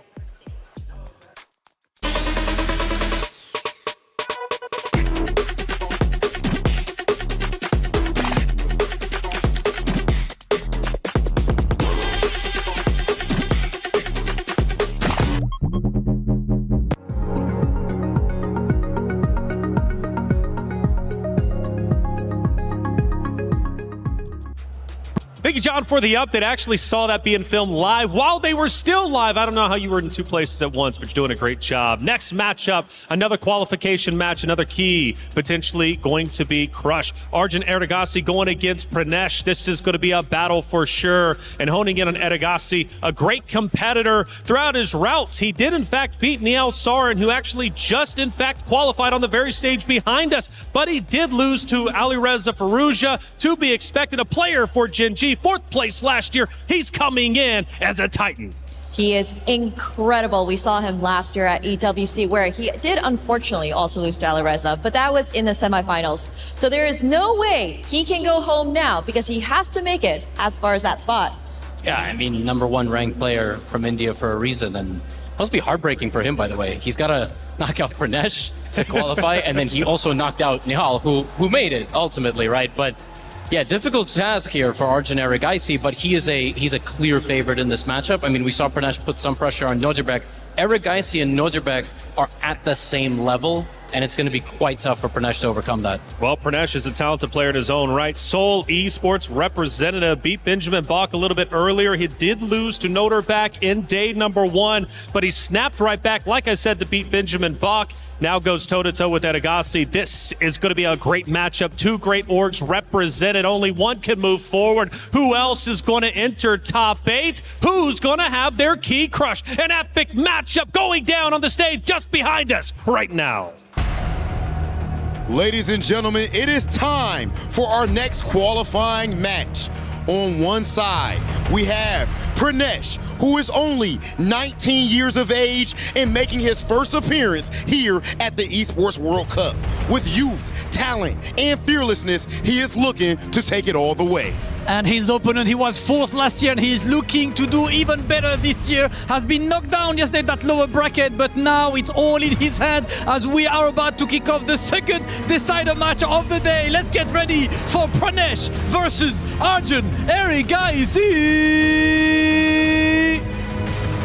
Wow, this is quite a face-off. We have Pranesh, just 19 years old, against Indian #1 Arjun Erigaisi. And on the line, it's a huge one. It's a place in the quarterfinals, a place in the top 8.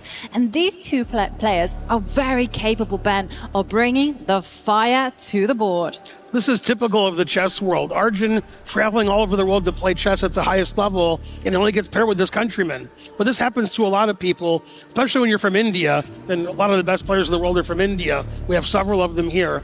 Pranesh, pretty big underdog against Arjun. Arjun been one of the top 2 or 3 players in India, right now #1, for many years. Pranesh just coming onto the scene, only 19 years old. It's going to be a Herculean task, if I can say that, for Pranesh to beat Arjun. And if Arjun wins, then both of our predictions were right from yesterday. We had Arjun and Nihal as our dark horses, but as our second choice. And it looks like they're both going to be trying to play tomorrow. We saw Nihal already come through, even though Arjun beat Nihal previously yesterday. Now Arjun has to try to do the same that Nihal did earlier. He's playing Pranesh. I think pretty good pairing for Arjun. Arjun has to be pretty confident. And Arjun has one of the best heart rates in the tournament. He's a cool customer. He's winning that championship hands down. Like yesterday, he made it down to almost 50. And that was really impressive. But I'm going to say, it's going to be super impressive and quite the story. If Pranesh is the one that wins it for Arjun Erigaisi, he's certainly the favorite in this match. Pranesh, 19 years old, did lose yesterday to Nordibek Abdusattorov, and today he defeated Benjamin Bok, and now he has a huge test in front of him. It's his countrymate, Arjun Erigaisi. Arjun has white in the first game, so he's the higher ranked player. He has the advantage of the white pieces. He's going to want to start off on the front foot, winning with the white pieces. Pranesh, as he's had trouble in previous times getting that headset on, getting that heart rate up right away. Got to get your headset on and make sure they can't hear us suggest all the brilliant moves, because then who knows what would win the match. So, okay, it looks like the players are just about ready. Their technical difficulties are over. The players are about to start the game. Arjun has white. He's about to make the first move. Obviously, he's the favorite. Are we going to see a big upset this match with Pranesh, or is Arjun going to take it home? Let's find out right now as the game begins, knight f3. And this is already, we're seeing Pranesh there with that pawn advance with the black pieces. He's saying, I want the game to be fire. Because we saw yesterday, Arjun Erigaisi was white. He was playing a slower game, maneuvering with full control. Now we have a battle on our hands. There's pressure on the left side of the board. And the question is, how is Black going to maximize the pressure? And Black has the center. And we're seeing that this has come at the cost of some time. Barely any pieces developed, whereas White, that is nearly all the pieces in action. Yeah, Arjun sacrificed a pawn by playing a reverse Benko gambit. It's a Benko gambit with an extra tempo. That's got to help White. He's putting tremendous pressure on the d4 and e5 pawns. Black is getting the big center along with the extra pawn. The center's collapsing. Black's king is on e8. Arjun playing super aggressive from the get-go. Can Pranesh get his king to safety? And is he going to hold on to his extra pawn? Or is Arjun going to win it back right now with knight takes d4? Yeah, taking the pawn is kind of standard, and it does happen. And for Pranesh, now he has to find a way to get his king to safety as soon as possible. So the bishop, I'm expecting to step in front of his king and skedaddle out of the dangerous E-line. Yeah, Black had a nice center about 3 or 4 moves ago, completely obliterated. White won the pawn back. Now White's c-pawn is a little bit weak. Black is ready to complete development by castling, moving out the bishop from c8, and then hopefully Pranesh hopes to equalize the position and get a playable game with Black. If Pranesh can somehow draw the game with Black, then he'll have the advantage of the match, having White the next game. So Pranesh probably reasonably happy with the opening outcome. The engine says Black is okay. Arjun trying to find ways to mix it up and get an advantage, getting that past d pawn, which isn't very strong yet, up to d4 or d5 and build a big center, taking over from Pranesh's big center. Exactly. Position is so unbalanced.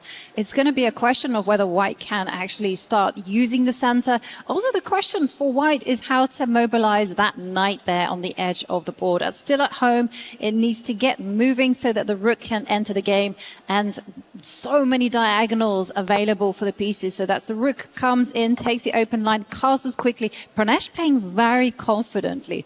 So yesterday, Pranesh was a little bit nervous against Nordibek Abdusattorov. You could tell in his play. And now we're seeing a different version. He's showing us that he means business. And I'm expecting the rook to come over and attack the bishop. And it's a game where every single move will matter. That's right. And as we've seen with previous matches with Arjun, heart rate in the 50s. I don't know how he does it. I'd be a mess if I was playing. Black played very logical bishop e6, developing the bishop. Engine doesn't like it. I like your move, Yovi. Rook d8, putting pressure on the d line. White's pieces are all lined up there. I'm not sure why the engine doesn't like bishop e6. Maybe the bishop has better squares on f5 or g4. But bishop e6 really solid. Black's ready to move the rooks into the center, put pressure on White's backward d pawn, and looks like Black is already at least okay. That's not the rook I thought he was going to move to d8. I thought he'd move the other rook to d8, but that shows you what I know. That's why I'm commentating and not playing. Bishop e5 attacking the queen. Queen goes to b6. Both players have a lot of time. And, oh, this is crazy. Oh, this is the first time I've seen it this whole tournament. The heart rate was under 50. It got back up to 50. I saw it say 49. Wow. So Arjun's pretty calm. Yeah, it's harder to sleep. Yeah, that's right. Well, his posture and his thinking indicates no, because this position, you can't sleep on this one. You have to wake up. It's so sharp because first up, there is an attack against the pawn, and that's why he's advanced that pawn forward. I was a little bit nervous about doing this, primarily because I felt this bishop in the middle of the board could be vulnerable, and it is. Knight comes out, attacks that bishop, exclam. And I gotta say, in this type of position, bishops are going to be better than the knights. That's right. Yeah, knight g4 is an excellent move. Looks like Arjun played d4 a bit too early. Now bishop has no retreat square, and you can't play bishop f4 because you're hanging your d4 pawn. So far, advantage Pranesh. He's really playing well. He's castled. He has all his pieces out. He's putting pressure on white center, and looks like d4 might have been a little too early.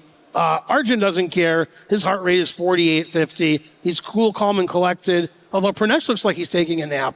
So he's also very cool, calm, and collected.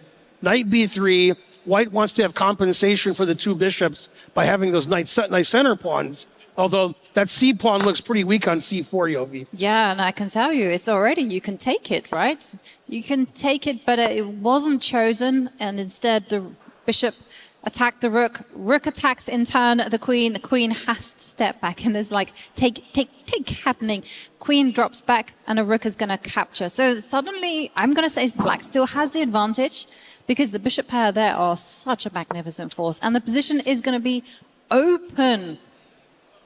There's going to be a lot of trades now. The b pawn's weak. The other b pawn's weak. The c and d pawns are weak. There's going to be a lot of captures. And I think that's going to lead to equality once all the pawns are captured. So, very reasonable position for both. Lots of tactics now. Lots of captures are going to happen. Arjun's trying to find a way for an advantage instead of trading all the pawns off. Arjun really doesn't want to draw since he's playing a low-rated player and he has the white pieces. Yes, he wants to put the pressure right on the get-go. Drawing with the white pieces against an opponent that he is the favorite against is not going to be a great result. So this is why he keeps that tension on the board. But there's some risk here, because if it all backfires, that rook out there in the wilderness has gone on a big walkabout, whereas the bishops, the black bishops, they're beautifully primed. Yeah, the question is White going to play d5 soon? Is White going to capture that pawn on b4? Is the rook on b5 going to get trapped and White's going to be forced to sacrifice in exchange? Okay, so he did play d5. Seems like an obvious move. Of course, the engine doesn't like it. Engine never likes our human moves. But I probably would have played d5 immediately if I was playing a blitz game. My d-pawn's weak. d5 advances my pawn. It's very safe now. My knight has the d4 square. It's just too logical. And you know, you highlighted the storyline. Is my rook going to get trapped? And the answer for Pranesh is yes. Arjun's rook is going to get trapped because bishop back to d7, attacking the rook is incoming. There's also queen takes pawn in the air. Oh dear. Arjun took a risk and it might not pay off. Bishop c3 was an excellent move, as Yovi pointed out. c4 pawn's now attacked. The rook is trapped on b5. The pawn on d5 is pinned to the queen. Black has the two bishops. This is looking ominous already for Arjun. Already has the worst position. I think he just overlooked bishop c3, and that's why the engine didn't like d5. Now Arjun goes all in, plays c5, making the game really murky, hoping his opponent can't figure out the complications. And in fact, the engine says Black only has one really strong move here, bishop to d7, attacking the rook. And we're going to see that pin take effect again if he plays c6. We can just take it with the bishop. So is Black going to play bishop to d7 or make some other move like taking the pawn? He did play bishop d7, and the engine already likes Pranesh's position a lot more, and Pranesh has more time on the clock. Do we have an upset in the making, Yovi? It looks that way. And I got to say, the Indian school of chess is all about calculation. They're not afraid of making those ugly moves because there is concrete reasoning behind it. The bishop goes back, attacks the rook, and it asks the question, what are you going to do? And here he would have worked out, and look at him. He is working it out right now. What is going to happen after pawn takes pawn? Where is the rook going to go to? And we're seeing Arjun attack the queen. I'm still going to say that this is you had to be precise there because you didn't want to allow this pawn to start advancing. And now here, Pranesh can relax. He can take. And here, this is the way you save the rook. But you save the rook at the cost of a lot of material. Now the d-pawn is falling for white. Yeah, everything's pinned in this game. There's been a lot of pins for both sides. The bishop on c3 is pinned. Black is up a pawn. Black looks like he's threatening the rook, but the bishop is pinned to the queen. We could see an interesting trade, Yovi, if Black takes the 2 rooks for the queen, which in fact he could do now if he wants. He could take on b4 and then take on c6. Then White has the move queen e4, forking the 2 pieces. So maybe that doesn't work out for Black. That's what Pranesh is calculating. He advances his rook to e8, putting it on the open file, attacking the queen. Both queens are under pressure, but in the meantime, Pranesh has the extra pawn. Yes, and I could tell you, I had a quick glance at the heart rate. Arjun is not 50 anymore. Wow. That's the highest I've ever seen this 90, tournament. which for most of us is pretty calm. But for Arjun, he senses the pressure as the queen is driven backwards. And Ben, your idea is still there. You can take the rook. You can also say, hey, what is that queen doing next to its king? That maybe you have some other moves instead. Yeah, I think Black could play queen f3 unless I'm blundering something, keep the pieces on the board. Makes a lot of sense. Why go back when you can go forward? And there's also maybe some other possibilities with some tactics, because the rook maybe drop back with the queen, doubling on the D line and just getting ready to meet rook takes bishop with the rook coming down. That would be also really lovely.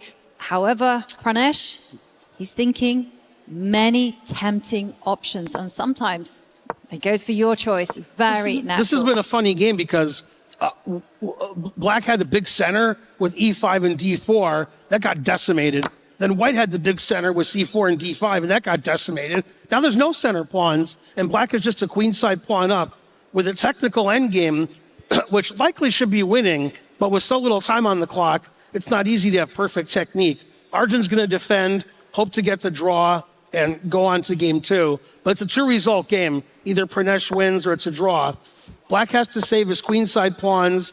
And number 2, he has to get loof for his king with something like g6 or h6. Arjun's going to try double rooks on the 7th rank with rook on c1 to c7 and get counterplay against the f7 pawn. The question is, does Black have enough power to win? He stopped rook c7 by making his bishop pretty meek on d8. That's not really where you want your bishop. But he's defending against rook c7. I don't like that move so much. I don't think the bishop's very good there. Yeah, I didn't feel like this was the right direction to put the bishop, because after all, the rook could go all the way to the edge. But there was an issue with the white knight. It didn't have any good squares. It was being dominated by the pawns. But you know what? Arjun, he's a great endgame player, and he might be saving this, especially if the knight can find a role. So Arjun asking Black, what are you going to do? Are you going to advance the pawn? Are you going to defend that pawn that's under attack? What is your next move? Yeah, I was thinking Black could play bishop b6, which he did play. White's going to try to get the knight to g5, put pressure on f7 and h7. Of course, the engine doesn't like anything. It says all the moves are wrong. I'm the engine. I know best. Doesn't like f6 either. Now it says White's okay. That one, I'm on board with the engine. Normally, I disagree vociferously. But here I'm thinking it weakens that 7th line. And White can suddenly dream about just posting up 2 rooks on that row, and it's going to be deadly. Also, this knight is coming into the golden square. It's f5. Every knight belongs on that square. And here, it's going to come with power. And I've got to tell you, that pawn is weak next to the king. It's funny, 2 of my rules are coming into effect. Never play f6. Yes. One of my most famous rules. The other one is, it's not knight f5, it's knife f5. So here comes the knight to f5. That's one of my emotes on my stream, is knife f5. It's a picture of a knife going to f5 square. And I actually got that from Greek Grandmaster Vasilios Katronius before you were born. He said it's not knight f5, it's knife f5. So, but actually it wasn't around when you were born. It was 1984. So that was a long time ago. But Vasilios, I haven't seen him in a long time, but he's right. Knight f5 is almost always a good move. Arjun has really exciting rook on b7, putting pressure all over Black's position. White has enough compensation with the activity to compensate for the pawn minus, since the queenside pawns aren't dangerous now, and white's king is safer than black's. Wow. And here comes knife f5. Knife f5, and it will thrive. And we've seen attacking the pawn there. And the big question is, if black boots that knight away, where is the white knight going to go? Is it going to go to the edge of the board? Is it going to go all the way close to the king? Well, we're going to have those questions answered as, did you see that? That was quick. Yeah, those guys play fast. They're here for a reason. I thought he was going to play one of the rooks to e7, the rook on e6. But then you could take the bishop and take the pawn, and white would be just fine. Black is still trying to play for an advantage. We're going to get into a drawn ending here if Argent takes on e2 and takes the queen side, because the rook and the a pawn don't win against white rook. So white can bail out to a draw here by playing rook takes e2, rook takes b6, rook takes b5, give away the a pawn, put the white rook behind. Okay, but instead plays a much more aggressive move, a move I would never think of, giving the f2 pawn away with check. This is too complicated. All the pieces are hanging now. f2's hanging, b6 is hanging, f6 is hanging, e8 is hanging. It's much too complicated. Argent's in his element. Of course, the engine doesn't care. It says equal. It is absolutely crazy position here as the bishop is hanging, the rook is hanging for black, and Argent has literally said, take my pawn. Not only take it, give it away with check. Wow. And wow, what is he? All three results are possible now. White could get an attack against the black king. It's amazing. But yeah, let me highlight all these pieces that are attacked right now. We got the rook on e8 attacked by the knight. The pawn on f2 is attacked. Wow, he must have expected rook e7 because he immediately played this. And now we have a drawn ending. And if anybody's better, it's Argent. Argent's going to attack the pawn. Black has to defend passively. White should play rook b4. The question is, yeah, now he has to lose the pawn. And now Argent's going to play for the win. The ending is still a draw. But white has the better side of the draw. I mean, it was complete turnaround, right? We had a little moment of chaos. We saw Argent went into this endgame a pawn down. Now Argent, in that all of that confusion, is now a pawn up. Now this is technically a drawn position, but only Argent is the one who's going to win this. That's right. And that's why I tell my students, don't pay too much attention to the engine evaluation in some endgames. It'll say 0-0-0. But every grandmaster in the world takes white here. White has an extra pawn. The engine knows it's a draw, but you know, if two club players are playing, then sometimes white's going to win. Exactly. And what white is dreaming about is, first up, the rook is in front of his own pawn. If it can get released, it will be loved to be by the side. And some ideas that you can do is white can, at the right time, run with the king, try to do an assist. Now, that normally comes with great risk because in the process of running with the king, you do abandon your own pawns, and black is ready with his own pawns as well. They are just waiting to be unleashed and advanced. But here comes the king. Yeah, I didn't like Pradesh playing king f7. Now it says king g7 is a mistake, although king g7 seemed like the obvious move. Yeah, maybe it was just to force the king. It's a complicated stuff. These positions, they're not too much material, so the engines are pretty good. They've got most things worked out. But this is apparently a misstep. One thing, though, you probably don't have time to take that pawn because here comes the king. This is the plan in action, and it's all going to be about that a-pawn as it becomes a queen. Now the engine says white's winning. Again, it's a draw with perfect play, but it's hard to play perfectly with a minute on your clock. White had that extra pawn. Now material is equal, but white obviously has the winning chances with that strong passed pawn. Pawn's on the 7th rank. Black has to try to get a passed pawn himself, which he does. Now the engine says black is drawing because f5 gives him a passed pawn also. Exactly, and Argent allowed that pawn break, and suddenly the black pawns, they have been unleashed. They're able to create their own passed pawns, and it's going to be a race. You can even give up your... Oh, don't go backwards, go forward. That's the wrong way. You need to go forwards. Now we're threatening rook c6 check, rook a6. Build what a a blunder. bridge. Block the eye contact with the black rook with the a pawn. Wow, this is over. It's a good thing the engine's not doing the live commentary. I'd be really mad. Why are you playing so bad? Yeah, check, rook a4, and white Comes wins. the block. And this An is amazing turnaround. Black was a pawn up in the ending and ended up losing. It was a 2-result game, except that it wasn't. It was a 3-result game. Yeah, and this is going to be super painful for Pranesh. Their queen takes pawn, and now there's going to be checkmate. Good there. technique by Arjun. Wow. And Arjun, well, he might have used up one of his 9 lives there. What a game. What a turnaround. Clinching it in a rook and pawn endgame, going into that endgame originally a pawn down, and just creating chaos. Arjun, the master of chaos, as it appears. Yeah, they got to some crazy position where Arjun played rook c6 with all the pieces hanging. I thought Arjun was going to bail out to a drawn ending where he was slightly worse. Instead, he got to a drawn ending where he was slightly better, and he ended up winning after mutual mistakes by both sides in time trouble. A really topsy-turvy game here, and it looks like one side is in a lot of trouble, particularly Pranesh, of getting his key crushed today. Well, he's on the edge because if he does not win with the white pieces, he is going home and his key will be crushed. For Arjun, he is just 1 draw away from the top 8 for the quarterfinals, and we're seeing from Pranesh, he's going for those tricky openings again. Up comes that little pawn on h3, not taking the center, not doing anything, and going for a very unusual way of developing the pieces. Usually, Ben, I don't know about you, but I tell my students, don't put your pieces in front of their pawns. Yeah, my students aren't allowed to watch this game. h3, a3, bishop d3. Don't play like this at home.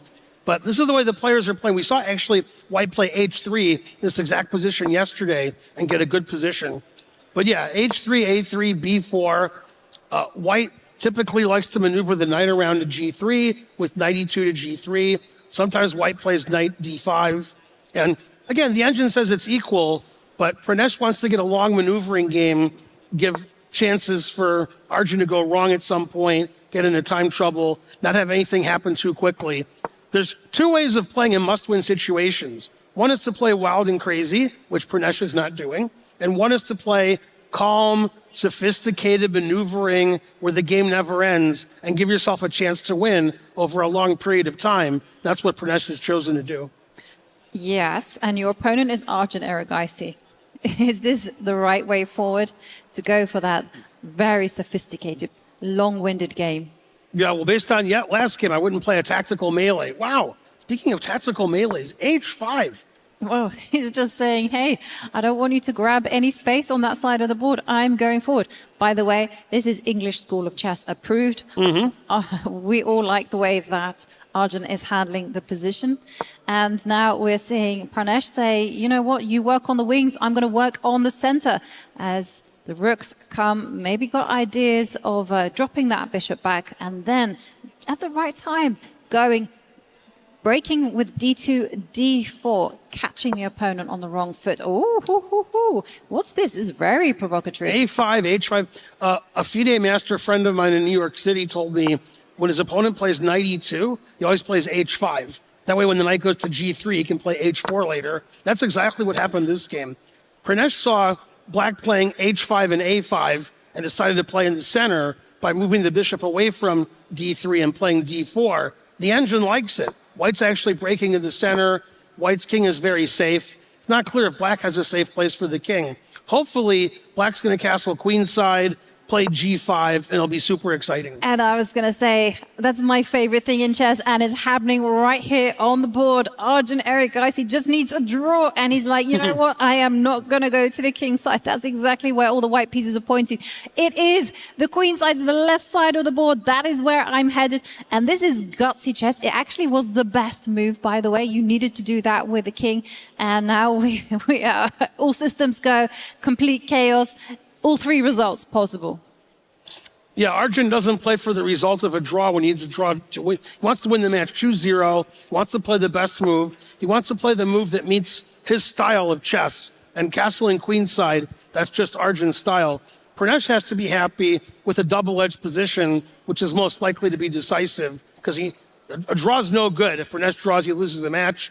He needs to win the game. He's got a complicated position. The engine says white is a little bit better. White has chances to get a knight to f5 or maneuver his knights around and get one to d5. Instead, he plays queen d2, a natural-looking move. Of course, the engine doesn't like it. Engine never likes our moves. And now it thinks that Arjun is doing quite reasonably well. Yeah, the engine is a mystery because it said if you went a little bit to the left with the queen, you would have been slightly better. But because you've gone into the middle, that's it. You are worse because of this move, the knight jumps. And I did see Arjun's heart rate almost make it to 3 figures.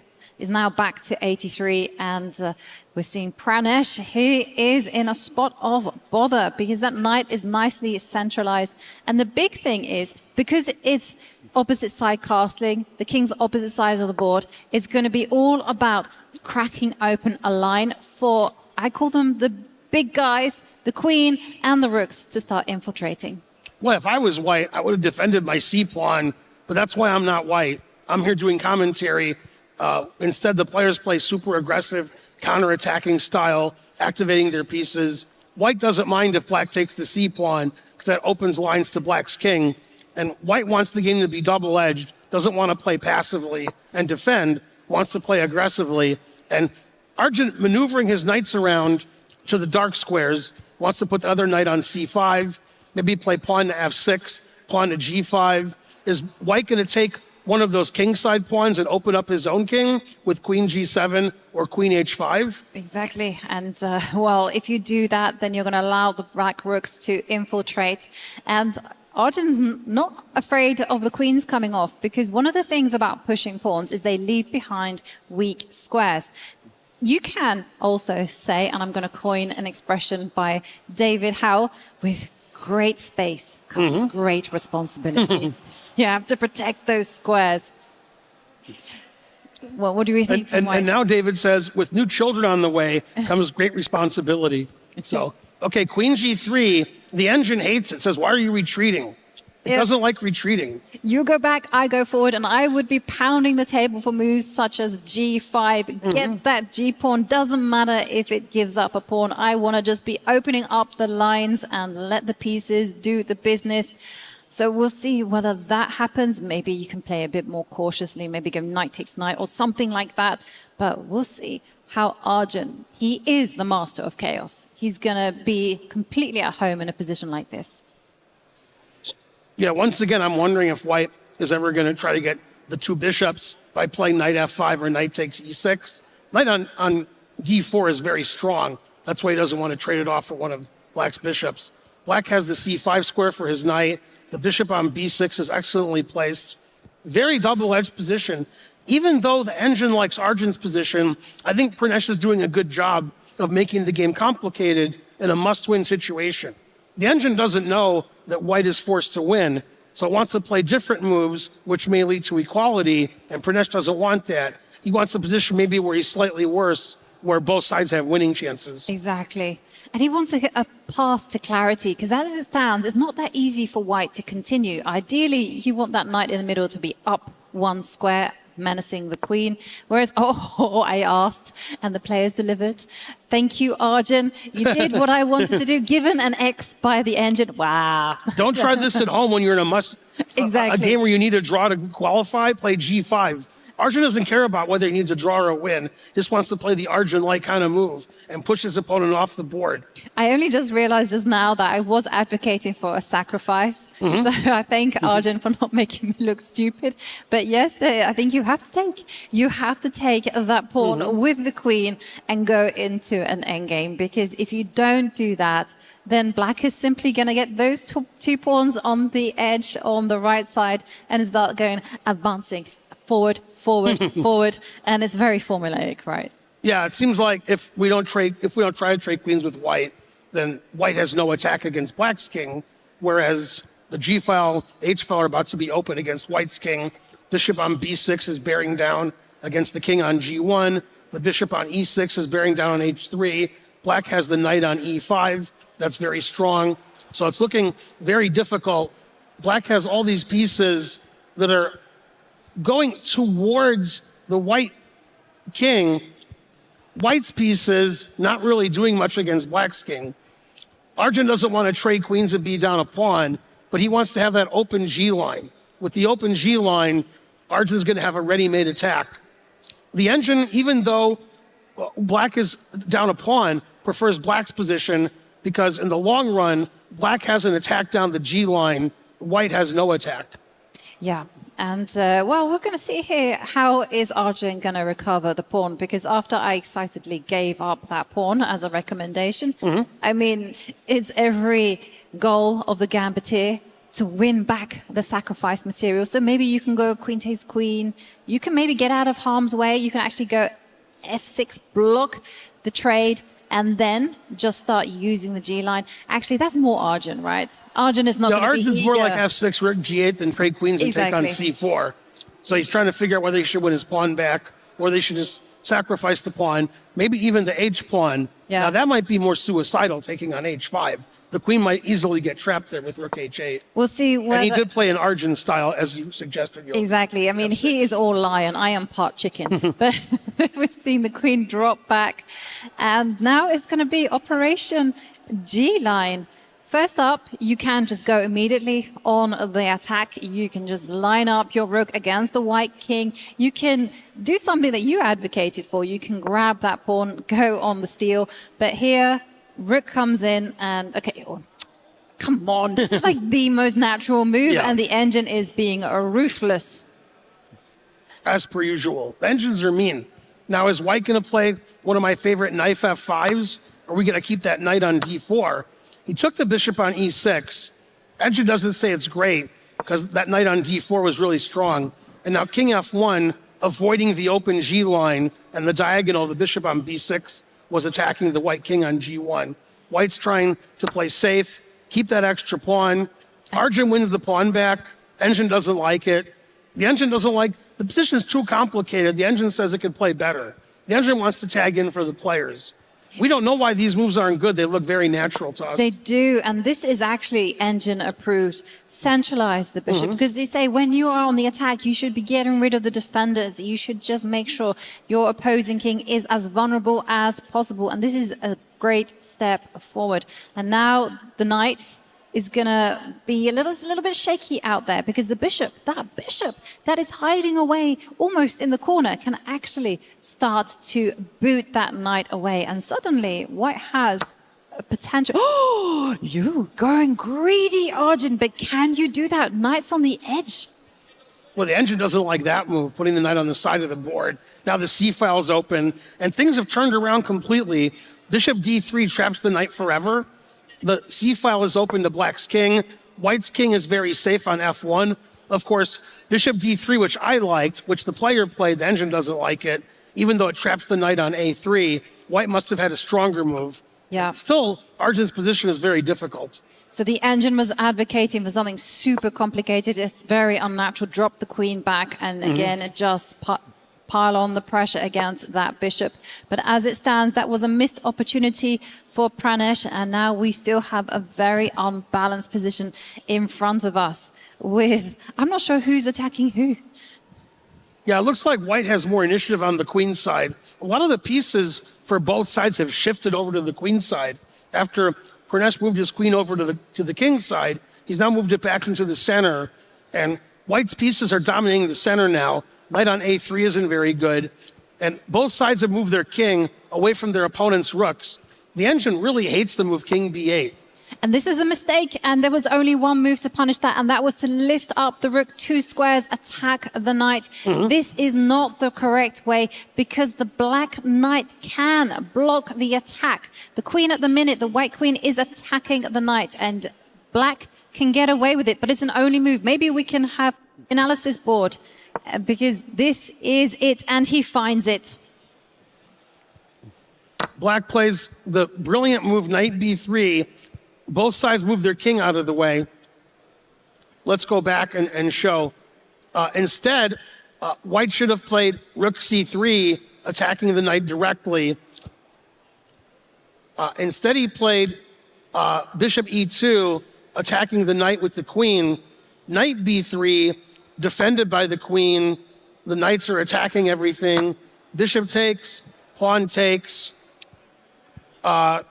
And everything is being handled beautifully by Arjun Erigaisi. And you can see he's in full defensive mode right here. And perfect defense there. But that was a golden opportunity for Pranesh. And now we're having, the rook coming to c8. Very natural move, challenging for control over the c-line. But I guess the big issue is that this knight is trapped on the edge of the board. Again, the engine doesn't like it. The position is too complicated for a blitz game. The knight's trapped on a3, and the engine says black can just move that queen down there eventually and defend the knight. And if you never, and he played exactly correctly, trading on c1 and queen a2. And now, if nothing happens the next 10 moves or so, black has that passed a pawn. Black has a safe king on a7. Still very double-edged position. Big time advantage for Pranesh.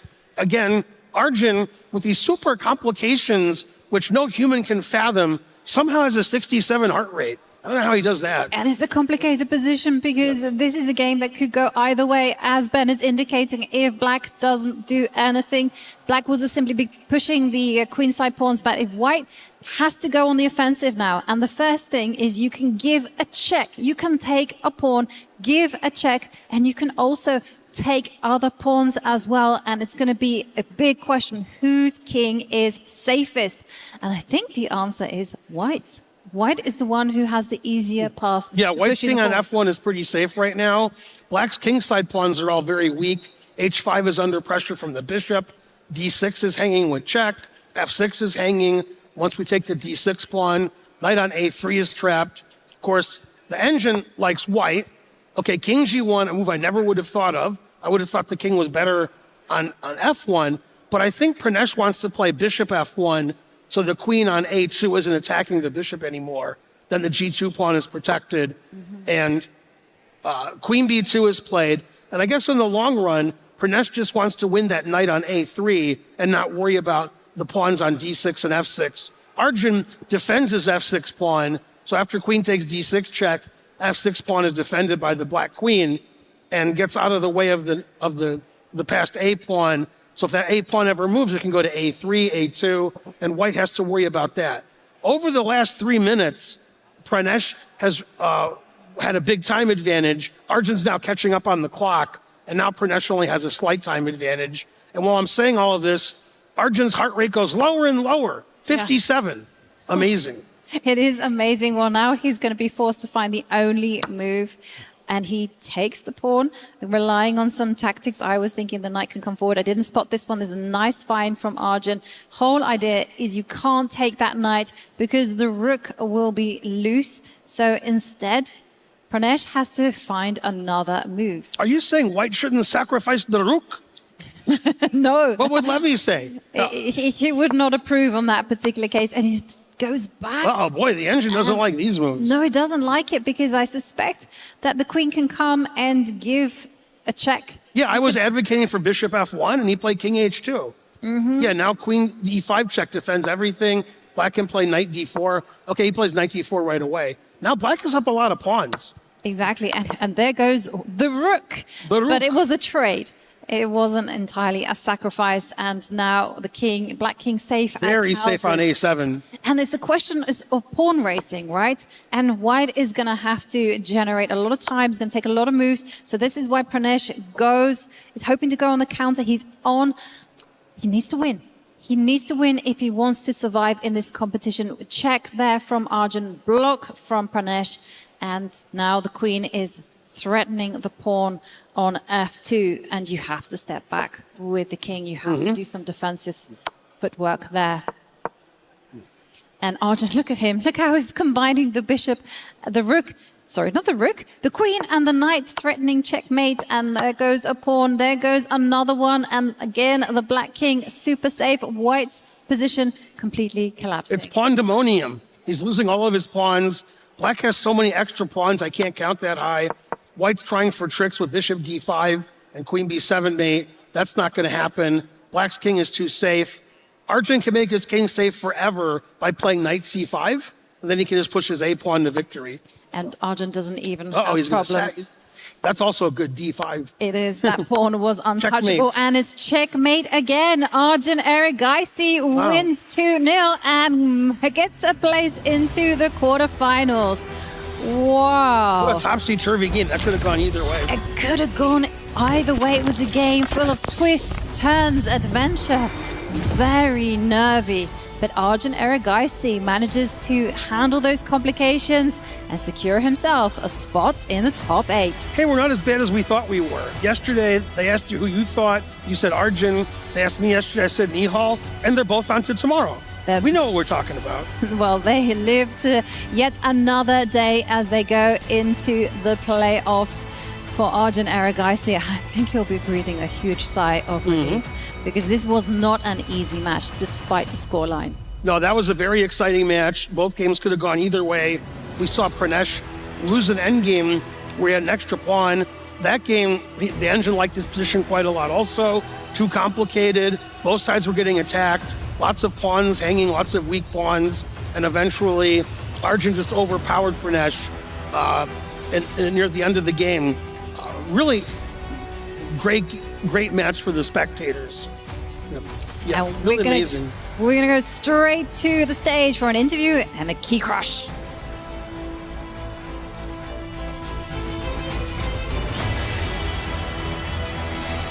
Okay, ladies and gentlemen, please, as Pranesh hands over his key, round of applause one more time for Pranesh.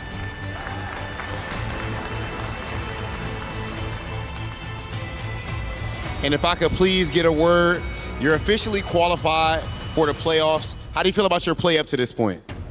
I think yesterday it was very good. Even though I lost one match, I was pretty happy with how I played. But today, even though I won, I wasn't so satisfied. I think I should have played better. But okay, I'm happy that I got the job done.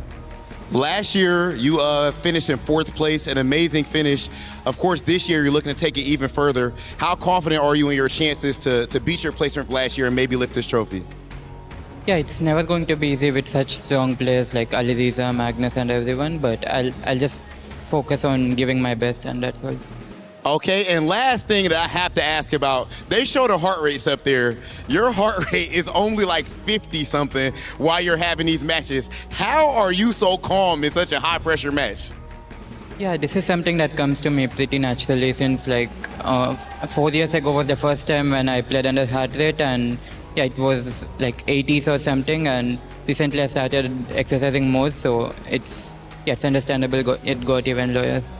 Okay, ladies and gentlemen, please put your hands together for Arjun. Arjun, you can go ahead and crush your opponent's key.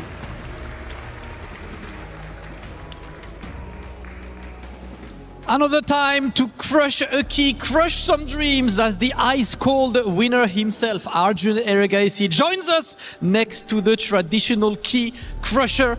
Key is being set, Arjun. Congratulations again. Looking forward to see you on the playoffs tomorrow. Remember, only 8 can remain tomorrow. And he just punched his ticket. It is time to give him the quick briefing before we go and destroy that key. We've had pretty good pops. All you have to do is to go for this until you hear it explode. This is the end of the way for Pranesh, but Arjun validates his ticket. Let's hear it. Nice, clean and efficient. Congratulations once again to Arjun. You can just stand next to me, brother. Congratulations to Arjun. You will be back tomorrow, but once again, please everyone can have a big round of applause for Arjun Erigaisi. Scrolling is cringe. Chess is fun.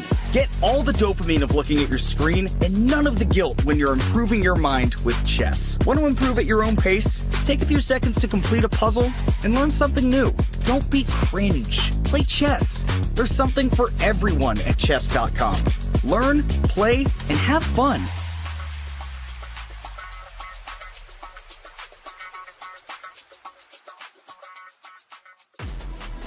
And one more spot in the playoffs has been earned. Arjun Erigaisi gets the win over Pranesh in a commanding fashion, 2-0, knocking him out of the tournament, crushing Pranesh's key. As it crushed and crumbled, so did the hearts of the competitor of Pranesh. But what a performance he had throughout our tournaments and getting some big wins, including Benjamin Buck just a little bit earlier. Seoul Esports should be incredibly proud of their competitor. Pranesh has had a fantastic tournament. Of course, not playing Arjun Erigaisi, a very strong player. Arjun even looked very experienced with crushing the key, I felt like. That's right. He's crushed many keys throughout the last 2 years, coming here fourth last year. But Pranesh has had a fantastic tournament, beating, like you said, Benjamin Bach. And this is just the beginning for this 19-year-old. Yeah, we can't forget, he was a substitute, right? So he's just breaking into, let's say, the world top 50 consistently. I think it's an amazing opportunity for him. Arjun Erigaisi has played guys like Magnus, Hikaru, Alireza, Nojibek, Sindarov, all of the other Indian players. At this point, probably past 100 times. It's actually pretty incredible. 100 times is pretty insane. And when you look at his gameplay, he just had control of the entire game, like game 1, game 2. It's not that Pranesh really did anything bad. It's just Arjun was even better. Exactly. Arjun just is always so precise. He always kind of knows what ideas to have. And also, as we can see, he stays calm. He was saying that he's exercised a lot this year. I don't know if that's the solution, but he just stays calm. He doesn't feel too much pressure. And I think he loves playing with a big audience like he's doing here, and he's used to it. His heart rate was in the 50s. I mean, my resting heart rate is pretty healthy. It's like 48, and I could not believe it. I would not be 48 playing up there. Yeah. No, the experience showed, and I like when these guys like Arjun and Nojibek win these games, not just, straight from the beginning dominance. Like, it was a topsy-turvy game. There were chances Pranesh could have taken, but ultimately the experienced player took his chance at the right moment. It's really like exactly how sports go. Yeah. And Arjun should be very proud. That's right. Some of the chat comments were popped up there for just a second. It was pretty funny. He found enlightenment. He studied at Buddhist temples. Whatever he's doing, meditating on stage, it's clearly working, because 50 is insane to be up there underneath the lights in front of the audience, and you have a 50 heart rate compared to 110, 120 plus from your competitor. It's pretty insane to say the least. Something the commentators, though, kept saying, Arjun, the master of chaos. What do they mean by that? Oh, me? Oh. Well, master of chaos is basically, if you want a literal definition, what it means is in any position that is non-standard. So any position that has imbalance. What that means is material. Somebody's up a pawn, or it's maybe a rook for a knight or something like that. Or it's a change in the pawn structure, double pawns, pawn islands. Structures of the pawns from openings that you can't really pinpoint. Was it a Catalan? Was it a Spanish? You'd basically drop Arjun Erigaisi into any position. You sit him down at a board, randomly simulate a position on the 15th move, and he'll know what to do better than most people in the world. Yeah, that's what Master of Chaos is. He's just fantastic at imbalanced games. I'm sorry, Levi, I put you a little bit there on the spot. I thought you've done many recaps with Arjun Erigaisi and I have. That was one right there. Yeah, I'm going to do one later today. He beats Pranesh for a good reason. But like we said with Nihal, look at who else is in the top 4. There's no good opponent. No, not at all. And in fact, let's take a look at the opponents, because Group A is now concluded. It's completely done, and all we need to do is wrap up Group B. But as we take a look, you start to see the journey these competitors have had to advance to the playoffs. And with Group A completely done, you've got the heaviest of heavy hitters who have advanced over into the playoffs. Of course, Nojibek there, Alireza Firouzja, Nihal Sarin, and now Arjun Erigaisi moving forward. No big surprises, right, Levy? I think for the most part, this is pretty much how we would have expected it. Right. For me, the only person that could have made it that didn't is Wei Yi. As I look at this field, I would have picked Firouzja. You don't get second place for no reason. I think he's actually the second best chess player in the world right now. No, Alireza. Oh, gotcha. I think it's Alireza. It's very close, and it's funny we're always talking about who's the second best player in the world. We've been talking about who's the second best player in the world for 15 years, which is kind of bananas. Maybe even 17 years. Magnus might have already been the best before he was ranked 1, but Wei could have made it through, and he is very, very good, but yeah, I'm pretty satisfied with that. Yeah, no, we were or at least I was hoping personally that he would make it through. Not because I necessarily have skin in the game, but just Wei in his story, right? Coming from the playoffs and then moving forward. We've always, at least in the Allianz Vault for the past 2 weeks, we've had someone come in from the LCQ, come in from the playoffs and enter into the playoffs, into the finals, right? And even one of our LCQ winners last week, winning the entire event was just truly special. But for Wei, he gave it his absolute absolute best. But yeah, for the 4 that did in fact make it, I mean, incredible competitors. Nihal Sarin, I think, also should get so much credit. I mean, he's been playing so well. That first game against Duda was completely crazy with the time scramble. It looked as if Duda maybe could get a flag over there and win that game, but then Sarin pulled through, and now Sarin is through to the next round. So many strong players, but this is just getting started. There's still keys to be crushed. Still keys to be crushed, and I believe, 2 more, in fact, because we need to move 2 more players forward to the playoffs. Only 2 more spots remaining, and then we have our draw at the end of the day to figure out what playoffs is going to look like. Nobody wants to play number 2 of Firouzja. Nobody wants to play Magnus, but somebody's going to have to do it either which way, and they had to do it coming out of the LCQs, coming out of the play-ins as well, which we've lost all of them. Wei Yi was kind of the last hope, right? The last chance, the last dance didn't end up working out for him. It is what it is, though. But playoffs going to be incredibly exciting starting tomorrow. But for now, we still need to finish up Group B. And coming up next is going to be a great matchup. Hans Niemann going against Senna Move Ahead. But as far as the club championship update goes, we've got a lot of great organizations at least being represented. And we need an update via Trav. Here's our club championship update powered by Aramco. We're over here in the Lenovo Legion Gauntlet, and it's Rainbow Six Siege this week. I'm joined by Chris, and from what I'm hearing, there's some teams that should have some club championship implications in Siege this week. Yeah, absolutely. I think, one of the big stories for us was teams who haven't managed to make it that we really did expect to. Team Falcons and G2 not making it through group stages was a big disappointment, especially for the side of Team Falcons. I mean, look, for them, a massive week. Big participation across all the stages, but Siege is not going to be one of those stages that they managed to pick up some points on. So that was a big disappointment. But we've got a huge game in the general terms for not just Siege, but for CC as well. FaZe against Liquid. They call it the E-Classico over here. So, I mean, look, it's going to be really interesting to see how that one goes. But right now, we've got our defending champions on here of Team Secret. They're another squad who could go on and pick themselves up something in the top 24. That's what a lot of these teams will kind of be looking towards now as they're starting to whittle it down in the final 2 weeks. For some of them, it's not necessarily about winning that club championship trophy. It's about participating in that top 24 and getting some good prize money. Yeah, absolutely. Well, a joint effort across Chess and Rainbow Six Siege from Team Liquid this week. We'll see if they can get it across the line.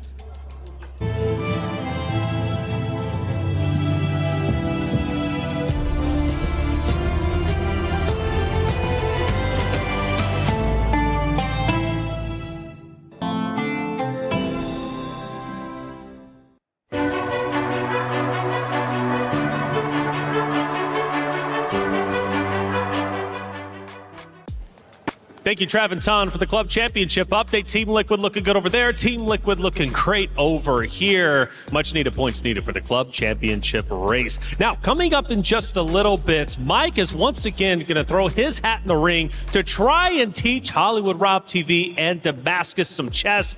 It went okay the first time. Will it go well the second time? But before we get to that, you need to check out Level Up Season 2. A lot of people are haunted by their past. I'm inspired by it.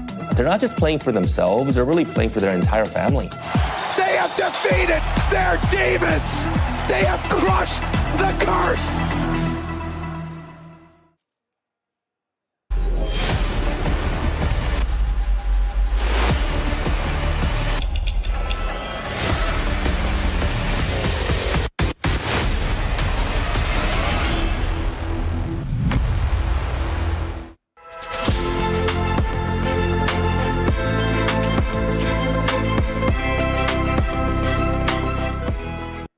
All right, we're back with my new favorite students, Rob TV and Damascus. We're going to double our ELOs again. Are you ready? Oh, yeah, it's about that time. Last time we looked at a very practical endgame. Now we're going to look at some tactics, okay? And this is the most common tactic in chess. If you take a look here, Magnus had the 2 rooks lined up in his first game against Esipenko. That means if this knight moves, the rook would be lost. We say that the knight is pinned. And it's kind of like when a wrestler is pinned to the mat. All the other wrestlers jump on top.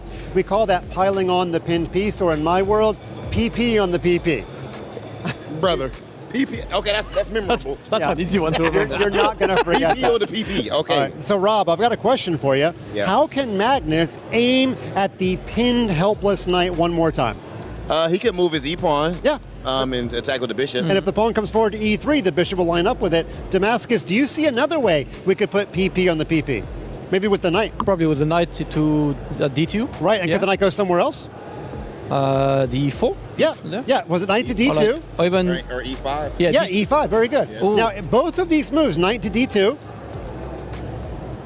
and also, if I go back, knight to e5, they both do the job, right? They both put PP on the PP, but do you think Magnus Carlsen flips a coin when he makes his moves? Not a chance. Not at all, because what you try to do in chess is when you're thinking about what move that you want to play, try to mentally see if your move is stoppable. And if you try your best for your opponent to stop your idea, but your opponent can't stop your idea, what have you actually found, Rob? A great move. You've actually found the great move, right? You're not trying to find moves that are good for you, you're trying to find the truth in the position. And here, if he had played the move knight to d2, he's got two attackers, but black has this brilliant defense, rook back to c6. Now the knight on c4 can actually move because the rook on c6 is defended by the bishop. That would get black out of the pin. So, of course, Magnus does not flip coins in chess. He believes in good moves. He plays knight to e5, which also attacks the knight, but it takes away the defense, rook to c6. That way his move is not stoppable. And black has a free move. Black can do nothing. Eventually, Magnus moved the pawn from e2 to e3 to attack the knight a third time. He won material, and he won the game. So, the first thing we learned, let's take it to you, Damascus, when you've got a pin, what do you want to do to the pinned piece? You put pressure on the pin piece. Very good. PP on the PP, let's go. On the PP. I will never forget that. Yes, nobody at home's ever going to forget that either. Okay, that's my catchphrase, and I gave it to the world. Hopefully, you've got it memorized. We also learned, Rob, that when you are thinking about your move, what should you try to do? I should think about ways my opponent can counter it. Yep.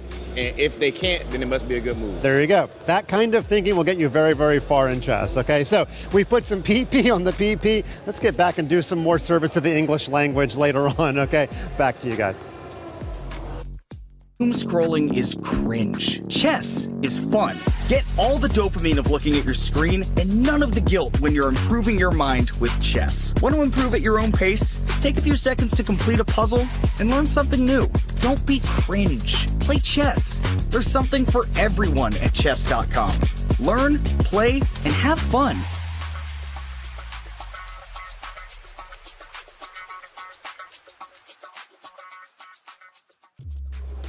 Thank you, Mike, for that lesson. Damascus, you're catching on pretty quick. I see you out there. Anna, I don't know. He is looking like the #1 teacher so far.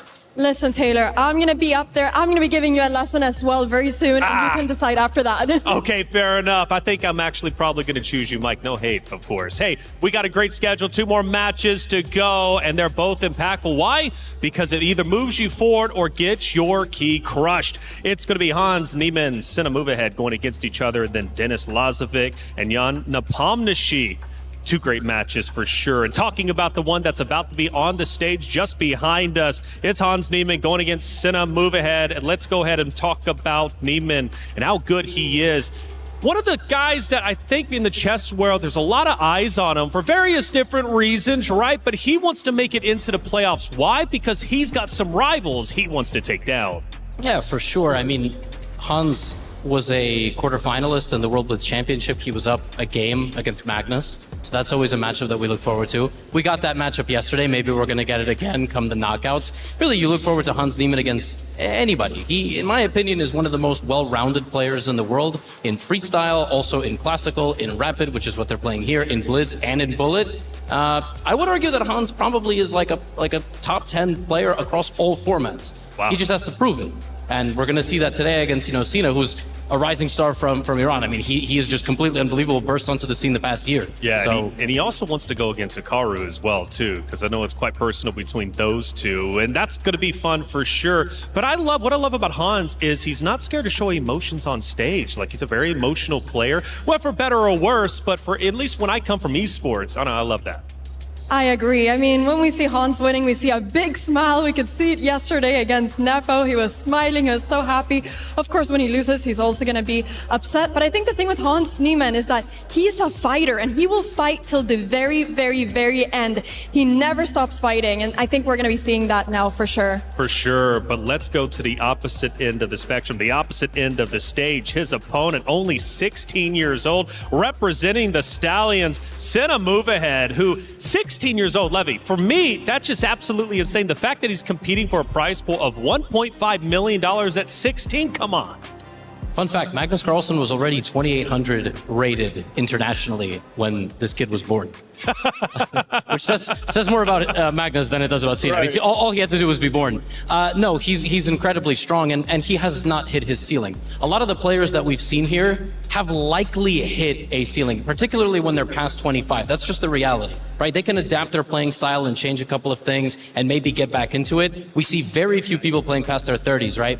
Especially at a level like Hikaru. Yeah. And if you look at the last 8 and who we're about to crown here, it's just Nepo remaining, who's 30 plus. So, age is a huge thing. I do think Hans, though, is a favorite here. Right. But if there was ever a man to pull off the upset, it's Sina. I seen him move ahead. Let's see if he can do it. Only 16 years old. He hasn't even hit his prime yet he's competing for $1.5 million. He's competing for a chance to move forward into the playoffs. Or will he get his key crushed? That's what's up for grabs. Let's head to the stage to get another qualification match started. Ladies and gentlemen, it is time for our third qualification match of the day. Only 2 spots remain in that top 8. And on the right side, Sina move ahead, 16 years of age. What were you doing when you were 16? Well, this guy is fighting for a spot in the playoffs of his very first esports World Cup. He clutched the win against Sarana earlier. Can he do it again? And on the other side, we have the American Grandmaster Hans Niemann, who built his name through confidence, through strong performances against the elite of the elite. He gets people talking, but on the board, he always gets it done. Ladies and gentlemen, it's time. Hans Niemann versus Sina. Move ahead! Thank you, Rob TV. Thank you, Damascus. What a match we have in store. Hans Niemann, Sina move ahead. 2 really youthful, energetic players with the world at their feet. Who's going to continue? Who's going to stay home? Tanya, what are you predicting? What a big one. Can't wait for this to start, David Howell. I'm going to say one thing, for Hans Niemann, he carries the rating. He carries the repetition, but it is the most talked about kid in town currently. Sina move ahead with his meteoric rise in the title Tuesday. He's the name on everyone's mind, already reaching the biggest stage of the Esports World Cup, a statement in its own self. Exactly. He can go anywhere. He's already beaten some of the best players in the world. Sina move ahead. He's beaten the likes of Magnus Carlsen in Title Tuesdays, in some of the qualification events for the EWC. Of course, Hans Niemann also has beaten a lot of the great players. They can beat anyone on their day. They also maybe have some weaknesses in their game that they'll be trying to exploit. We saw Hans Niemann there doing some last-minute preparation. The game's about to begin. It will be Hans, starting with white, aiming to strike the first blow. I have to say, for me, this match is experience of Hans Niemann versus the youth of Sina move ahead. And I will point out that in my eyes, I see the pressure lie firmly on Hans in this one. The expectations are on him. He is the rating favorite. For Sina, with the pressure off his back, with this already being such a big achievement, to be right here gives him freedom, and freedom is a dangerous weapon. It really is. He's the player with the best name in chess, Sina move ahead, and he will be able to play with freedom as the game begins. Hans with white starts. It's a Sicilian, and okay, we're going towards the Alapin variation, a C3 Sicilian, trades in the center, a set of pawns leaving the board, and Sina move ahead, getting ready to Fianchetto. I love this opening. It's my personal favorite from the white side. White often gets good attacking chances due to the advanced pawns in the center. Sina move ahead will be trying to neutralize that by trading off the light squared bishops. You want that bishop off the board as quickly as you can if you're black. Eyelining that light squared pawn at the edge of the board on h7. With the pawn that's already pushed halfway across the mark, e5, Hans makes his intentions clear. For the rest of the game, his focus will be on the king side. Exactly. He'll try to attack. That's the direction White's 2 central pawns are pointing. First, you need to get pieces into the action. Some of White's pieces still asleep. Black needs to get castled. Sina move ahead, starting with a very high heart rate. We must say that's the baseline. The game, of course, still in its infancy. He gets his bishop out, gets ready to castle. Can Hans strike? He trades off the knights, or at least he wants to remove Black's central knight. Maybe the best minor piece right now.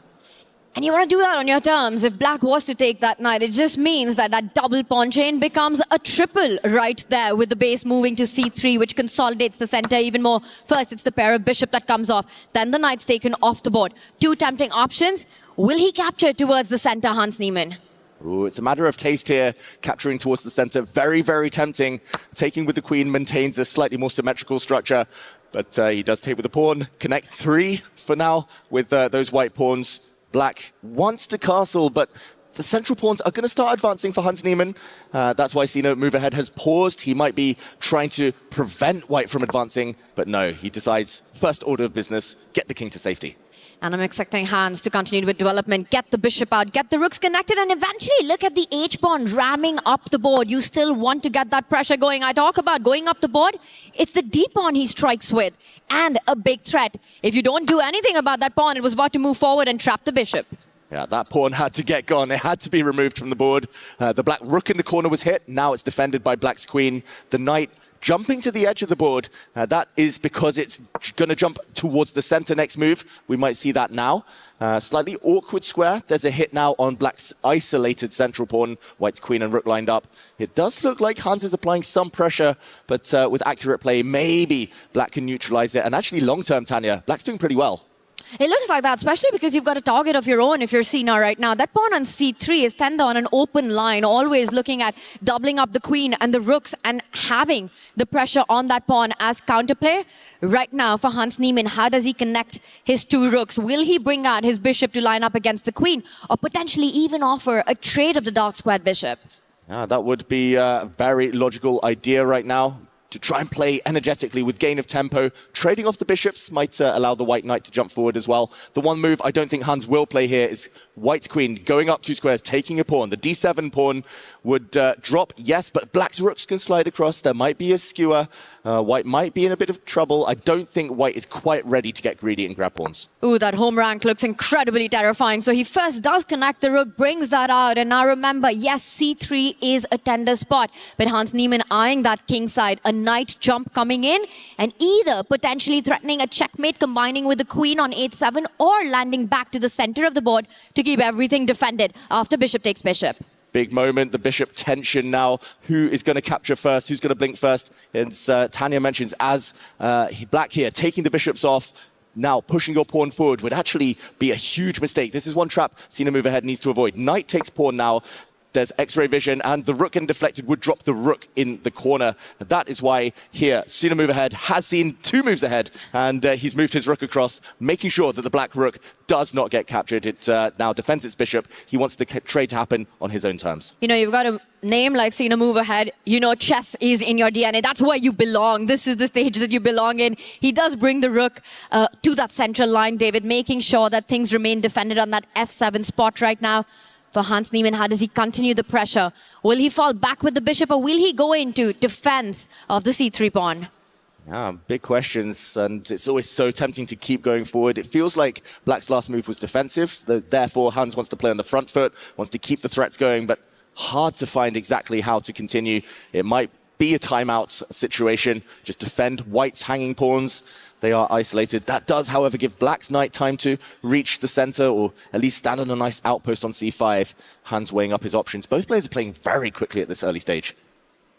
And big questions lie ahead, so it makes a lot of sense to keep time on the clock. I also want to point out that right now, Hans has the option to go for trades by capturing the central d pawn. But once the dust settles, the pawns come off, the queen comes off, the bishops come off. There is an e5 weakness that you need to take care of, and very nicely set up by Sina in that last move, with the rook coming to that central file. So tactics, really good awareness there. Hans, meanwhile, retreats with the bishop. He keeps maximum tension. He's saying, take my pawn, I'm coming for yours. Exactly, a very good move there from Hans, and it had to take a bit of self-restraint, it feels like. His bishop only just came out last move to drop back with the bishop, essentially having gifted black a free move there. He's showing zero pride there at all. He doesn't want to play defensively.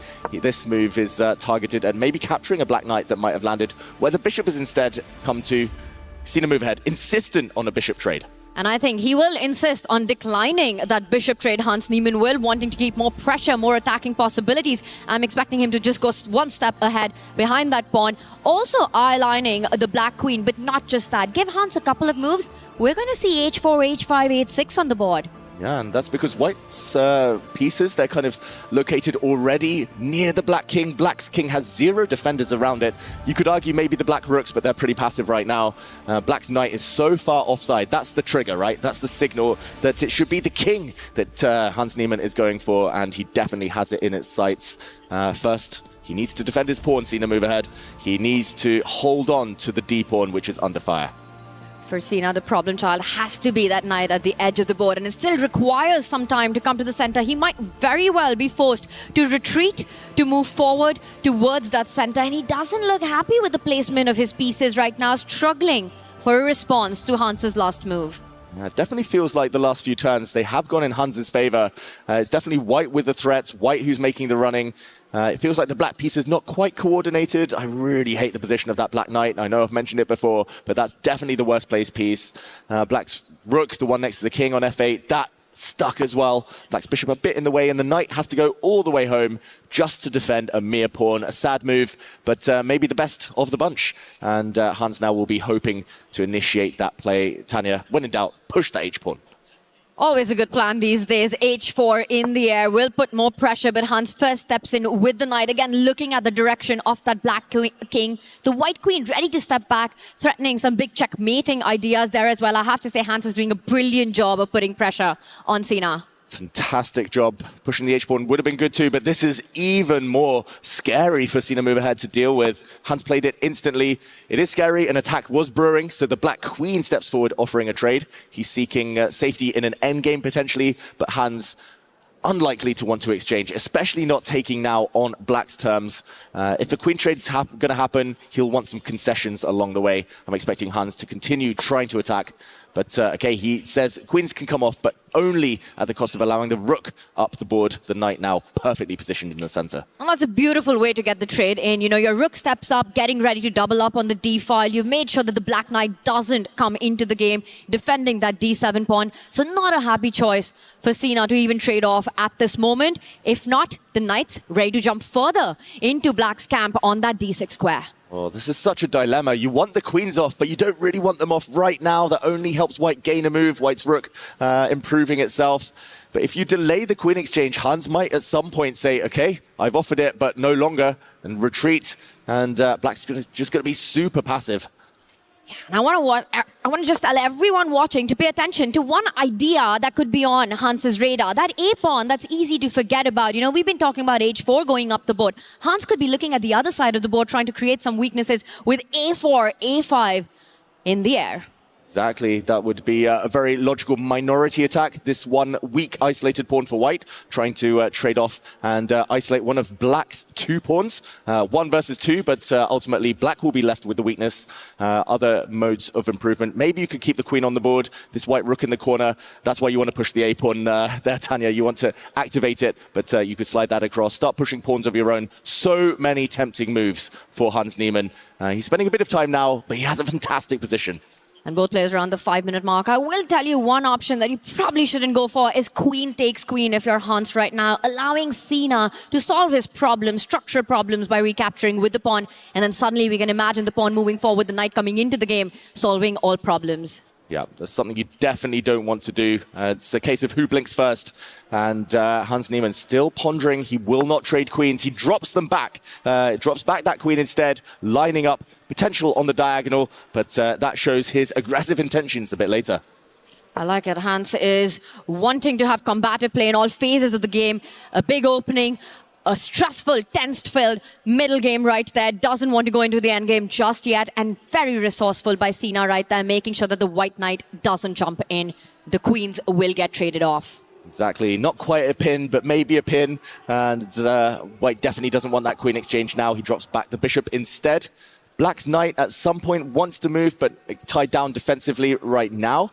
Or is it? Can the Black Knight enter the action? And it does. White's queen cannot move yet. It has to hold its own knight. And okay, it's F for forward for Hans Niemann. The F pawn marching instead.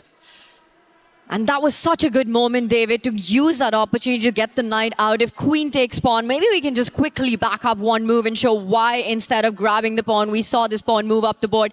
The knight on e4 would have fallen instantly. And obviously, Hans, too sharp for this. He instantly moves up. And it comes with huge threats. I want to show what happens if black gets just a little careless here. Let's make a move on the left side of the board. I don't think Hans Niemann stops with f4. He's going to get f5 in as well. F5 as well, hits the black queen, and that pawn is very, very poisoned. If you take it, the white knight jumps out the way with a check. No matter what you do next move, you lose the black queen. Undefended, loose pieces drop off. F for forward, as we mentioned, and black blocks. Great move, great defensive move from Sina Movehead. So important that he made sure that Hans's f-pawn stopped exactly where it is. f5 would have been absolute disaster for black. He kicks the knight, and now Hans could get in a streamer's favorite move with en passant, take that pawn, but that gives black just enough counterplay to get back into the game. Exactly, that opens up the black rooks. For now, the black rooks look pretty stuck, blunted, blocked, but yeah, they would come to life if there was en passant. That's why he jumps in, beautiful outpost that knight.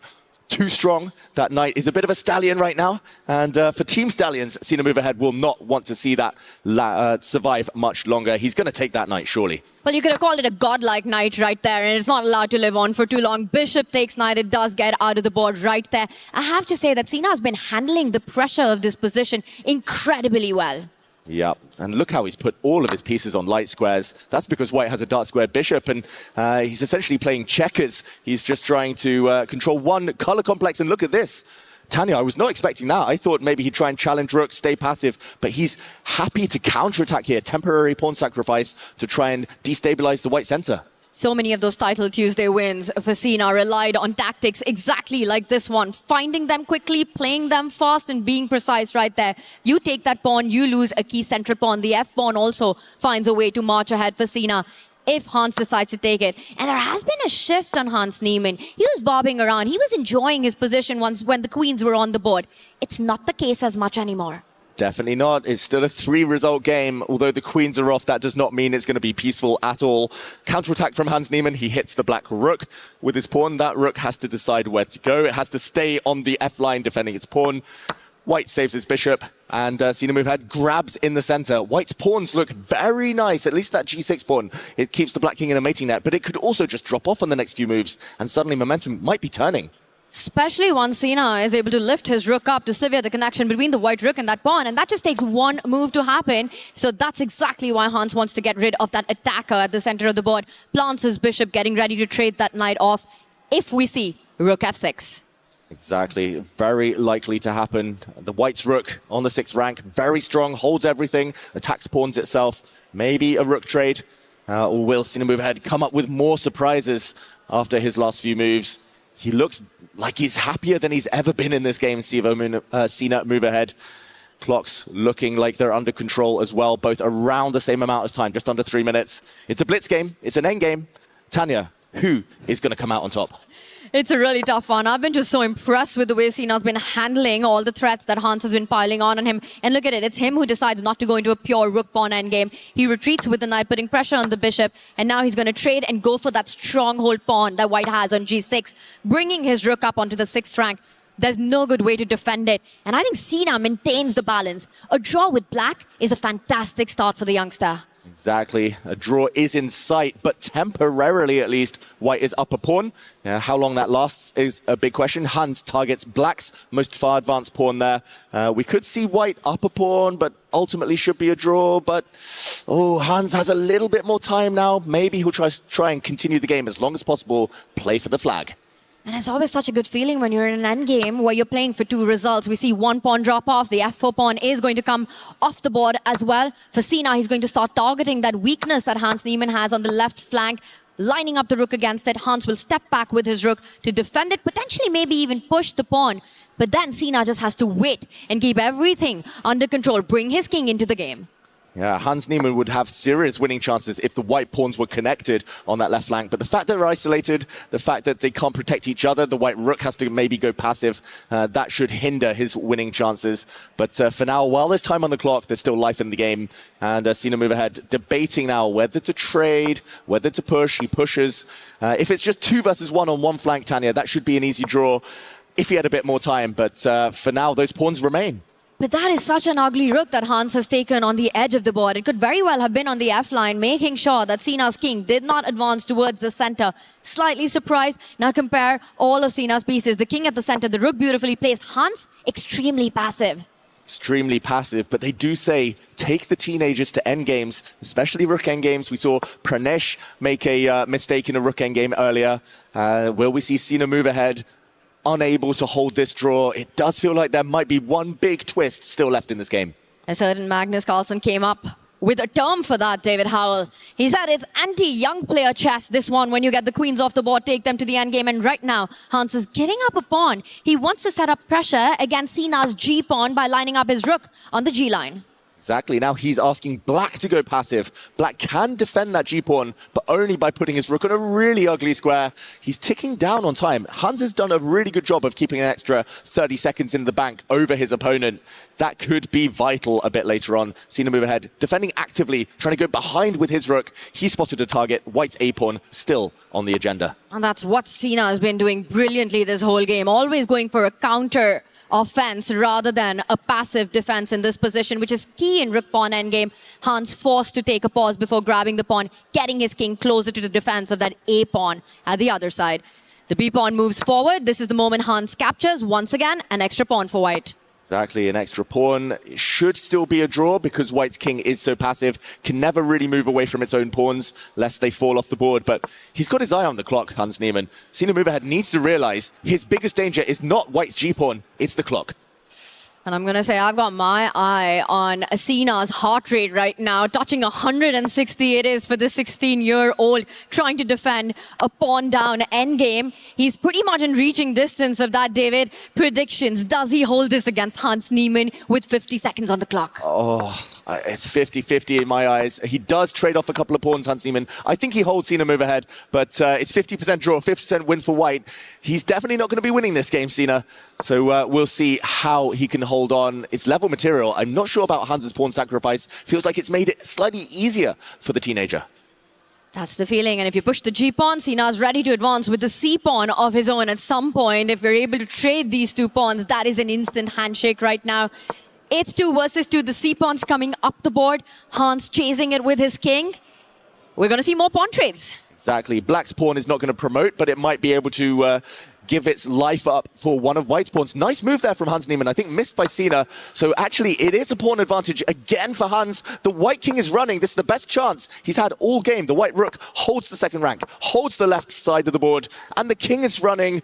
Only move now for Black is to advance with his king to b4. He finds it, but this is going to be so difficult. Can White make progress? Can White's pawn continue running up the board? And he needs to find the path to draw. He's found one right move, and again, check is the only way to stay in the game. He again finds the only move to hold the draw.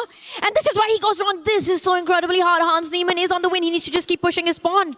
And now the White rook can slide across, defend itself with the White king. There we go. White's ahead in the race. Rook trade. White makes a new queen. Game over. And Black's rook too slow now to get back, but the clock is compounding everything here. Sina move ahead. He's panicked. He's frozen. He can't find a move. White's pawn's about to land. 2 squares from touchdown. 1 square away. Queen coming.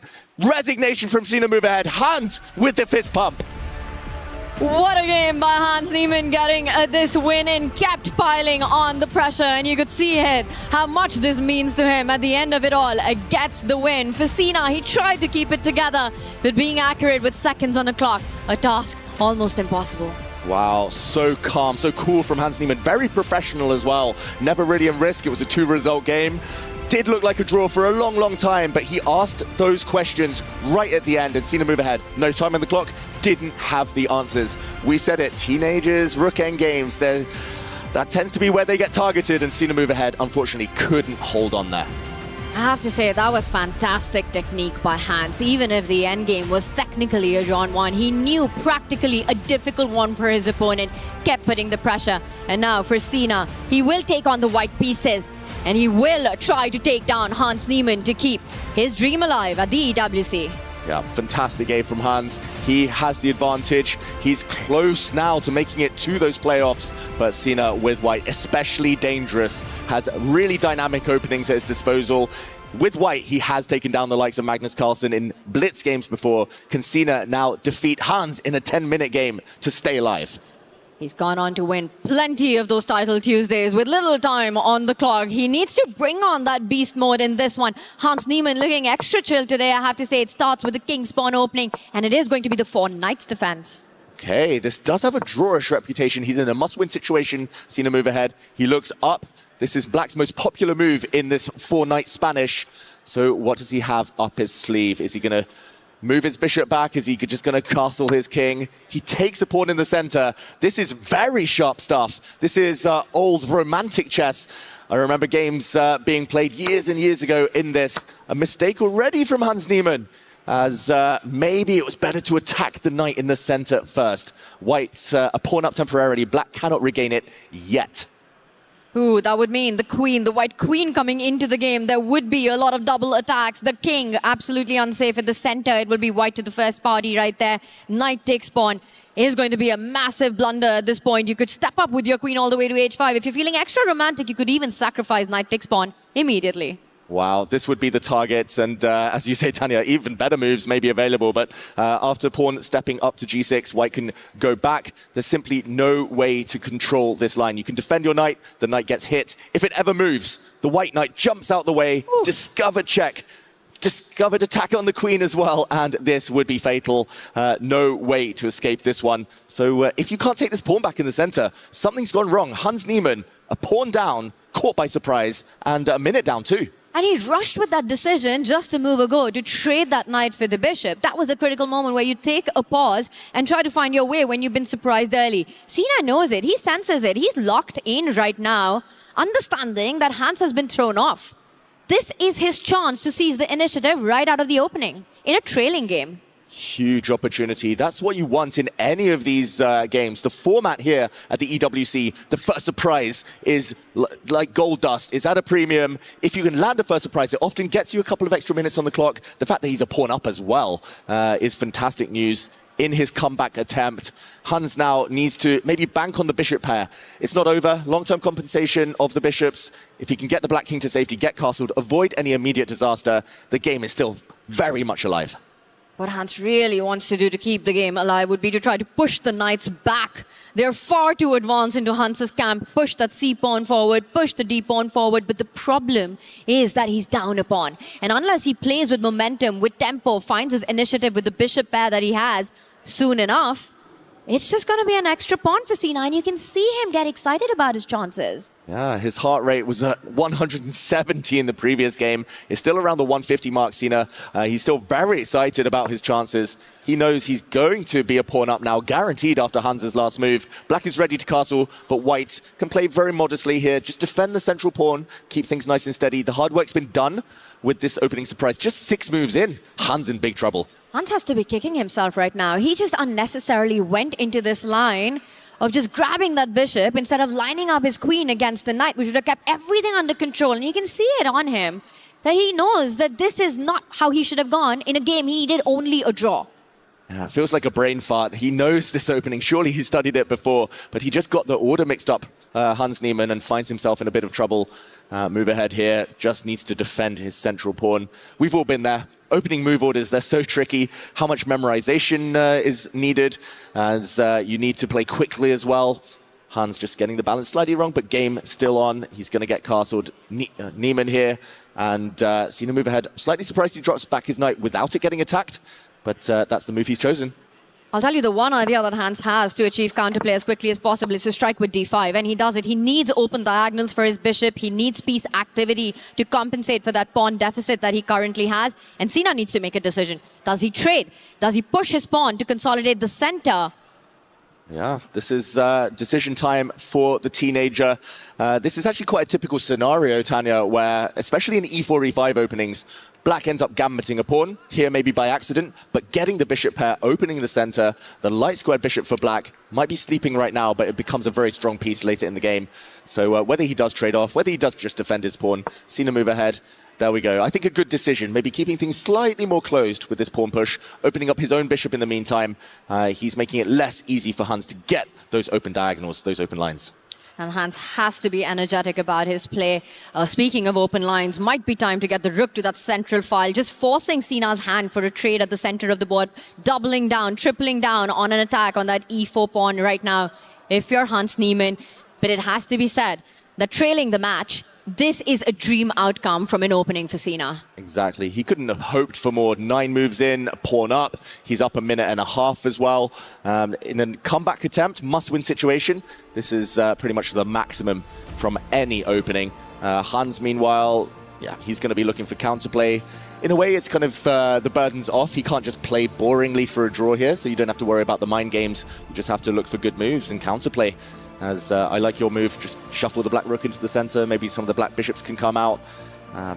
Yeah, Hans feeling the heat. I think still flustered by those kind of surprises he faced early on. The candidate moves, the options going on in Hans's head as his eyes dart across the screen, looking for ways to create counterplay right now. Does he keep the tension on the board? Does he first trade before bringing the rook onto that central line? Is the rook move that he goes for a shake of his head that gives away exactly how uncomfortable he's feeling on the inside? Exactly. It felt like he was chewing that gum slightly faster than before, Hans, but he does find a good move. White's knight in the center is undefended, so potentially some tactics, but Sina move ahead. What has he spotted? Is he just going to retreat his knight, defend his knight, trade off in the center? Still multiple options here. He definitely doesn't want to open things up too quickly, but yeah, he still has that extra pawn to cling on to. And it's moments like these that experience really counts, David. You know, for Sina at 16, this is the biggest stage of his young career. He needs to keep control of his nerves. He has to make sure that he plays the position and not think about the outcome. And one can't understate how difficult that is at this point. Exactly. Definitely the biggest game of his life, the biggest match of his career, as getting into the playoffs would be historic for him. Nobody would want to face him if he gets it to that next stage. Everyone fears the kids these days, but yeah, still, he needs to win this game to take it to Armageddon. That's going to be difficult too, as he does trade off in the center. Hans likely to take back. He could also move his dark squared bishop out the way to attack White's knight in the center, but it's going to be a pawn down. At least things have opened for Black's pieces. You want to capture that pawn with your knight. Slightly surprising that Hans takes a pause here. I'm just wondering if he's looking at some bishop jumps with an X-ring vision on that E-file, hitting that white knight right now. Hans trying to complicate matters. Is it going to be knight takes pawn? Or maybe a bishop move? Yeah, maybe he's double checking as well that he can get away by with taking that pawn in the center. Black does have some vulnerable pawns on f7. I'm not sure the tactics work, but he's definitely double checking things right now. Otherwise, he would have taken back this pawn instantly, as the knight could take. It does. I think he was just checking that knight takes pawn wouldn't work here. If Black's king were to take, this would be a deadly double attack. Black's king would be forced out into the center, where it might get mated, but Black would be able to flick in knight takes knight, hitting the white queen, and when the dust settles, Black has an extra piece. So that is impossible for White. Hans had to take some time calculating. He was correct, and now White can still try moves like bringing the queen out, but they aren't as powerful as before. Black's bishop is going to defend that weakness. And the knight at the center of the board. That's a beautiful move you're highlighting right there. Once the bishop comes out, it just feels like Hans will finally finish development and start looking for that coordination. For now, it is Sina who gets the bishop out first. And we see bishop arriving at the center of the board. For Hans, rook coming on to that central line. For Sina, it's now key to try to get as many pieces off the board as quickly as possible. The problem is that light squared bishop that Hans has is going to remain unchallenged for the rest of the game. Yeah, it's going to be hard to trade it off. It's going to be hard to eliminate it. The one dream here for Sina move ahead would be to trade off one of the bishops for his own knight, or maybe his dark square bishop. A dark square bishop exchange would be fantastic, but the knight is jumping. No trades yet. It's hitting an undefended pawn, threatening a fork as well. The c2 pawn vulnerable, that has to be defended by a rook. You just can't allow the knight to land there with a fork on that moment. And I believe once you defend that pawn, Hans Niemann will not stop. He will start kicking Sina's pieces backwards with the f-pawn moving ahead, targeting that central knight as well. You have to play with momentum again. For Hans, that will be key. We see the move on the board, and Hans does hit that knight. Only one good square. Only one good square. It has to slide back to g4. It has to go to the right here, going another way. There might be tactics in the air. Maybe you can get away with it. But I think knight back to the g4 square would be safest. And Sina move ahead, burning a bit more time. Still looking good for him. He does play that move. The best, the most simple. But Hans, it does feel like the last couple of moves, creating some threats. He's trying to change the flow of the game. And the rhythm of that knight. Now it's targeting another square at the center of the board. Also notice how it defended the b7 pawn from the eye line of that queen. Sina, huge tactics on the board. And maybe we call this out, David, because there's a big trick right now with Sina needs. He has set it up. Hans needs to be careful about a potential exchange sack if you take your eye off the ball. Ooh, exchange sacrifice on the board. If black makes a careless move, let's say black makes a pawn push. Wow, Tanya, I hadn't spotted this at all, but Hans had, and that is important. Rook takes bishop was the threat. Rook takes rook, and now a knight check. This is a pin, the g-pawn pin. The king has to go into the corner, and there would have been a devastating fork. This X-ray vision on the g-file caused, therefore, Hans to find the best move, putting his king in the corner.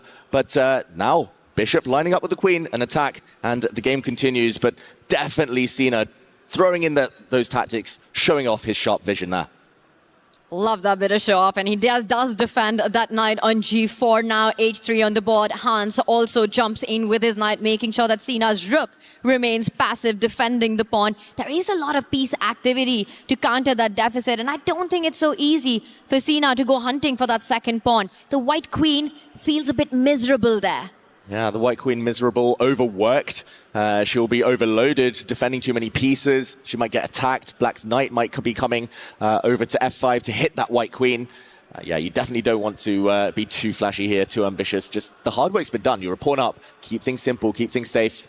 As Sina move ahead here, needs to find the right way forward. But Hans, it definitely feels like this is the best positioning he's had since he blundered that pawn. He's back in the game, David. It has to be said. He's setting up all these ideas of knight f5, chasing the queen to a really ugly square on h2. We might even see that being played out right now. The white queen will need to stay connected to the bishop on c7.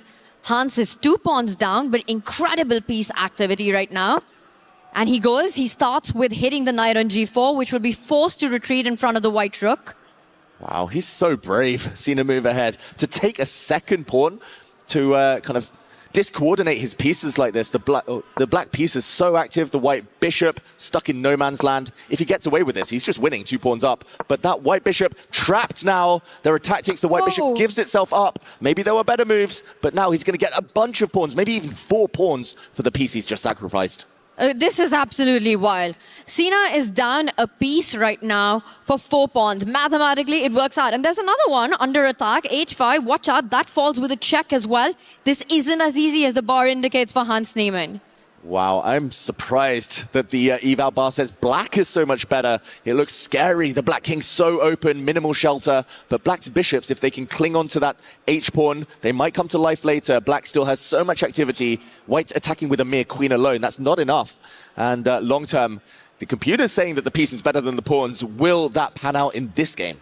It's 4 extra pawns for a piece, and that just feels like a pawn too many. And the next few moves extremely critical for Hans. Will he fall back with the bishop to defend that h5 pawn? Instead, he offers a queen trade, dropping a 5th pawn. Picked up with a check.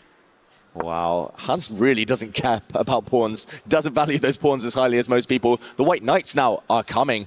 The queen trade, I think he was just gambling on Sina, maybe getting a bit careless there. Of course, the queen trade was never going to happen. White's playing for the attack, and the queen has to go home. That's to prevent any knight checks. There were knight forks in the air if the queen had gone to the wrong square. But everything's defended for white. 5 pawns. It's an army, a horde of pawns here. I just don't understand how Hans is going to keep this under control right now. He's only got 1 apiece for those pawns. White's knight ready to jump on the board. But first, Hans Niemann, you must retreat with your own knight in this position. He trades, falls back. The white knight about to hit the black queen. Watch out, there are checks on the G line. Rook lifts for potential attacks. Wow, it's white with the attack, white with the material advantage. Hans also down on time. The rooks are coming. The rooks are arriving now. All of white's pieces so actively placed. David, it really looks like Sina's making a strong case for a comeback in this match right now. It's the extra pawns that we've got, but also the attack against the black lone king. No pawn wall in front of it. And one by one, we're going to see Sina's pawns march up the board. The queen falls back, keeping connected to the king. Beautiful knight on f5. Beautiful knight on f5. That's the perfect square when attacking for any knight. And now the white rook rides up the board as well. I loved his h4 pawn push. Pushing the white pawn meant that the black knight could not leap forward, make any attacking movements there. And black is stuck. Black is pretty much boxed in. The king in the corner, the pieces around it, just lacking pawns here. And you know what Sina's just hinted at. He wants to double up on the D line and then infiltrate with that rook to the 7th rank. Stopped for now by Hans Niemann. Sina just consolidates all his pawns.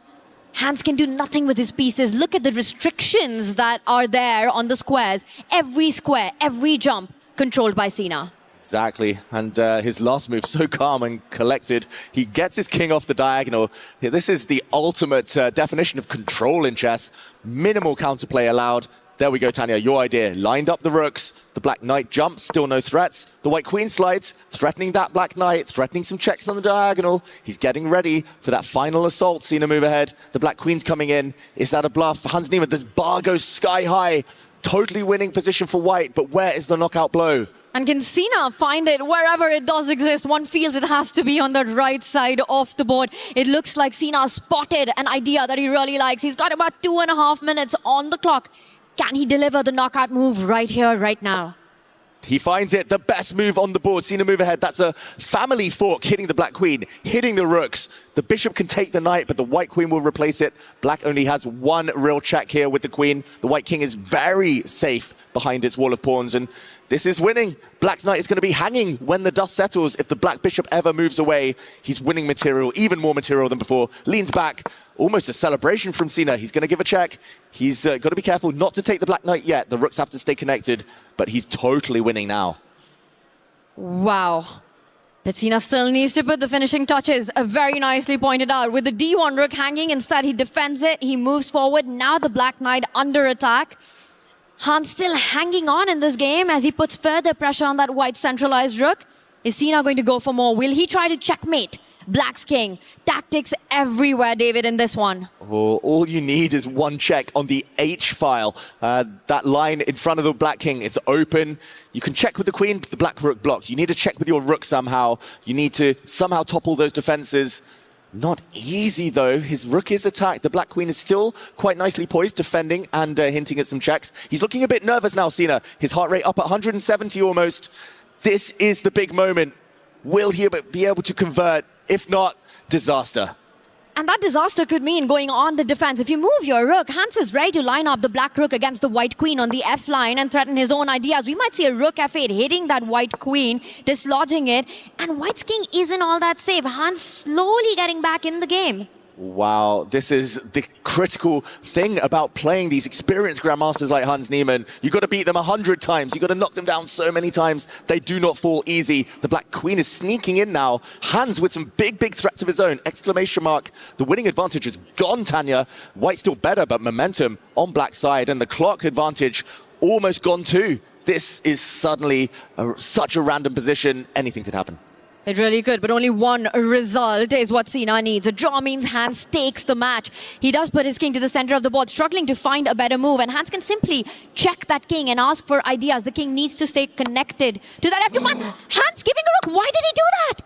What has Hans done? That was so unnecessary. He's miscalculated. The white king is running. There's no more checks. He gave up a rook for nothing. There's a checkmate in one being threatened on the F2 square, but it's going to be Sina first to the black king. Right now, queen F2 is the only threat you need to take care of. The white king starts running away, and Sina is up in exchange.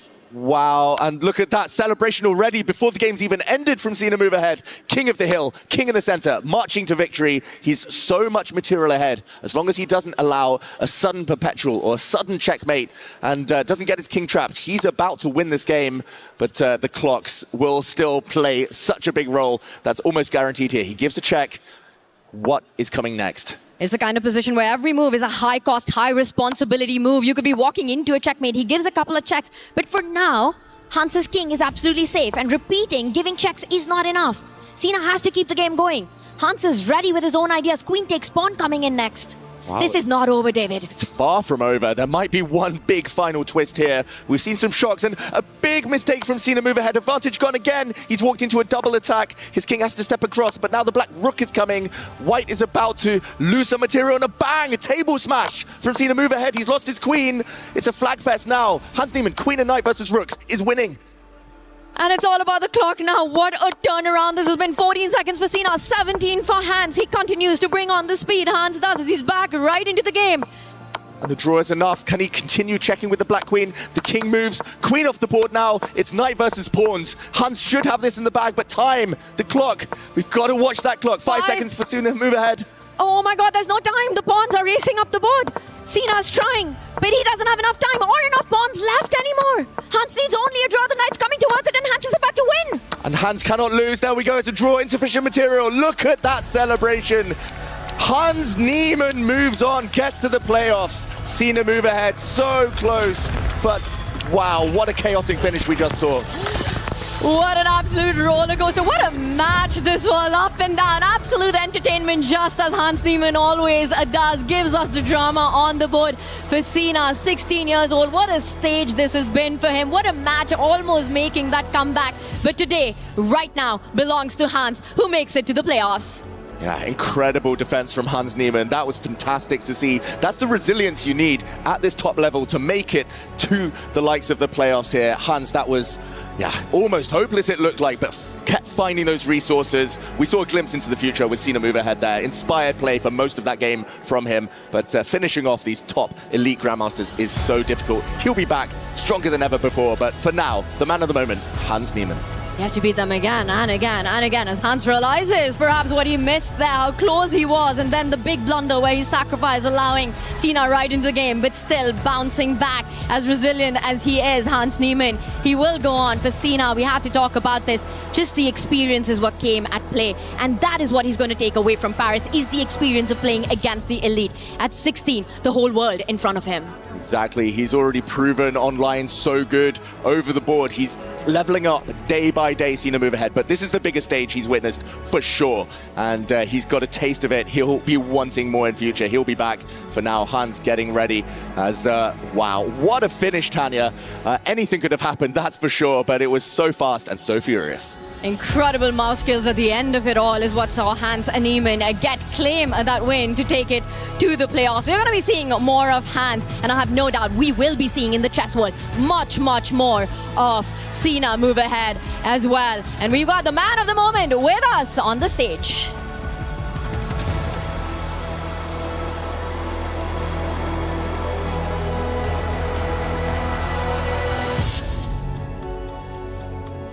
What a match, what an ending, and it is time, unfortunately, for Sina move ahead to give his key up to the winner. Sina, could you please proceed to the exchange of the keys as Hans Niemann can get that key to victory, and as Sina leaves the stage, can I please get a round of applause for Sina move ahead?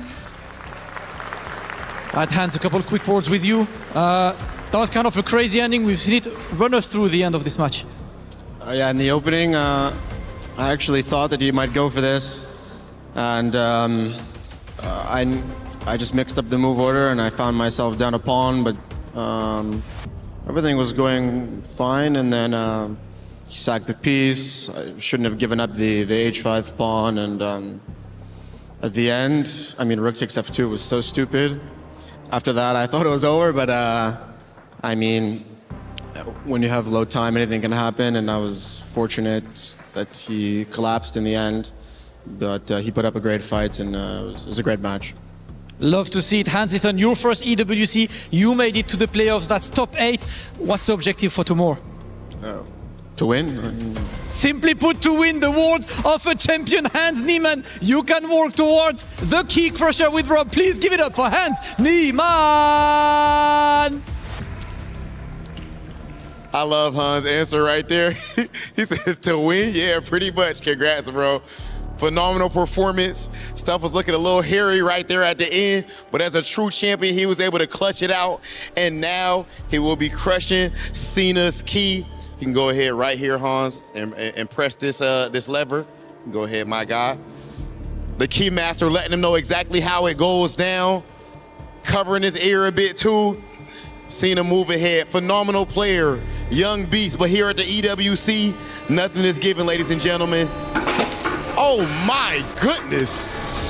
Jeez, that power was absolutely different. Ladies and gentlemen, officially, Hans Niemann has moved on in the bracket to the playoff stage. Congratulations once again, and we will see if he is able to move on to take it all.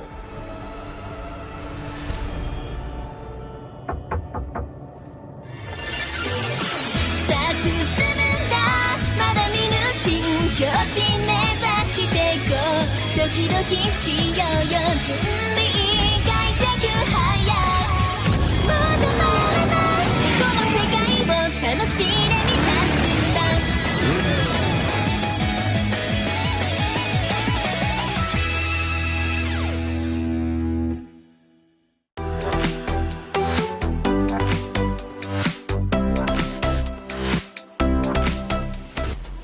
And just like that, our youngest competitor of EWC chess has fallen, but what a career is ahead of him. Such a tremendous accomplishment from the young 16-year-old of Sina Move Ahead, going toe-to-toe with Hans Niemann, who ends up taking the win in the end in great fashion. No Armageddon here. Sina Move Ahead's key has officially been crushed. Wow, that must be such a heartbreaking loss for Sina over here. I mean, the first game, that rook endgame, was indeed a draw, but it's tough. It's tough to hold, especially with so little time. Yeah, it got very technical in the first game, nervy in the second game. I've never seen so many swings. We had 5 pawns for a knight. We had a rook sack that was completely errant, but then he got the job done. And I think, did I see Hans enjoy the key crushing a little more than most players there? Anybody pick up on that? I mean, it makes sense. Hans is a very emotional guy, in both good and bad, but you know what, for Hans, just such a good accomplishment. That was his celebration, I do believe, after game 1. Game 2, because time left.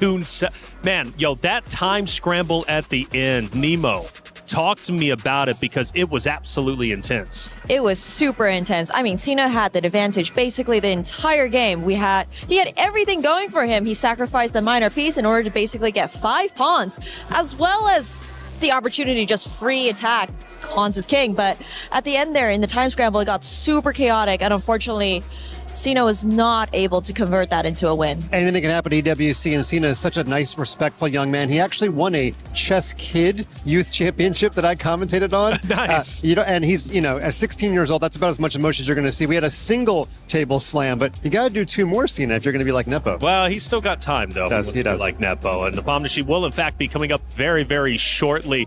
But seriously, what a great moment it was for Sina Move Ahead to even just get on that stage, 16 years old, representing Team Stallions, a great organization. Shout out to him. I know he gets out at least a lot earlier than he wanted. However, I mean, really, just shout out to him. Such a good career ahead of him. But for Hans Niemann, great job overall. Let's go back to game 1, because there was a big moment that you wanted to break down.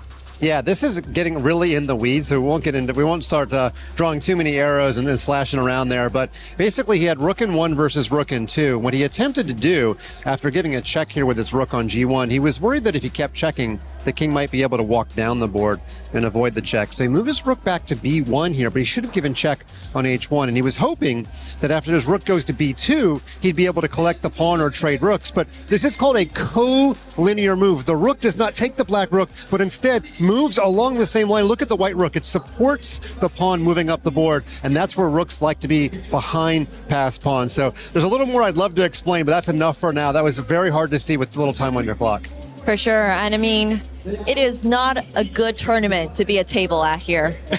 I would not want to be a table, I love that the table bang is just the most impactful thing here, quite literally, it seems. But the emotions are there, and they're real. Actually was watching, I don't think this was caught on camera, but just for your guys' information, like Hans Niemann, after getting that win, kind of reveling in the fact that he did in fact move forward to playoffs. I could see, like, he didn't just go straight over to the trophy, he didn't go straight for the interview, looking around and kind of taking it all in. Yeah, he actually didn't get up. He was busy going through the analysis mode, and he was hitting keys really fast there. And he started actually smiling and laughing, realizing all the different swings that happened in the game. So when you play a game that's that intense with so much going on, he wanted to find the truth in the position. And I have a feeling he's going to be going back and looking at that game even more, but he had to get up. The producer's like, we got to do the key crush. That's right. Yeah, key crush, and it was a loud one for sure.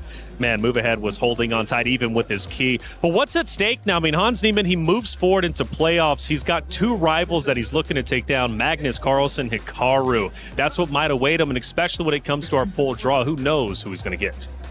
I mean, I don't know how much we can reveal about the draw, but on the off chance that perhaps the players are able to pick their players, I don't know if Hikaru or Magnus is going to pick Hans. Who knows, right? They could, in fact, do so. We'll talk about that in just a little bit. We still have one more match to get through to figure out who our next entry into the playoffs is going to be. But for all of you at home, you might not be here, or maybe you are in the venue. You've got a chance to get involved in the Esports World Cup at a deeper level. Look at EWC Play. He thinks he can come in here and play my game. Let's go. He knows nothing. Let's go! Tyler 1, you're done. This is my ladder. You can't climb it. It's better than being hard stuck at Masters. You're going too far now. Your eyes buggy. Your elbows ashy. That airline? That's an L airline. Somebody better hold me. Okay, yeah. Do something then. Raw energy. Half from blow the house down.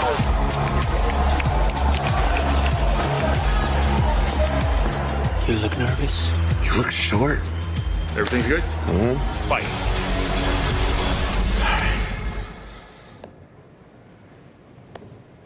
Okay.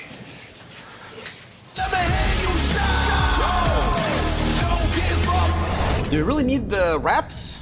Yeah, that feels like overkill to me.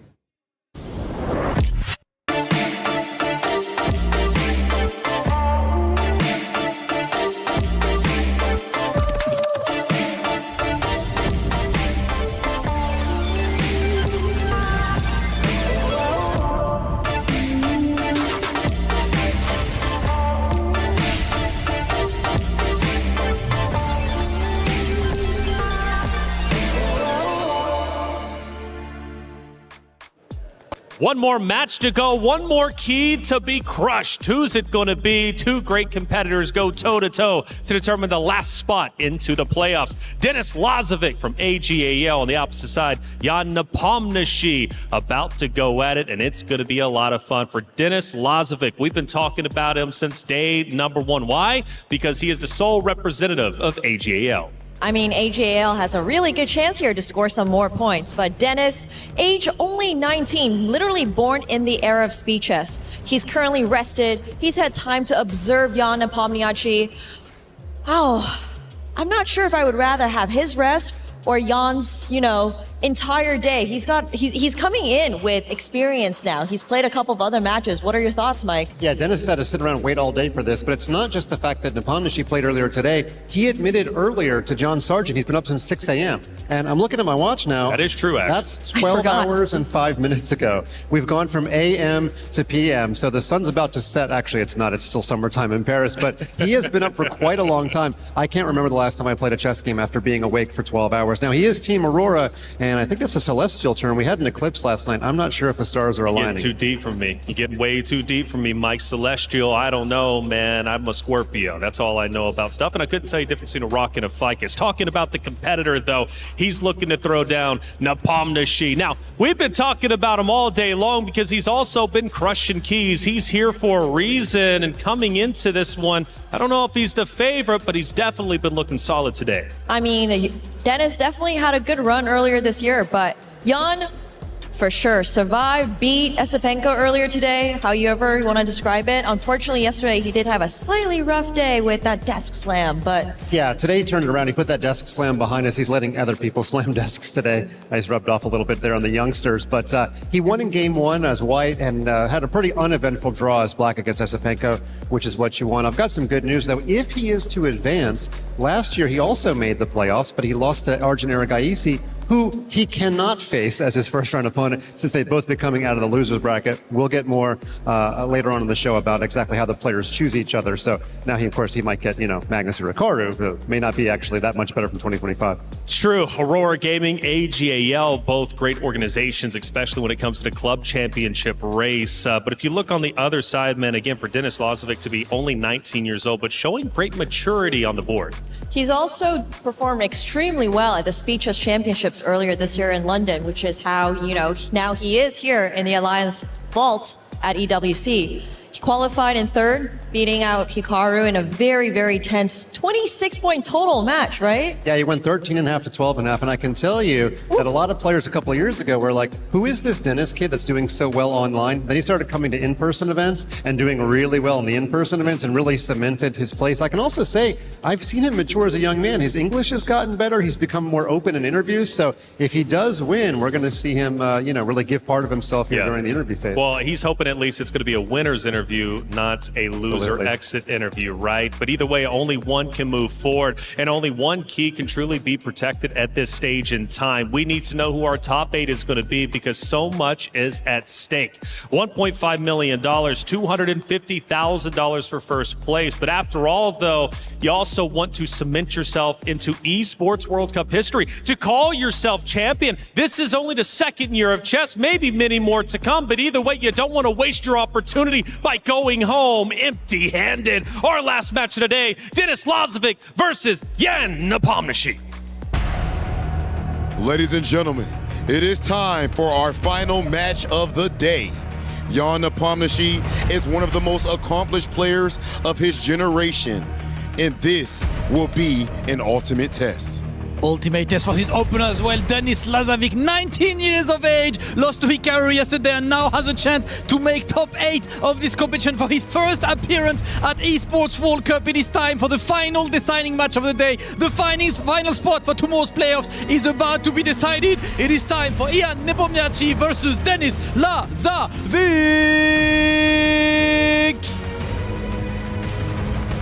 And it's a battle of generations between 19-year-old Denis Lazovic and Jan Nepomniachtchi.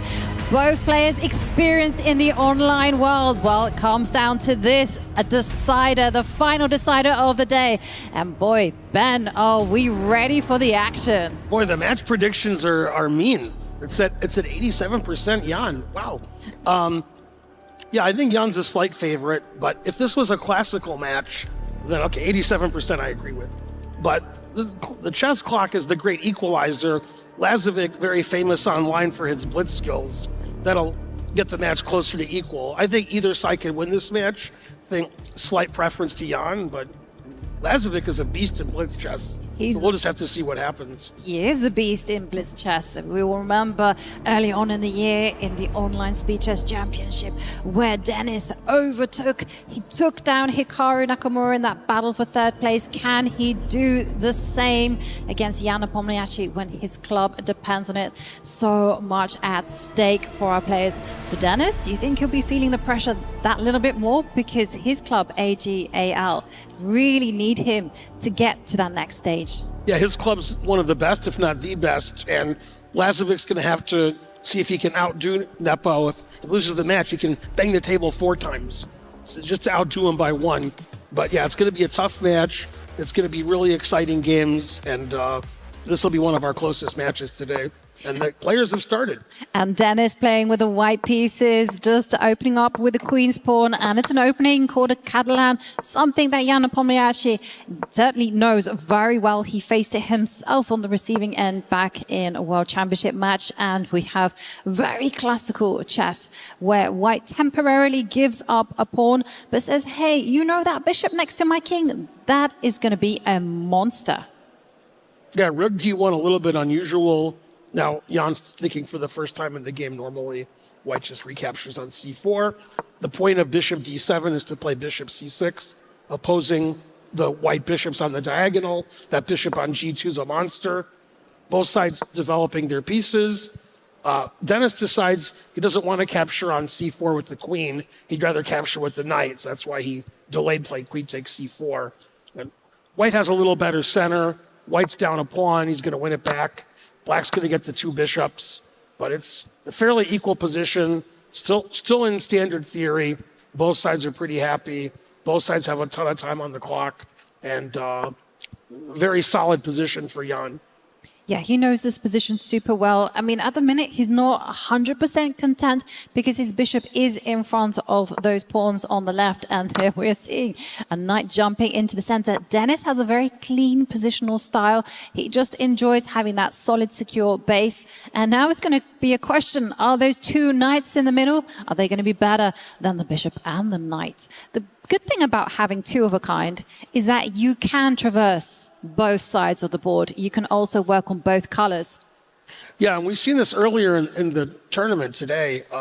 Black putting pawns on white squares, but trading off the white squared bishop so that the bishop isn't behind on c8 behind those pawns. It gives white the nice center. White has a slight advantage with the center control, but black is very solid, has no weaknesses, and it's very hard for white to move forward without creating weaknesses himself. So a very to and fro strategical game, and Jan seems to be happy with that. He has experience in these kinds of positions at the very top level. Yeah, and some subtle maneuvering going on from Denis Lazovic. Looks like we're getting the maneuvering games, Ben. But I was actually thinking maybe white can get a little bit ambitious. You know, after all, without risk, there is no reward. And I'm thinking the English School of Chess is telling me, well, not exactly now, but in the future, I predict Harry, the H-pawn, is going to step up the board. Yeah, white can advance his kingside pawns instead. Since black wants to trade pieces to ease the attack, white retreats the knight so that pieces aren't traded and keeps the knight on f3. And it looks like he's solidifying his queenside. The a4 pawn was attacked. So Jan can trade pieces here. Then if white takes with the pawn, he has more pawns in the center. Or will he take with a piece? This is an interesting decision. I don't know which move is better. Taking with the pawn is more interesting, and that's what he did. Now he move his pawns up the board. Maybe he can move the f pawn to f4, and we'll have a really exciting position with white advancing pawns everywhere and black being very solid, if not passive. Yeah, and I gotta say that everything is looking really nice for Denis. Ha ha ha. There's your Harry. There is my Harry, and indeed I can now be super satisfied with his position. I gotta say, I love the fact that white has so much space, and black does feel rather cramped and not easy to come up with anything active other than doubling on the D line. But that kind of feels a bit like, Yeah, cramped and passive isn't really Jan's style. Likes to play active, calculating, complicated chess. Puts the bishop on b4. Nice square for the bishop. Doesn't really hit anything, but it can't be driven away. And black is just going to wait and hope that white overextends the position. So Denis has to be cool, calm, and collected and not go too quickly. Not play something crazy like g4, g5, or maybe he should play that. You know, I love your idea. I just wanted to refine it for one move. I thought, just lift the queen up to the third line. If you get a queen to the third line, this is kind of like the Goldilocks point. And instead, you know, he is working that H-pawn, but he's got maybe ideas of stepping up with the queen. And then your idea, crack open a line against the black king. And these two rooks, they can work to the left, they can work in the center, they also can work to the right. Yeah, white is the one controlling the action so far. White can push the pawns either now or prepare it a little bit, as you said, with queen e3, attacking the king side some more, and black basically just has to wait. Black's very solid, isn't really worried about much right now. The problem is if black attacks the center quickly with c5, that'll trap the bishop on b4 off sides. So that's why black is never playing c5 and giving white that passed pawn with d5. Instead, black is just waiting, knowing that it'll weaken white's position if white pushes one of the center pawns. And the question is white going to play for g4, g5? And can he do it now, or does he have to wait a few moves? Exactly. And I love the way that Denis is handling this. He's not rushing anything. He's just simply saying, I'm going to double up first. I'm going to make you wait. I'm going to keep you second guessing. Queen goes back, and we have Jan preparing perhaps a c5 push in order to start eyeballing the a pawn, that lonesome pawn there on the left. And look at this. Denis is like, no. You're not going to get that. If you break out, I will counter that by locking in the center. So all Jan can do is wait. And that's why we see the bishop retreat. That's right. Yeah, Jan played queen e8, eyeballing the a4 pawn, trying to play c5. Denis saw through that with queen c2, doubled the rooks on the d file. The question is white going to play on the king side with f4, g4? Is white going to play in the center with e5 or d5? Or is Denis happy to just wait and try to slowly improve his position, which seems like that's what Jan's doing. Just chill, be solid, wait for Denis to overextend, and then black's bishop will eventually be strong if the center opens up. So it's a cat and mouse game The engine says white's slightly better, with white having the better center, more space, but it's very hard for white to proceed and do anything active. Yeah, and white has to keep an eye on those far advanced pawns. You know, there's two potential liabilities in the position. There's the H pawn all the way on the right. There's also that leftmost pawn as well. And so they've got to tread with some care, make sure that both points are connected. And there's no natural breakthrough. In comes the knight. This makes a lot of sense. Just, again, putting the question to black, what are you going to play? Yeah, it's funny. Both sides just moving around slowly, going to and fro, not really clear what the breakthrough is. And typically in positions like this, people start doing things that are maybe too active once they get below 2 or 3 minutes on their clock. Both sides have a lot of time now, so they're just going slowly. Jan trying out different squares for size for his bishop, e7, d6, b4. They're all okay. And he's simply not worried about anything that white can do. Black's position is really solid with no weaknesses. White has more space, but again, if white overextends, then his position could open up, and it could be to black's advantage. Exactly. White has more space, but no breakthrough. You can't touch any of those beautiful pawns in the center, and there's no clear path forward. So I suspect the maneuvering game is going to continue for some more, and it's not really clear whether it would be the knight, whether it be the queen or the rooks that's going to be moving. Because if white gets really active and start pushing the pawns, well, there's going to leave behind a lot of weak squares. Queen tucks itself back, and now the question goes over to Jan. What are you going to move? Yeah, basically Dennis has to babysit his a4 pawn with the white queen on b3 or c2. Otherwise, black's going to play c5 with a discovered attack on the a4 pawn with the queen on e8. And now it looks like Jan is preparing to double rooks on the d file and try to put more pressure on the d4 pawn, which is really well defended. And again, you know, the main idea for white to just push those kingside pawns looks a little too risky. Players are repeating right now. Is either one satisfied with a draw? Oh, we might see a draw here, Yogi. Yeah, as the players are repeating, and, well, we're going to be seeing what is Jan going to do. Is he going to go for that repetition, put that bishop where it came from? Are we going to be seeing that? It was a very refined game. It was like the players had a cup of tea in their hand, and they were casually just maneuvering their pieces. It's a very fair result. But what is going to be the response from Jan? Yeah, Jan can play bishop b4 now, and the game's and instead, he said, Jan no, thank you. Does the opposite and plays the most aggressive move in the position. The queen on e8 is now attacking the pawn on h5. Black weakens his king, and the game is very double-edged now. Maybe the decision was made because not only is Jan super confident at all times, but Jan has a nice time advantage on the clock, and he didn't want to waste it on drawing the game. So very interesting choice from Jan. Good for the spectators. Will it work out in the end? Well, it's certainly a choice because, yes, you have advanced the pawn. But the thing is, though, it's actually Dennis who's going to be sacrificing the pawn because once that pawn recaptures, that knight is going to be driven backwards. And there is a pawn that we mentioned earlier on, that pawn on the right. It's going to fall off. And then white has to be the one finding that compensation. Yeah, and he plays an interesting rook e3 attacking the queen. The knight goes to e5, attacking the black c6 pawn.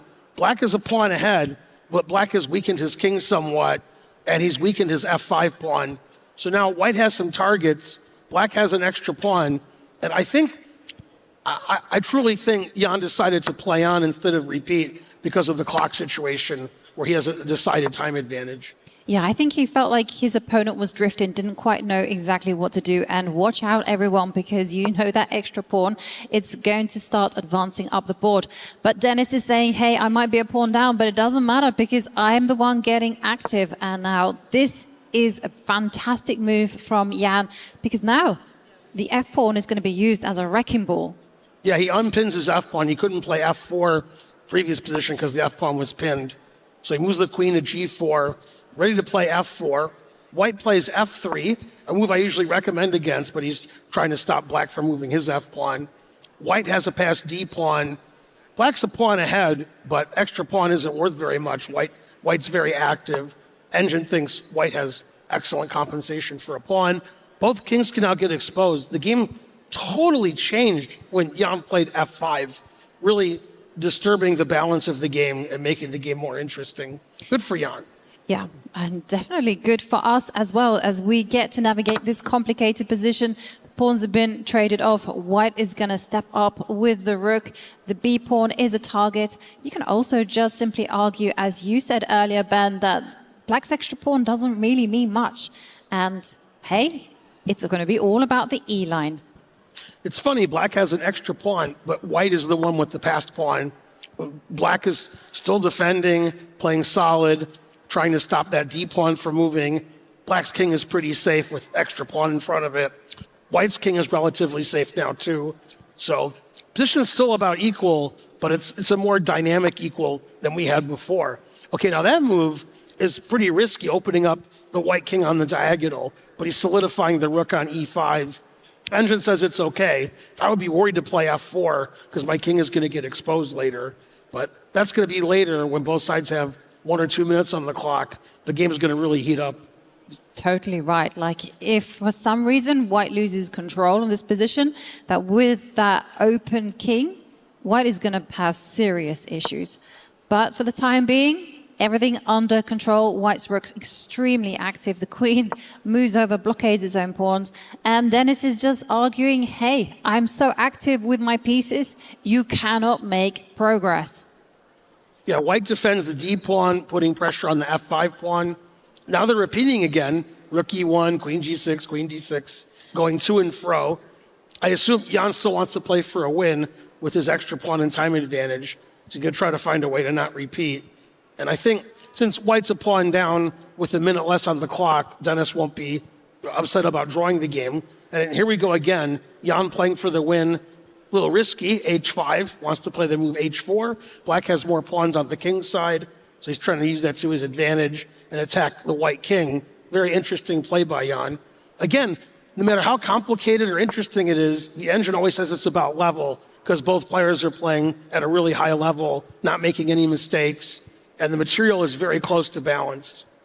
Yeah, but I gotta say, Black is really piling on the pressure, but then Dennis has also found a counter strike of his own, like coming in, big threat of rook taking the pawn. So you got to do something about that. You don't really want to be stepping up with your own pawn to defend it. Neither do you want to go completely on the passive, even though it might be okay.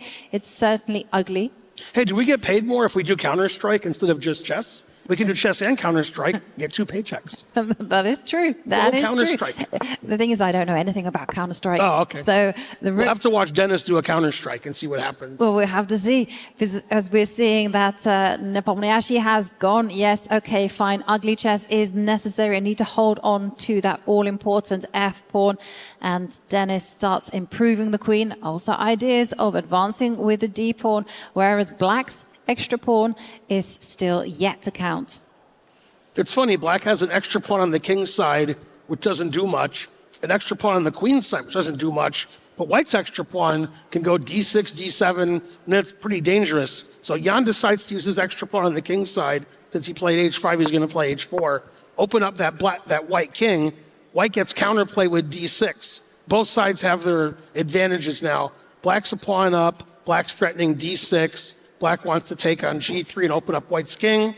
The F5 pawn is weak. And again, the engine doesn't care. The engine just says it's equal because both sides are playing so well. Interesting decision there from Dennis. Doesn't give a check to the king. Instead goes for this, just arguing that the black rook is completely passive. And Black is now going to have to use his king to make an assist. The king is going to have to come in and march its way towards that very dangerous D-pawn. So Nepomniachtchi just thinking as to what to do. But this is really, you don't need to think about it too much. Instead, he decides he's got the time. He can defend that F-pawn. And now this is going to be 2 versus 2. It's going to be pretty equal position. Like, that's funny. You can't play king G5 and hang mate in 1. You couldn't go up the board with a king because that would have been checkmate with a side check from the black rook. So another check and the black rook is going to get forced. And the first game finishes in a draw. Well played game. About equal the whole way. It was.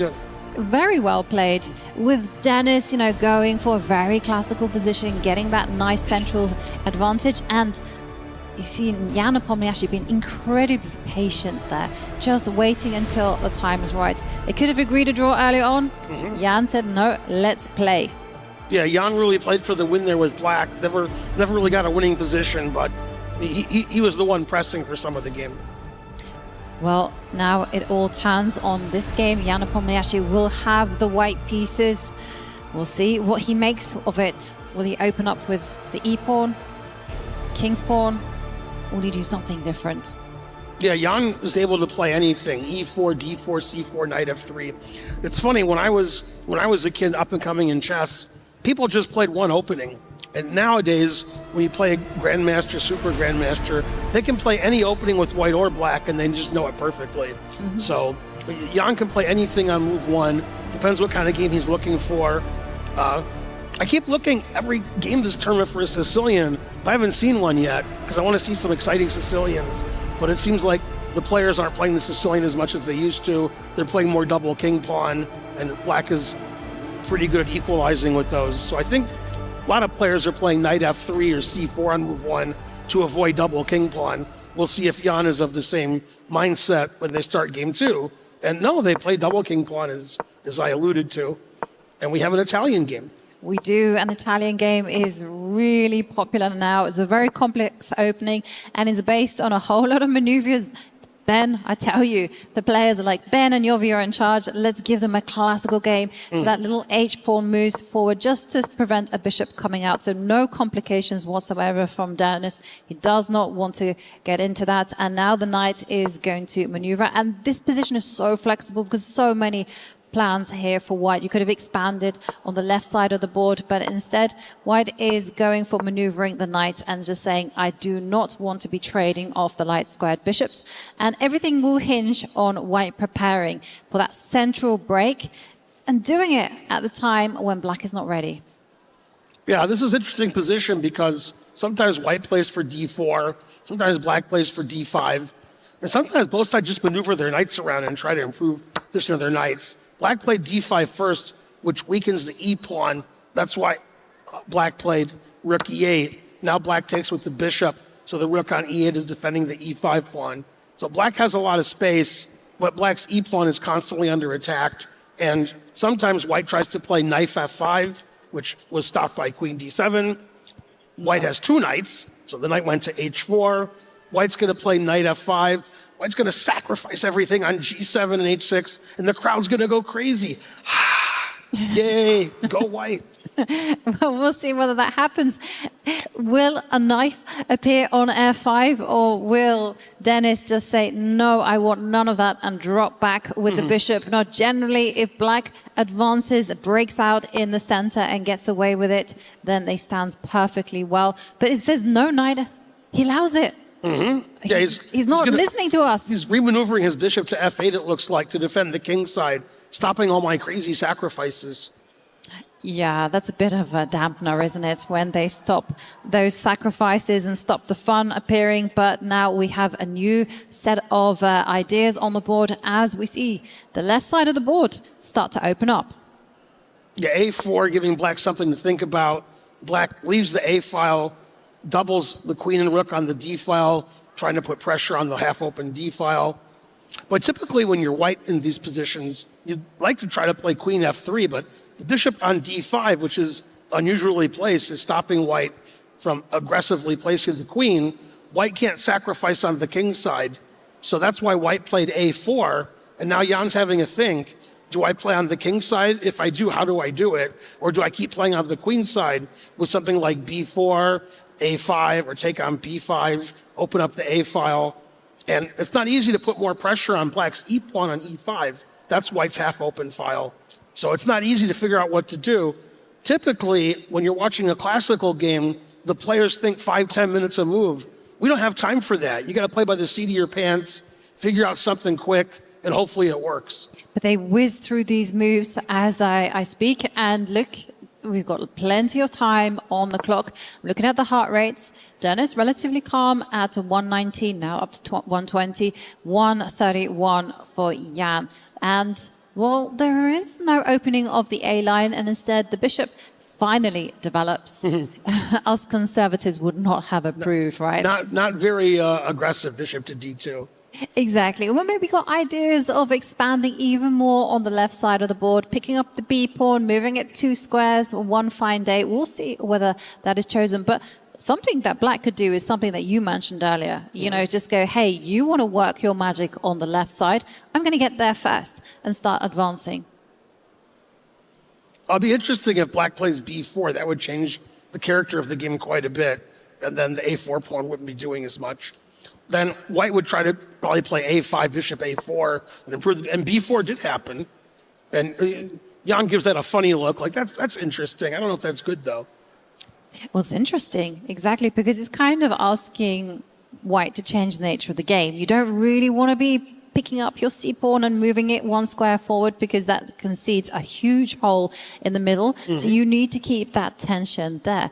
But once you add that tension to the position, it makes calculation that extra bit complicated, as we see Jan make a very quick decision.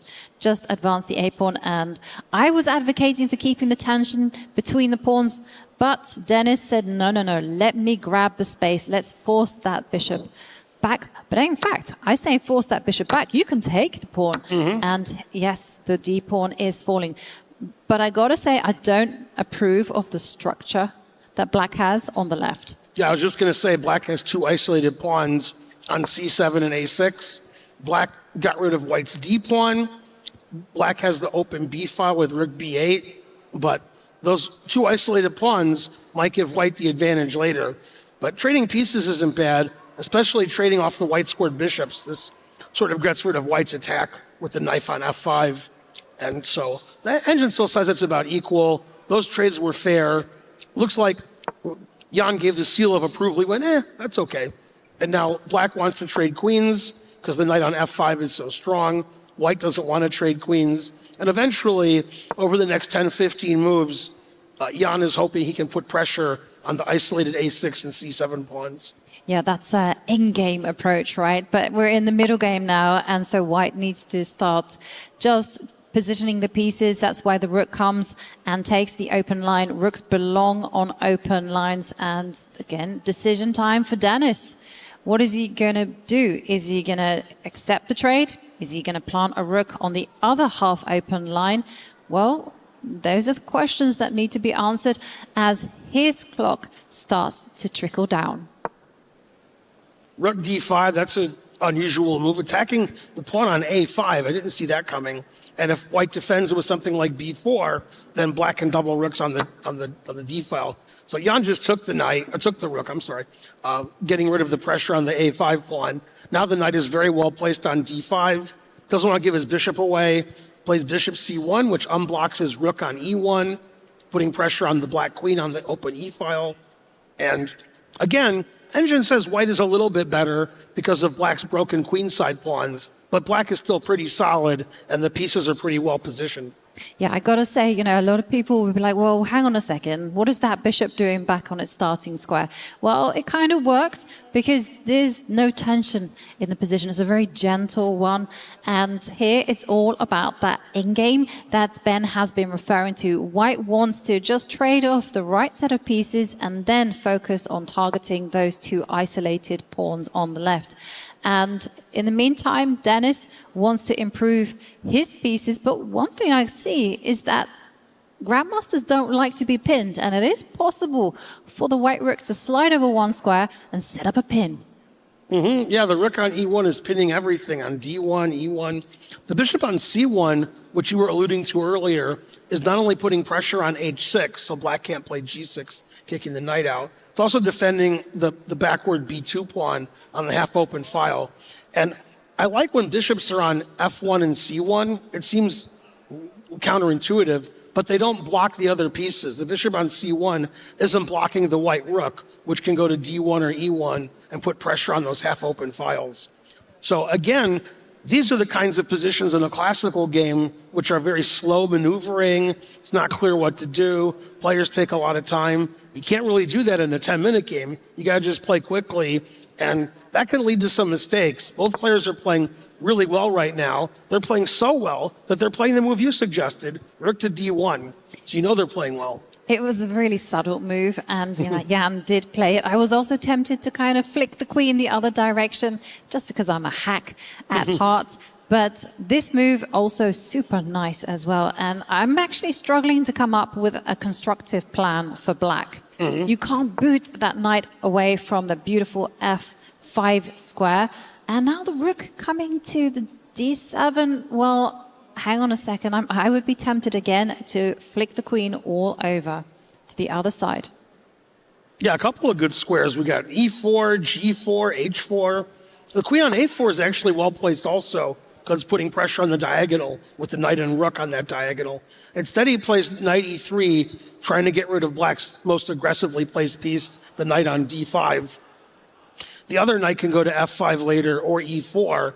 And the knight on c6, it doesn't really have a good home. It's just defending the pawn on e5. It can't go to d4 or b4. Can't really move anywhere because it's pinned. And instead, Dennis plays knight f4, improving the position of his own knight.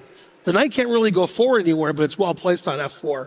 It is extremely well placed on f4, but it is just one horse, and one horse does not fell a kingdom. So we're seeing queens, rooks traded, the queen comes there, and I think it's going to be your plan all the way. It's going to be reinforce the left side of the board with the pawns, and then just solidify the king, make sure the king has a hiding place, and then white is going to be targeting, especially that pawn on the A line, the A6 pawn. The position's about equal, the heart rate's about equal, the time on the clock is about equal. And for some reason, the voters said Jan was 87% to win the match. Pretty close match so far. So I don't see either side as a big favorite. Obviously, Jan in classical chess is higher rated, but this isn't classical chess. This is chess with a clock, and the clock equalizes the game. Now here, Jan is threatening knight takes e5, and the knight on f4 would be attacked by the queen and bishop. Also, white's threatening bishop takes f4 and queen takes f4. So white has a few threats against black's looseness on e5 and f4. Does Dennis have a good defense? Does he have to retreat his knight, or can he play something more aggressive? Well, this is the issue, actually. Like, how are you going to defend that pawn? How are you going to actually keep that knight there, right in his golden square? Because if you have to sound the retreat, then white is able to position everything perfectly for that plan that we were talking about. Also, I got to say, there could be a trick in town, because there are some tactical ideas if that knight drops back. And I don't know whether it works. I think it does. Oh, you want to play bishop takes? I do. You kind of gave it the idea to me, Ben. And hey, we got to put it up, because there is an idea that if you just play defensively with the knight, just drop it back, then there might be some attacks. The knight comes forward, and this is And he did play bishop h6. We don't need to show it anymore. Double exclam. The engine loves it. But we can show why that bishop is poisoned. Do not capture that piece. Don't capture, because the queen. The queen is going to fall off, and a bishop is worth 3 points. A queen is worth at least 9 points. Not only do you lose your queen, you get your key crushed. Oh, it's a double whammy. Exactly. The math ain't mathing if you take that bishop. So, wow, what a blow. Bishop takes h6. Stunning move, and now the ball is in black's court. And we're seeing that, of course, no one took that bishop, and instead black said, hey, there's a pawn on b2 that needs to go.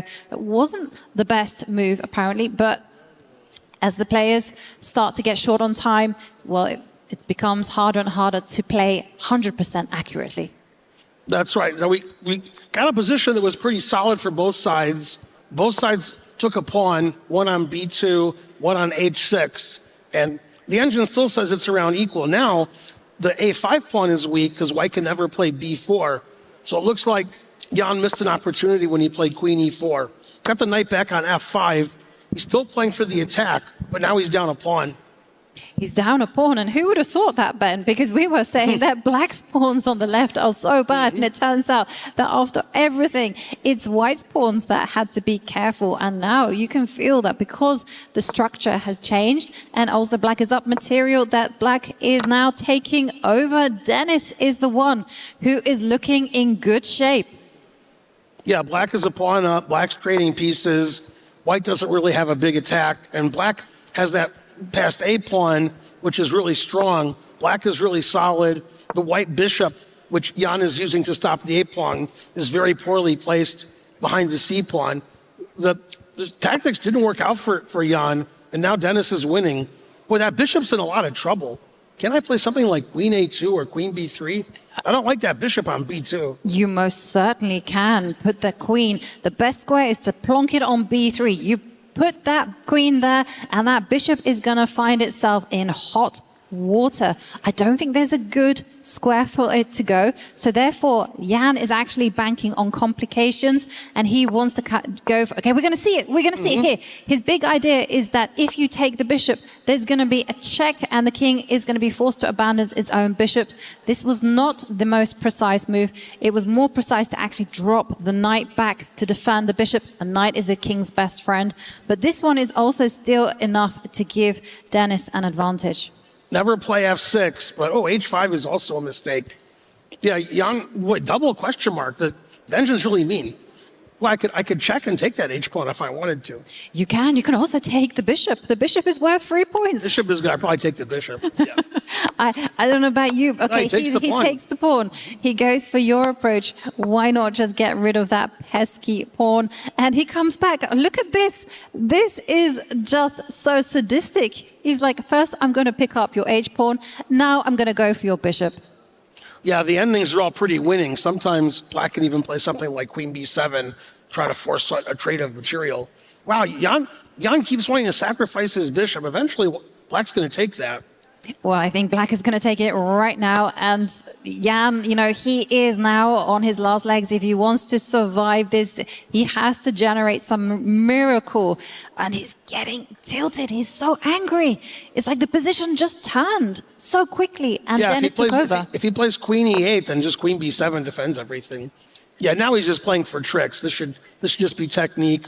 Now, one thing in Jan's favor with this piece down position that's losing is Dennis has a lot less time on his clock. His heart rate's a lot higher. So sometimes people make mistakes in this position, like queen b6 would be a blunder because queen b7 would be a blunder because of knight d8 check. But yeah, this seems like white just doesn't have enough checks. It's a check, and the king can just step up the board. It will be absolutely safe. It can also go back here. There's going to be just a few spite checks, but in the end, a piece is a piece as Jan moves his queen, attacks that bishop. And how are you going to help that bishop get to escape? Or maybe you're just going to say, no, I don't need to because I'm up enough material. Yeah, black is up so much material, he can easily give up the bishop and still win the game with his 3 or 4 extra pawns. And black can start attacking also. Dennis decides the e-pawn is very strong. Let's promote the e-pawn. Yes, but everyone watch the clock because Dennis now is down to 50 seconds. And with the queen and knight hovering around the black king, it's still pretty shaky. There's still some danger to watch out for. And what is queen to e8? You need to keep an eye on that pawn. The king comes forward, checks. And for Dennis, it's just about holding his nerve and doing it within 47 seconds. That's a good move, queen e5. That stops queen h5 check, prepares e2, e1, tries to trade queens. White doesn't have any pawns left. White has no attack. Jan knows that it's almost over. It is over. It is over. And the grimace on Jan's face tells us everything. He has no choice. He has to trade off queens. And there is not only a runner of an e-pawn and a whole horde of pawns on the right side and the center and the left side. And they are all going to be marching forward. 42 seconds. Down goes the e-pawn. But it's the a-pawn that is the killer, as look at that. It's all cornered and a table slam, and that's it. It's over. Wow, Dennis wins. Amazing. What a comeback. What a game. Especially after Jan played bishop takes h6. Everything went downhill after that. Exactly, after that brilliant move. It wasn't so brilliant after all. You had to play precisely. And Dennis, well, to the relief of his team, AGAL, he makes it through to the quarterfinals. Wow. Just 19 years old and already so calm, so collected, and so good at chess. Obviously, in classical chess, that's a big upset. The clock is the great equalizer. Lazovic, a brilliant blitz player, as he's shown the last few years. He's the younger player. And a lot of times in quick chess, the younger player does well. As we saw here, he was able to stave off after bishop takes h6, white's attack. Jan still can't believe it. He just won't get up. He can't believe what's happening. And soon he's going to get his key crushed. Yeah, it's so sad. The heartbreak is real because there's so much on the line. You know, you really want to be doing well, but in the end, it just all turned for him. And this gentleman, Dennis, is the one who makes it through to the top 8. That was an amazing final match. And I thought Jan had it. When he took on h6, I thought the attack was going to crush through, but Dennis defended brilliantly. Now he's going to get to crush Jan's key. And let's go to the stage and see that key crush in just right now.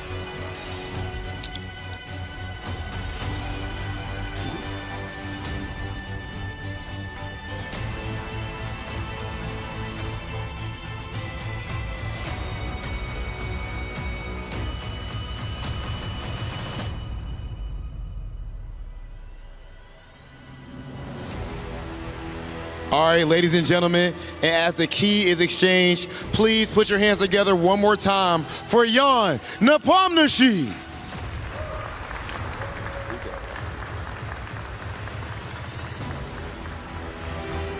Okay, and Dennis, if I could get a word with you, brother. Officially, congratulations, you've qualified for the playoffs. How do you feel about your level of play up to this point?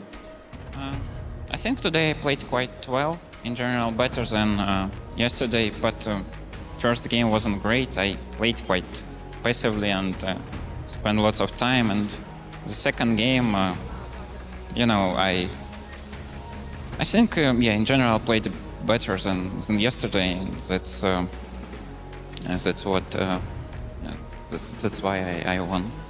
Okay, and speaking of why you're winning, you are the youngest player that we have left here at only 19 years old. Do you think that your youth is an advantage? Well, I think, you know, other players, they're not too old, so experience also very important. I think I'm still not confident enough, but hard to say, you know, other players are now like 50 years old, so everyone more or less quite young. Okay, ladies and gentlemen, Dennis Lazovic, please go ahead and crush your opponent's key. Oh, no, Dennis. No, not yet, not quite yet. Hold on, my brother, 1 second. Okay, yeah, I think it might actually be stuck in there. We're actually sending them down to the key crusher.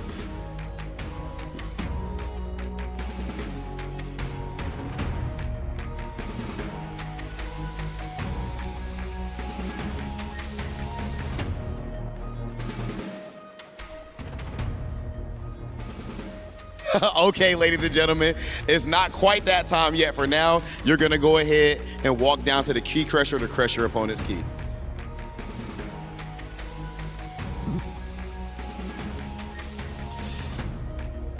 One last key to crush for today, as Dennis Lazovic has to validate his ticket to tomorrow's playoffs. He's eager to put his key within the final trophy, but only the champion can do so, and he has a couple matches to win still to get to that level. But right now, an incredible show leads Dennis Lazovic right here to the key crusher. It is time to crush more hopes, crush more dreams, and validate your ticket to that top 8.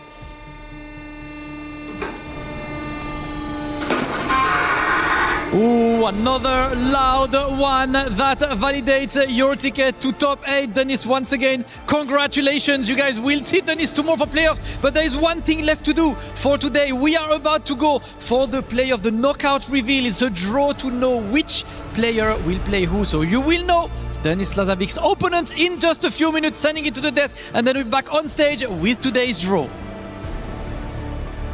Human body was built to move. Not trapped at a desk in one singular posture for 12 hours a day. It's time your chair evolved. This is Secret Lab Titan Evo. Ergonomically engineered for you, gamers, hybrid workers, artists, backing your every move. Well, the young gun of Denis Lazovic gets the job done, only 19 years old, but moving on to the playoffs. He is now officially top 8. How far can he continue to go?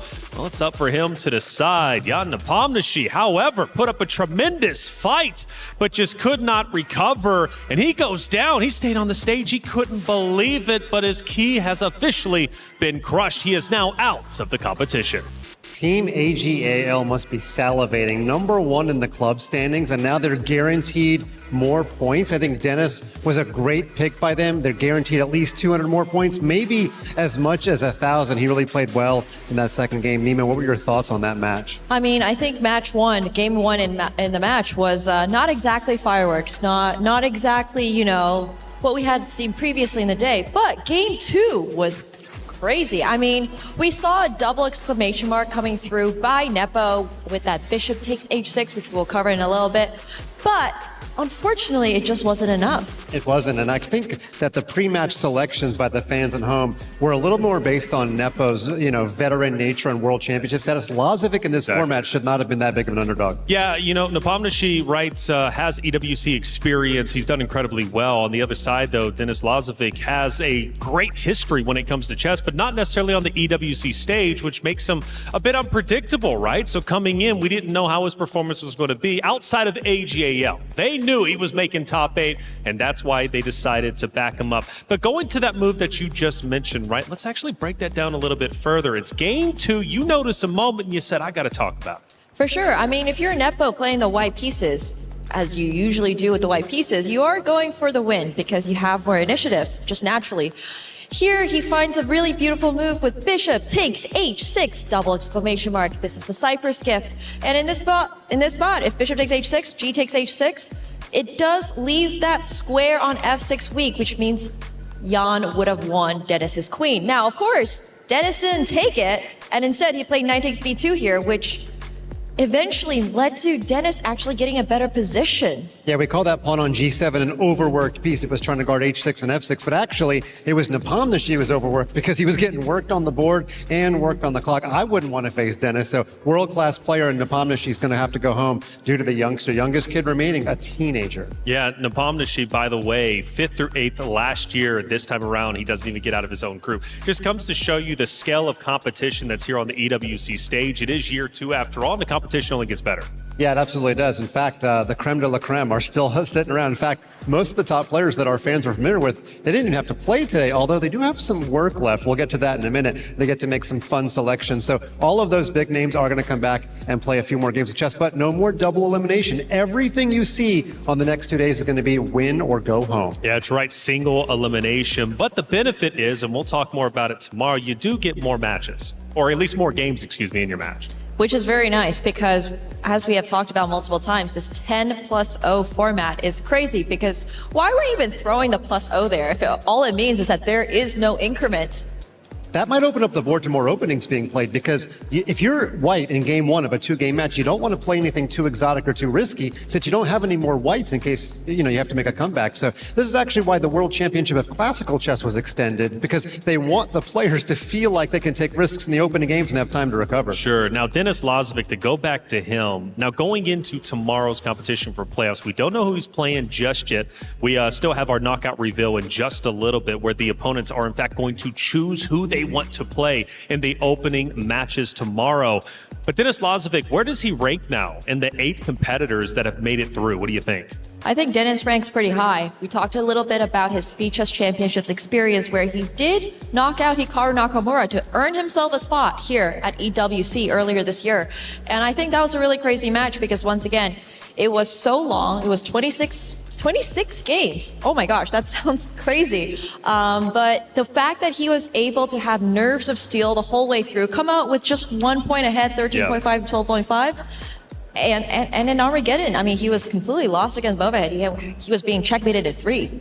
Yeah, checkmated in 3. That actually, if that would have went down, by the way, I would have read out. You wouldn't have had a host anymore. Chat might have actually loved that. I don't know. Either way, let's take a look at our groups. Group A and B was highly competitive over the past 2 days. They are now officially done, however, and we now officially know who at least have advanced to playoffs and the keys that were crushed. It's crazy. Today we crushed 8 total keys. We started with 16 competitors.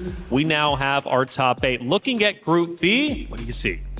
Yeah, over there in Group B, we saw Magnus and Hikaru. They got to sit today, and down there at the bottom, we just saw Lazovic advance and Hans. Now, I think what the crowd would really like to see is the Magnus-Hans rematch. We've got some rules that are actually going to preclude that, but we're starting to get to the phase where we're going to prognosticate in a few minutes about who's going to pick who. I actually don't think that Dennis is the player people want to face. I think Hans is going to get picked over Dennis there. But a lot of youth at the bottom, a lot of veterans on top. That's what I see. The veterans got through, and they need that day off to rest themselves. Maybe so. Group A, though, was equally as competitive, and it went through the gauntlet. At least the competitors did. It was not easy to make it through into playoffs. We just witnessed the last remaining games coming out from there. But as we take a look at Group A, you know, the big talking point here was Wei Yi coming in, right, from the LCQ. How far would he be able to go? Well, Alireza Farouja ended up shutting him down, and ultimately Nihal Sarin took him out, but also took down his next opponent to secure a spot in the playoffs. He's looking pretty good, but so are the 3 others. I mean, everybody here is just so strong. We haven't seen much of Nordebek actually here on Stream A because he's been so busy crushing it on Stream B. He went 4-0? Yeah, he's played the fewest games because he won them all, and he sat at home today. So that's a good way to go under the radar, is when you just win everything. But he should not be trifled with. World number 7, by the way, and it's great to see him advance to the playoffs. Keys were crushed today all day long. Pranesh ended up getting his own key-crushing moment in the venue. He felt good about it. Double thumbs up. How could you not be happy, right? Crushing your opponent's keys. But some of them are loud, as you can see. Nihal looks absolutely terrified in that shot, but I'm sure he is very glad to have crushed his opponent's key and be moving on into the main stage. Yeah, you can't really see it on camera, but the players actually wear double headphones, and maybe we need to allow them to keep those headphones on during the key crush there. So Nihal, I'm sorry if we hurt you a little bit, but that's really fun to watch. And what happens to all the extra scraps? Do they get all polished off by our guy in white gloves? No, that's it. He takes them, and you can use those keys that are crushed if you become a champion, right? You get to pick from 3 of them, and some of these keys that were crushed might in fact be used for their own trophy moving forward at the end of day number 5, Saturday. What I personally really liked about this ending match was that Dennis did not immediately take Jan's key over to the crusher, but instead placed it into the championship trophy. Never seen that before. We've been here 6 weeks. I know you get to pick 3 keys if you're the eventual champion to make into your trophy. I'd like to see a gold chain, though, because then you could wear it next year. I mean, imagine that. The ultimate, I don't know if that disrespect, but to bring a gold chain of your fallen foes from the previous year, that's pretty cool. It's actually next level disrespect, but you know what? We might have to check that out. Maybe somebody else is going to come up with it. Who knows? All I know is behind me, the competitors are in fact getting set up, and our knockout reveal is about to go down, and it's going to be a lot of fun. They get to pick who they would like to play, and I say they, well really it's only 2 of them. But either way, before we get to that, did you guys know Level Up Season 2 is now out? If you didn't, check it out. A lot of people are haunted by their past. I'm inspired by it. They're not just playing for themselves, they're really playing for their entire family. They have defeated their demons! They have crushed the curse!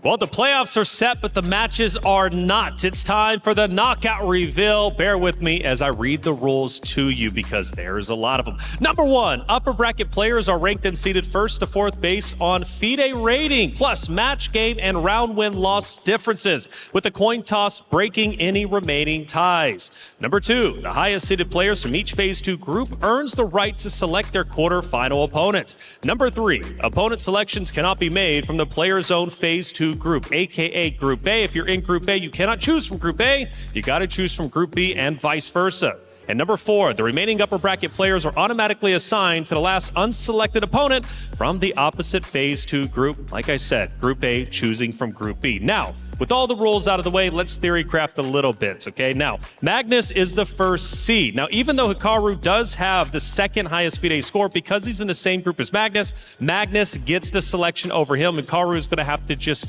basically be happy with whoever Magnus didn't pick. And Magnus has got 2 opponents he can choose from, Nihal Sarin or Arjun Edagasi. Who do you think he's going with? That's right. He can't pick Hans. They're from the same group. There is a negative 5% chance he's going to pick Arjun. He's going to pick Nihal. And he actually played Nihal last year in the opening round of the playoffs, which was the round of 8. He won, I think, 2.5 to 0.5. And there's just no way he's going to pick somebody with the strength of Arjun. Not that Nihal's not very strong, but I think Magnus lines up well with Nihal. He's not going to let his clock get down to the 10-second time scramble that Nihal could potentially beat him in. In Hyper Bullet, he would not pick Nihal. But in 10-minute chess, he's going to pick Nihal. Sorry to ruin the surprise. That's what's going to happen. We don't know for sure, but you said negative 5%, so I've got to go with the big brain for you. But on the other side, you got Noterbeck, who gets the first seeded pick, at least for his respective group. Alireza Farouja is going to have to just, again, settle for whoever Noterbeck does not pick. Now, for Noterbeck, he's got Hans Niemann or he's got Lazovic on the opposite side. I think both are going to be quite tough. You know, this is it's the 4 youngest possibly in like terms of ranking. That's kind of interesting. In terms of, you know, skill level, they're all really close, right? Obviously nowadays Noterbeck is ranked number 7, Alireza is ranked 10. Not that Noterbeck can pick Alireza anyways, but probably seeing the performance from here in the Alliance Vault, I would go for Hans, perhaps. Yeah, I think Noterbeck might view this as an opportunity to really, really prove that he is world number 7. He's incredibly strong. So. Okay. Well, and by the way, whoever they pick might be picking their opponent that might take them down and crush their key. That's what's at risk. But either way, we theory crafted enough. I read out the rules, and now it's time to head to the stage for the knockout reveal. Okay, ladies and gentlemen, it is officially time for the EWC knockout reveal. We have our finals, but it is time to see how that bracket is going to play out. Absolutely, we've got players with the luxury to pick their opponents, and all we have to know is who would you pick to make sure you win the first round tomorrow. Okay, well, ladies and gentlemen, you guys already know the rules. They explained it over there on the desk. Let's get to the action. Please come to the stage, the man himself, Magnus Carlsen. He gets the luxury of a choice. He can pick his first opponent for tomorrow, as he's got 2 keys to choose from. No hesitation. Key shown immediately to the camera, which means you and I, Rob, are not sure yet which key it is, but you know that the players must be worried about this one. Can we get the result and the players to face off, Rob? Okay, so was that Nihal? Let me make sure. Yes, indeed it was. So Nihal, please meet me right here in front of Magnus for our face-off. Magnus, first question, well actually only question, why pick Nihal? I mean, I think they're both very, very good players, but stylistically, I think, you know, Arjun is very difficult for anybody, and yeah, I thought out of 2 very, very good players, this was the more sensible choice. Okay, Nihal, how do you feel about going up against Magnus here and being picked? Not very happy, but yeah, I'll just try to play my best, give as good a fight as I can, and yeah, just see what happens. Okay, ladies and gentlemen, we have our first matchup officially set. It will be Nihal going head-to-head with Magnus. Much luck to both of you guys, and we'll see how everything plays out tomorrow. You guys can actually go ahead and exit the stage as we find out our next matchups. And we do now know officially we're going to have Arjun versus Hikaru as well. Ooh, banger matches only, Rob. But now it is time to figure out the other side of these brackets. Of course, I'll see these two gentlemen there waiting to see who will pick them as an opponent. It is time to welcome onto the stage Nodebek Abdusarov. Ooh, Rob, same thing. That's the question. Is there hesitation? Have you planned something? We're still taking a moment, and there is no moment to be waiting for. I do believe that is Dennis being picked there by Nodebek. Can I please have the two players? Yep. Can I have Dennis? Can you also go right there for the face-off, of course? And I've got a quick question for both of you, of course. Nodebek, why pick Dennis over Hans? I think they are both same strengths, very close. I played many games against Hans, so I thought that this time would be interesting to play against Dennis, because I mostly played against him online, so would be interesting. All right, from online to in-person, Dennis, how do you feel coming up on this matchup? I think it's nice because I didn't want to play against Alireza, so I'm like, it's okay. All right, you know what? Both players happy for their choice. This is the match you will see tomorrow. Abdusarov versus Lazovic. Guys, you guys can exit the stage now that we have our matches. And Hans Niemann, of course, will be facing Alireza Firouzja. Rob, nothing but bangers tomorrow. Nothing but bangers, top to bottom, and you can expect nothing less here at the Esports World Cup. Our finals bracket, our playoffs bracket is officially set, and the action is going to be absolutely insane. Let's send things over to the studio to break everything down. Hollywood Rob TV in Damascus, thank you so much. The knockout reveal is done with. They picked their opponents, and we now officially know what our playoff bracket is going to look like. Yeah, it was interesting there when Magnus picked Nihal. He was trying to be as politically correct as possible and make sure that he gave both players their credit. But when Nihal was asked how he felt, he admitted to something that Magnus has said for many years, which is players, I have a psychological advantage when I sit down on the board because players are afraid of me. And Nihal admitted to it, being basically afraid of Magnus. Well, it does happen. He's got a lot of aura, and he is, in fact, a returning champion.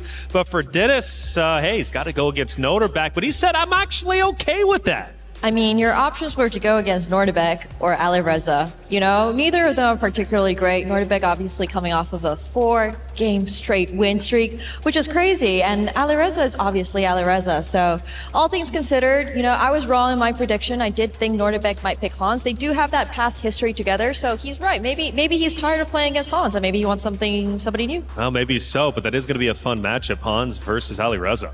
Yeah, maybe Dennis kind of nudged his key forward a little bit there to encourage him a little bit, but it's like, you know, the little kid on the basketball court, like, pick me, but he, yeah, it sounded like, if we believe them at their word, Nodebek wanted to just play somebody creatively that he hadn't played a lot before. He just wants to enjoy himself up there on the stage, but it was a much tougher call for Nodebek. Magnus, I think we knew he was going to pick Nihal. But what about Edagaisi going against Hikaru? That's the final and last matchup. Never easy to go against Hikaru.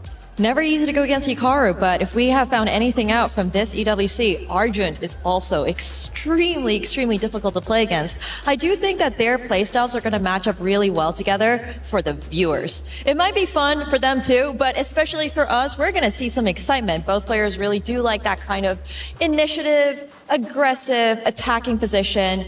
Arjun doesn't like to defend too much, but And Hikaru better get off on a faster start than he did in his opening match because he really struggled in that first game. I believe he just barely held the draw as white. Of course, he's got 4 games against Arjun, but you're just going to be punished against a world-class player. He's got to get off to a better start. But this could be crazy. Magnus Carlsen at the top, but Alireza Firouzja as well could face off in semifinals, right? That was grand finals from last year. Meanwhile, on the bottom, Denis Lazovic, the 19-year-old prodigy now from AGAL, going against Nodebek. If he pushes forward, he either gets Hikaru or Edagaisi, both incredibly difficult matches. Do we want to make a prediction for grand finals now?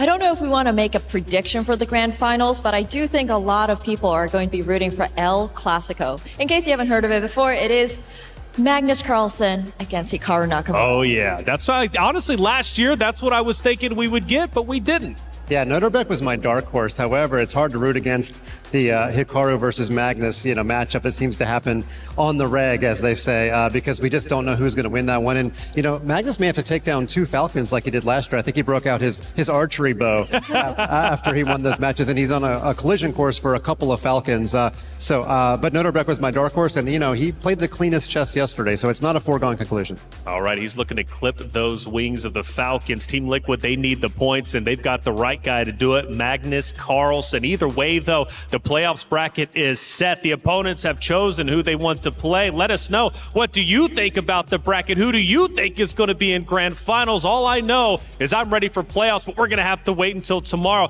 because tomorrow the playoffs start. The journey for $1.5 million, $250,000 goes down. It'll be day 1 of playoffs starting tomorrow.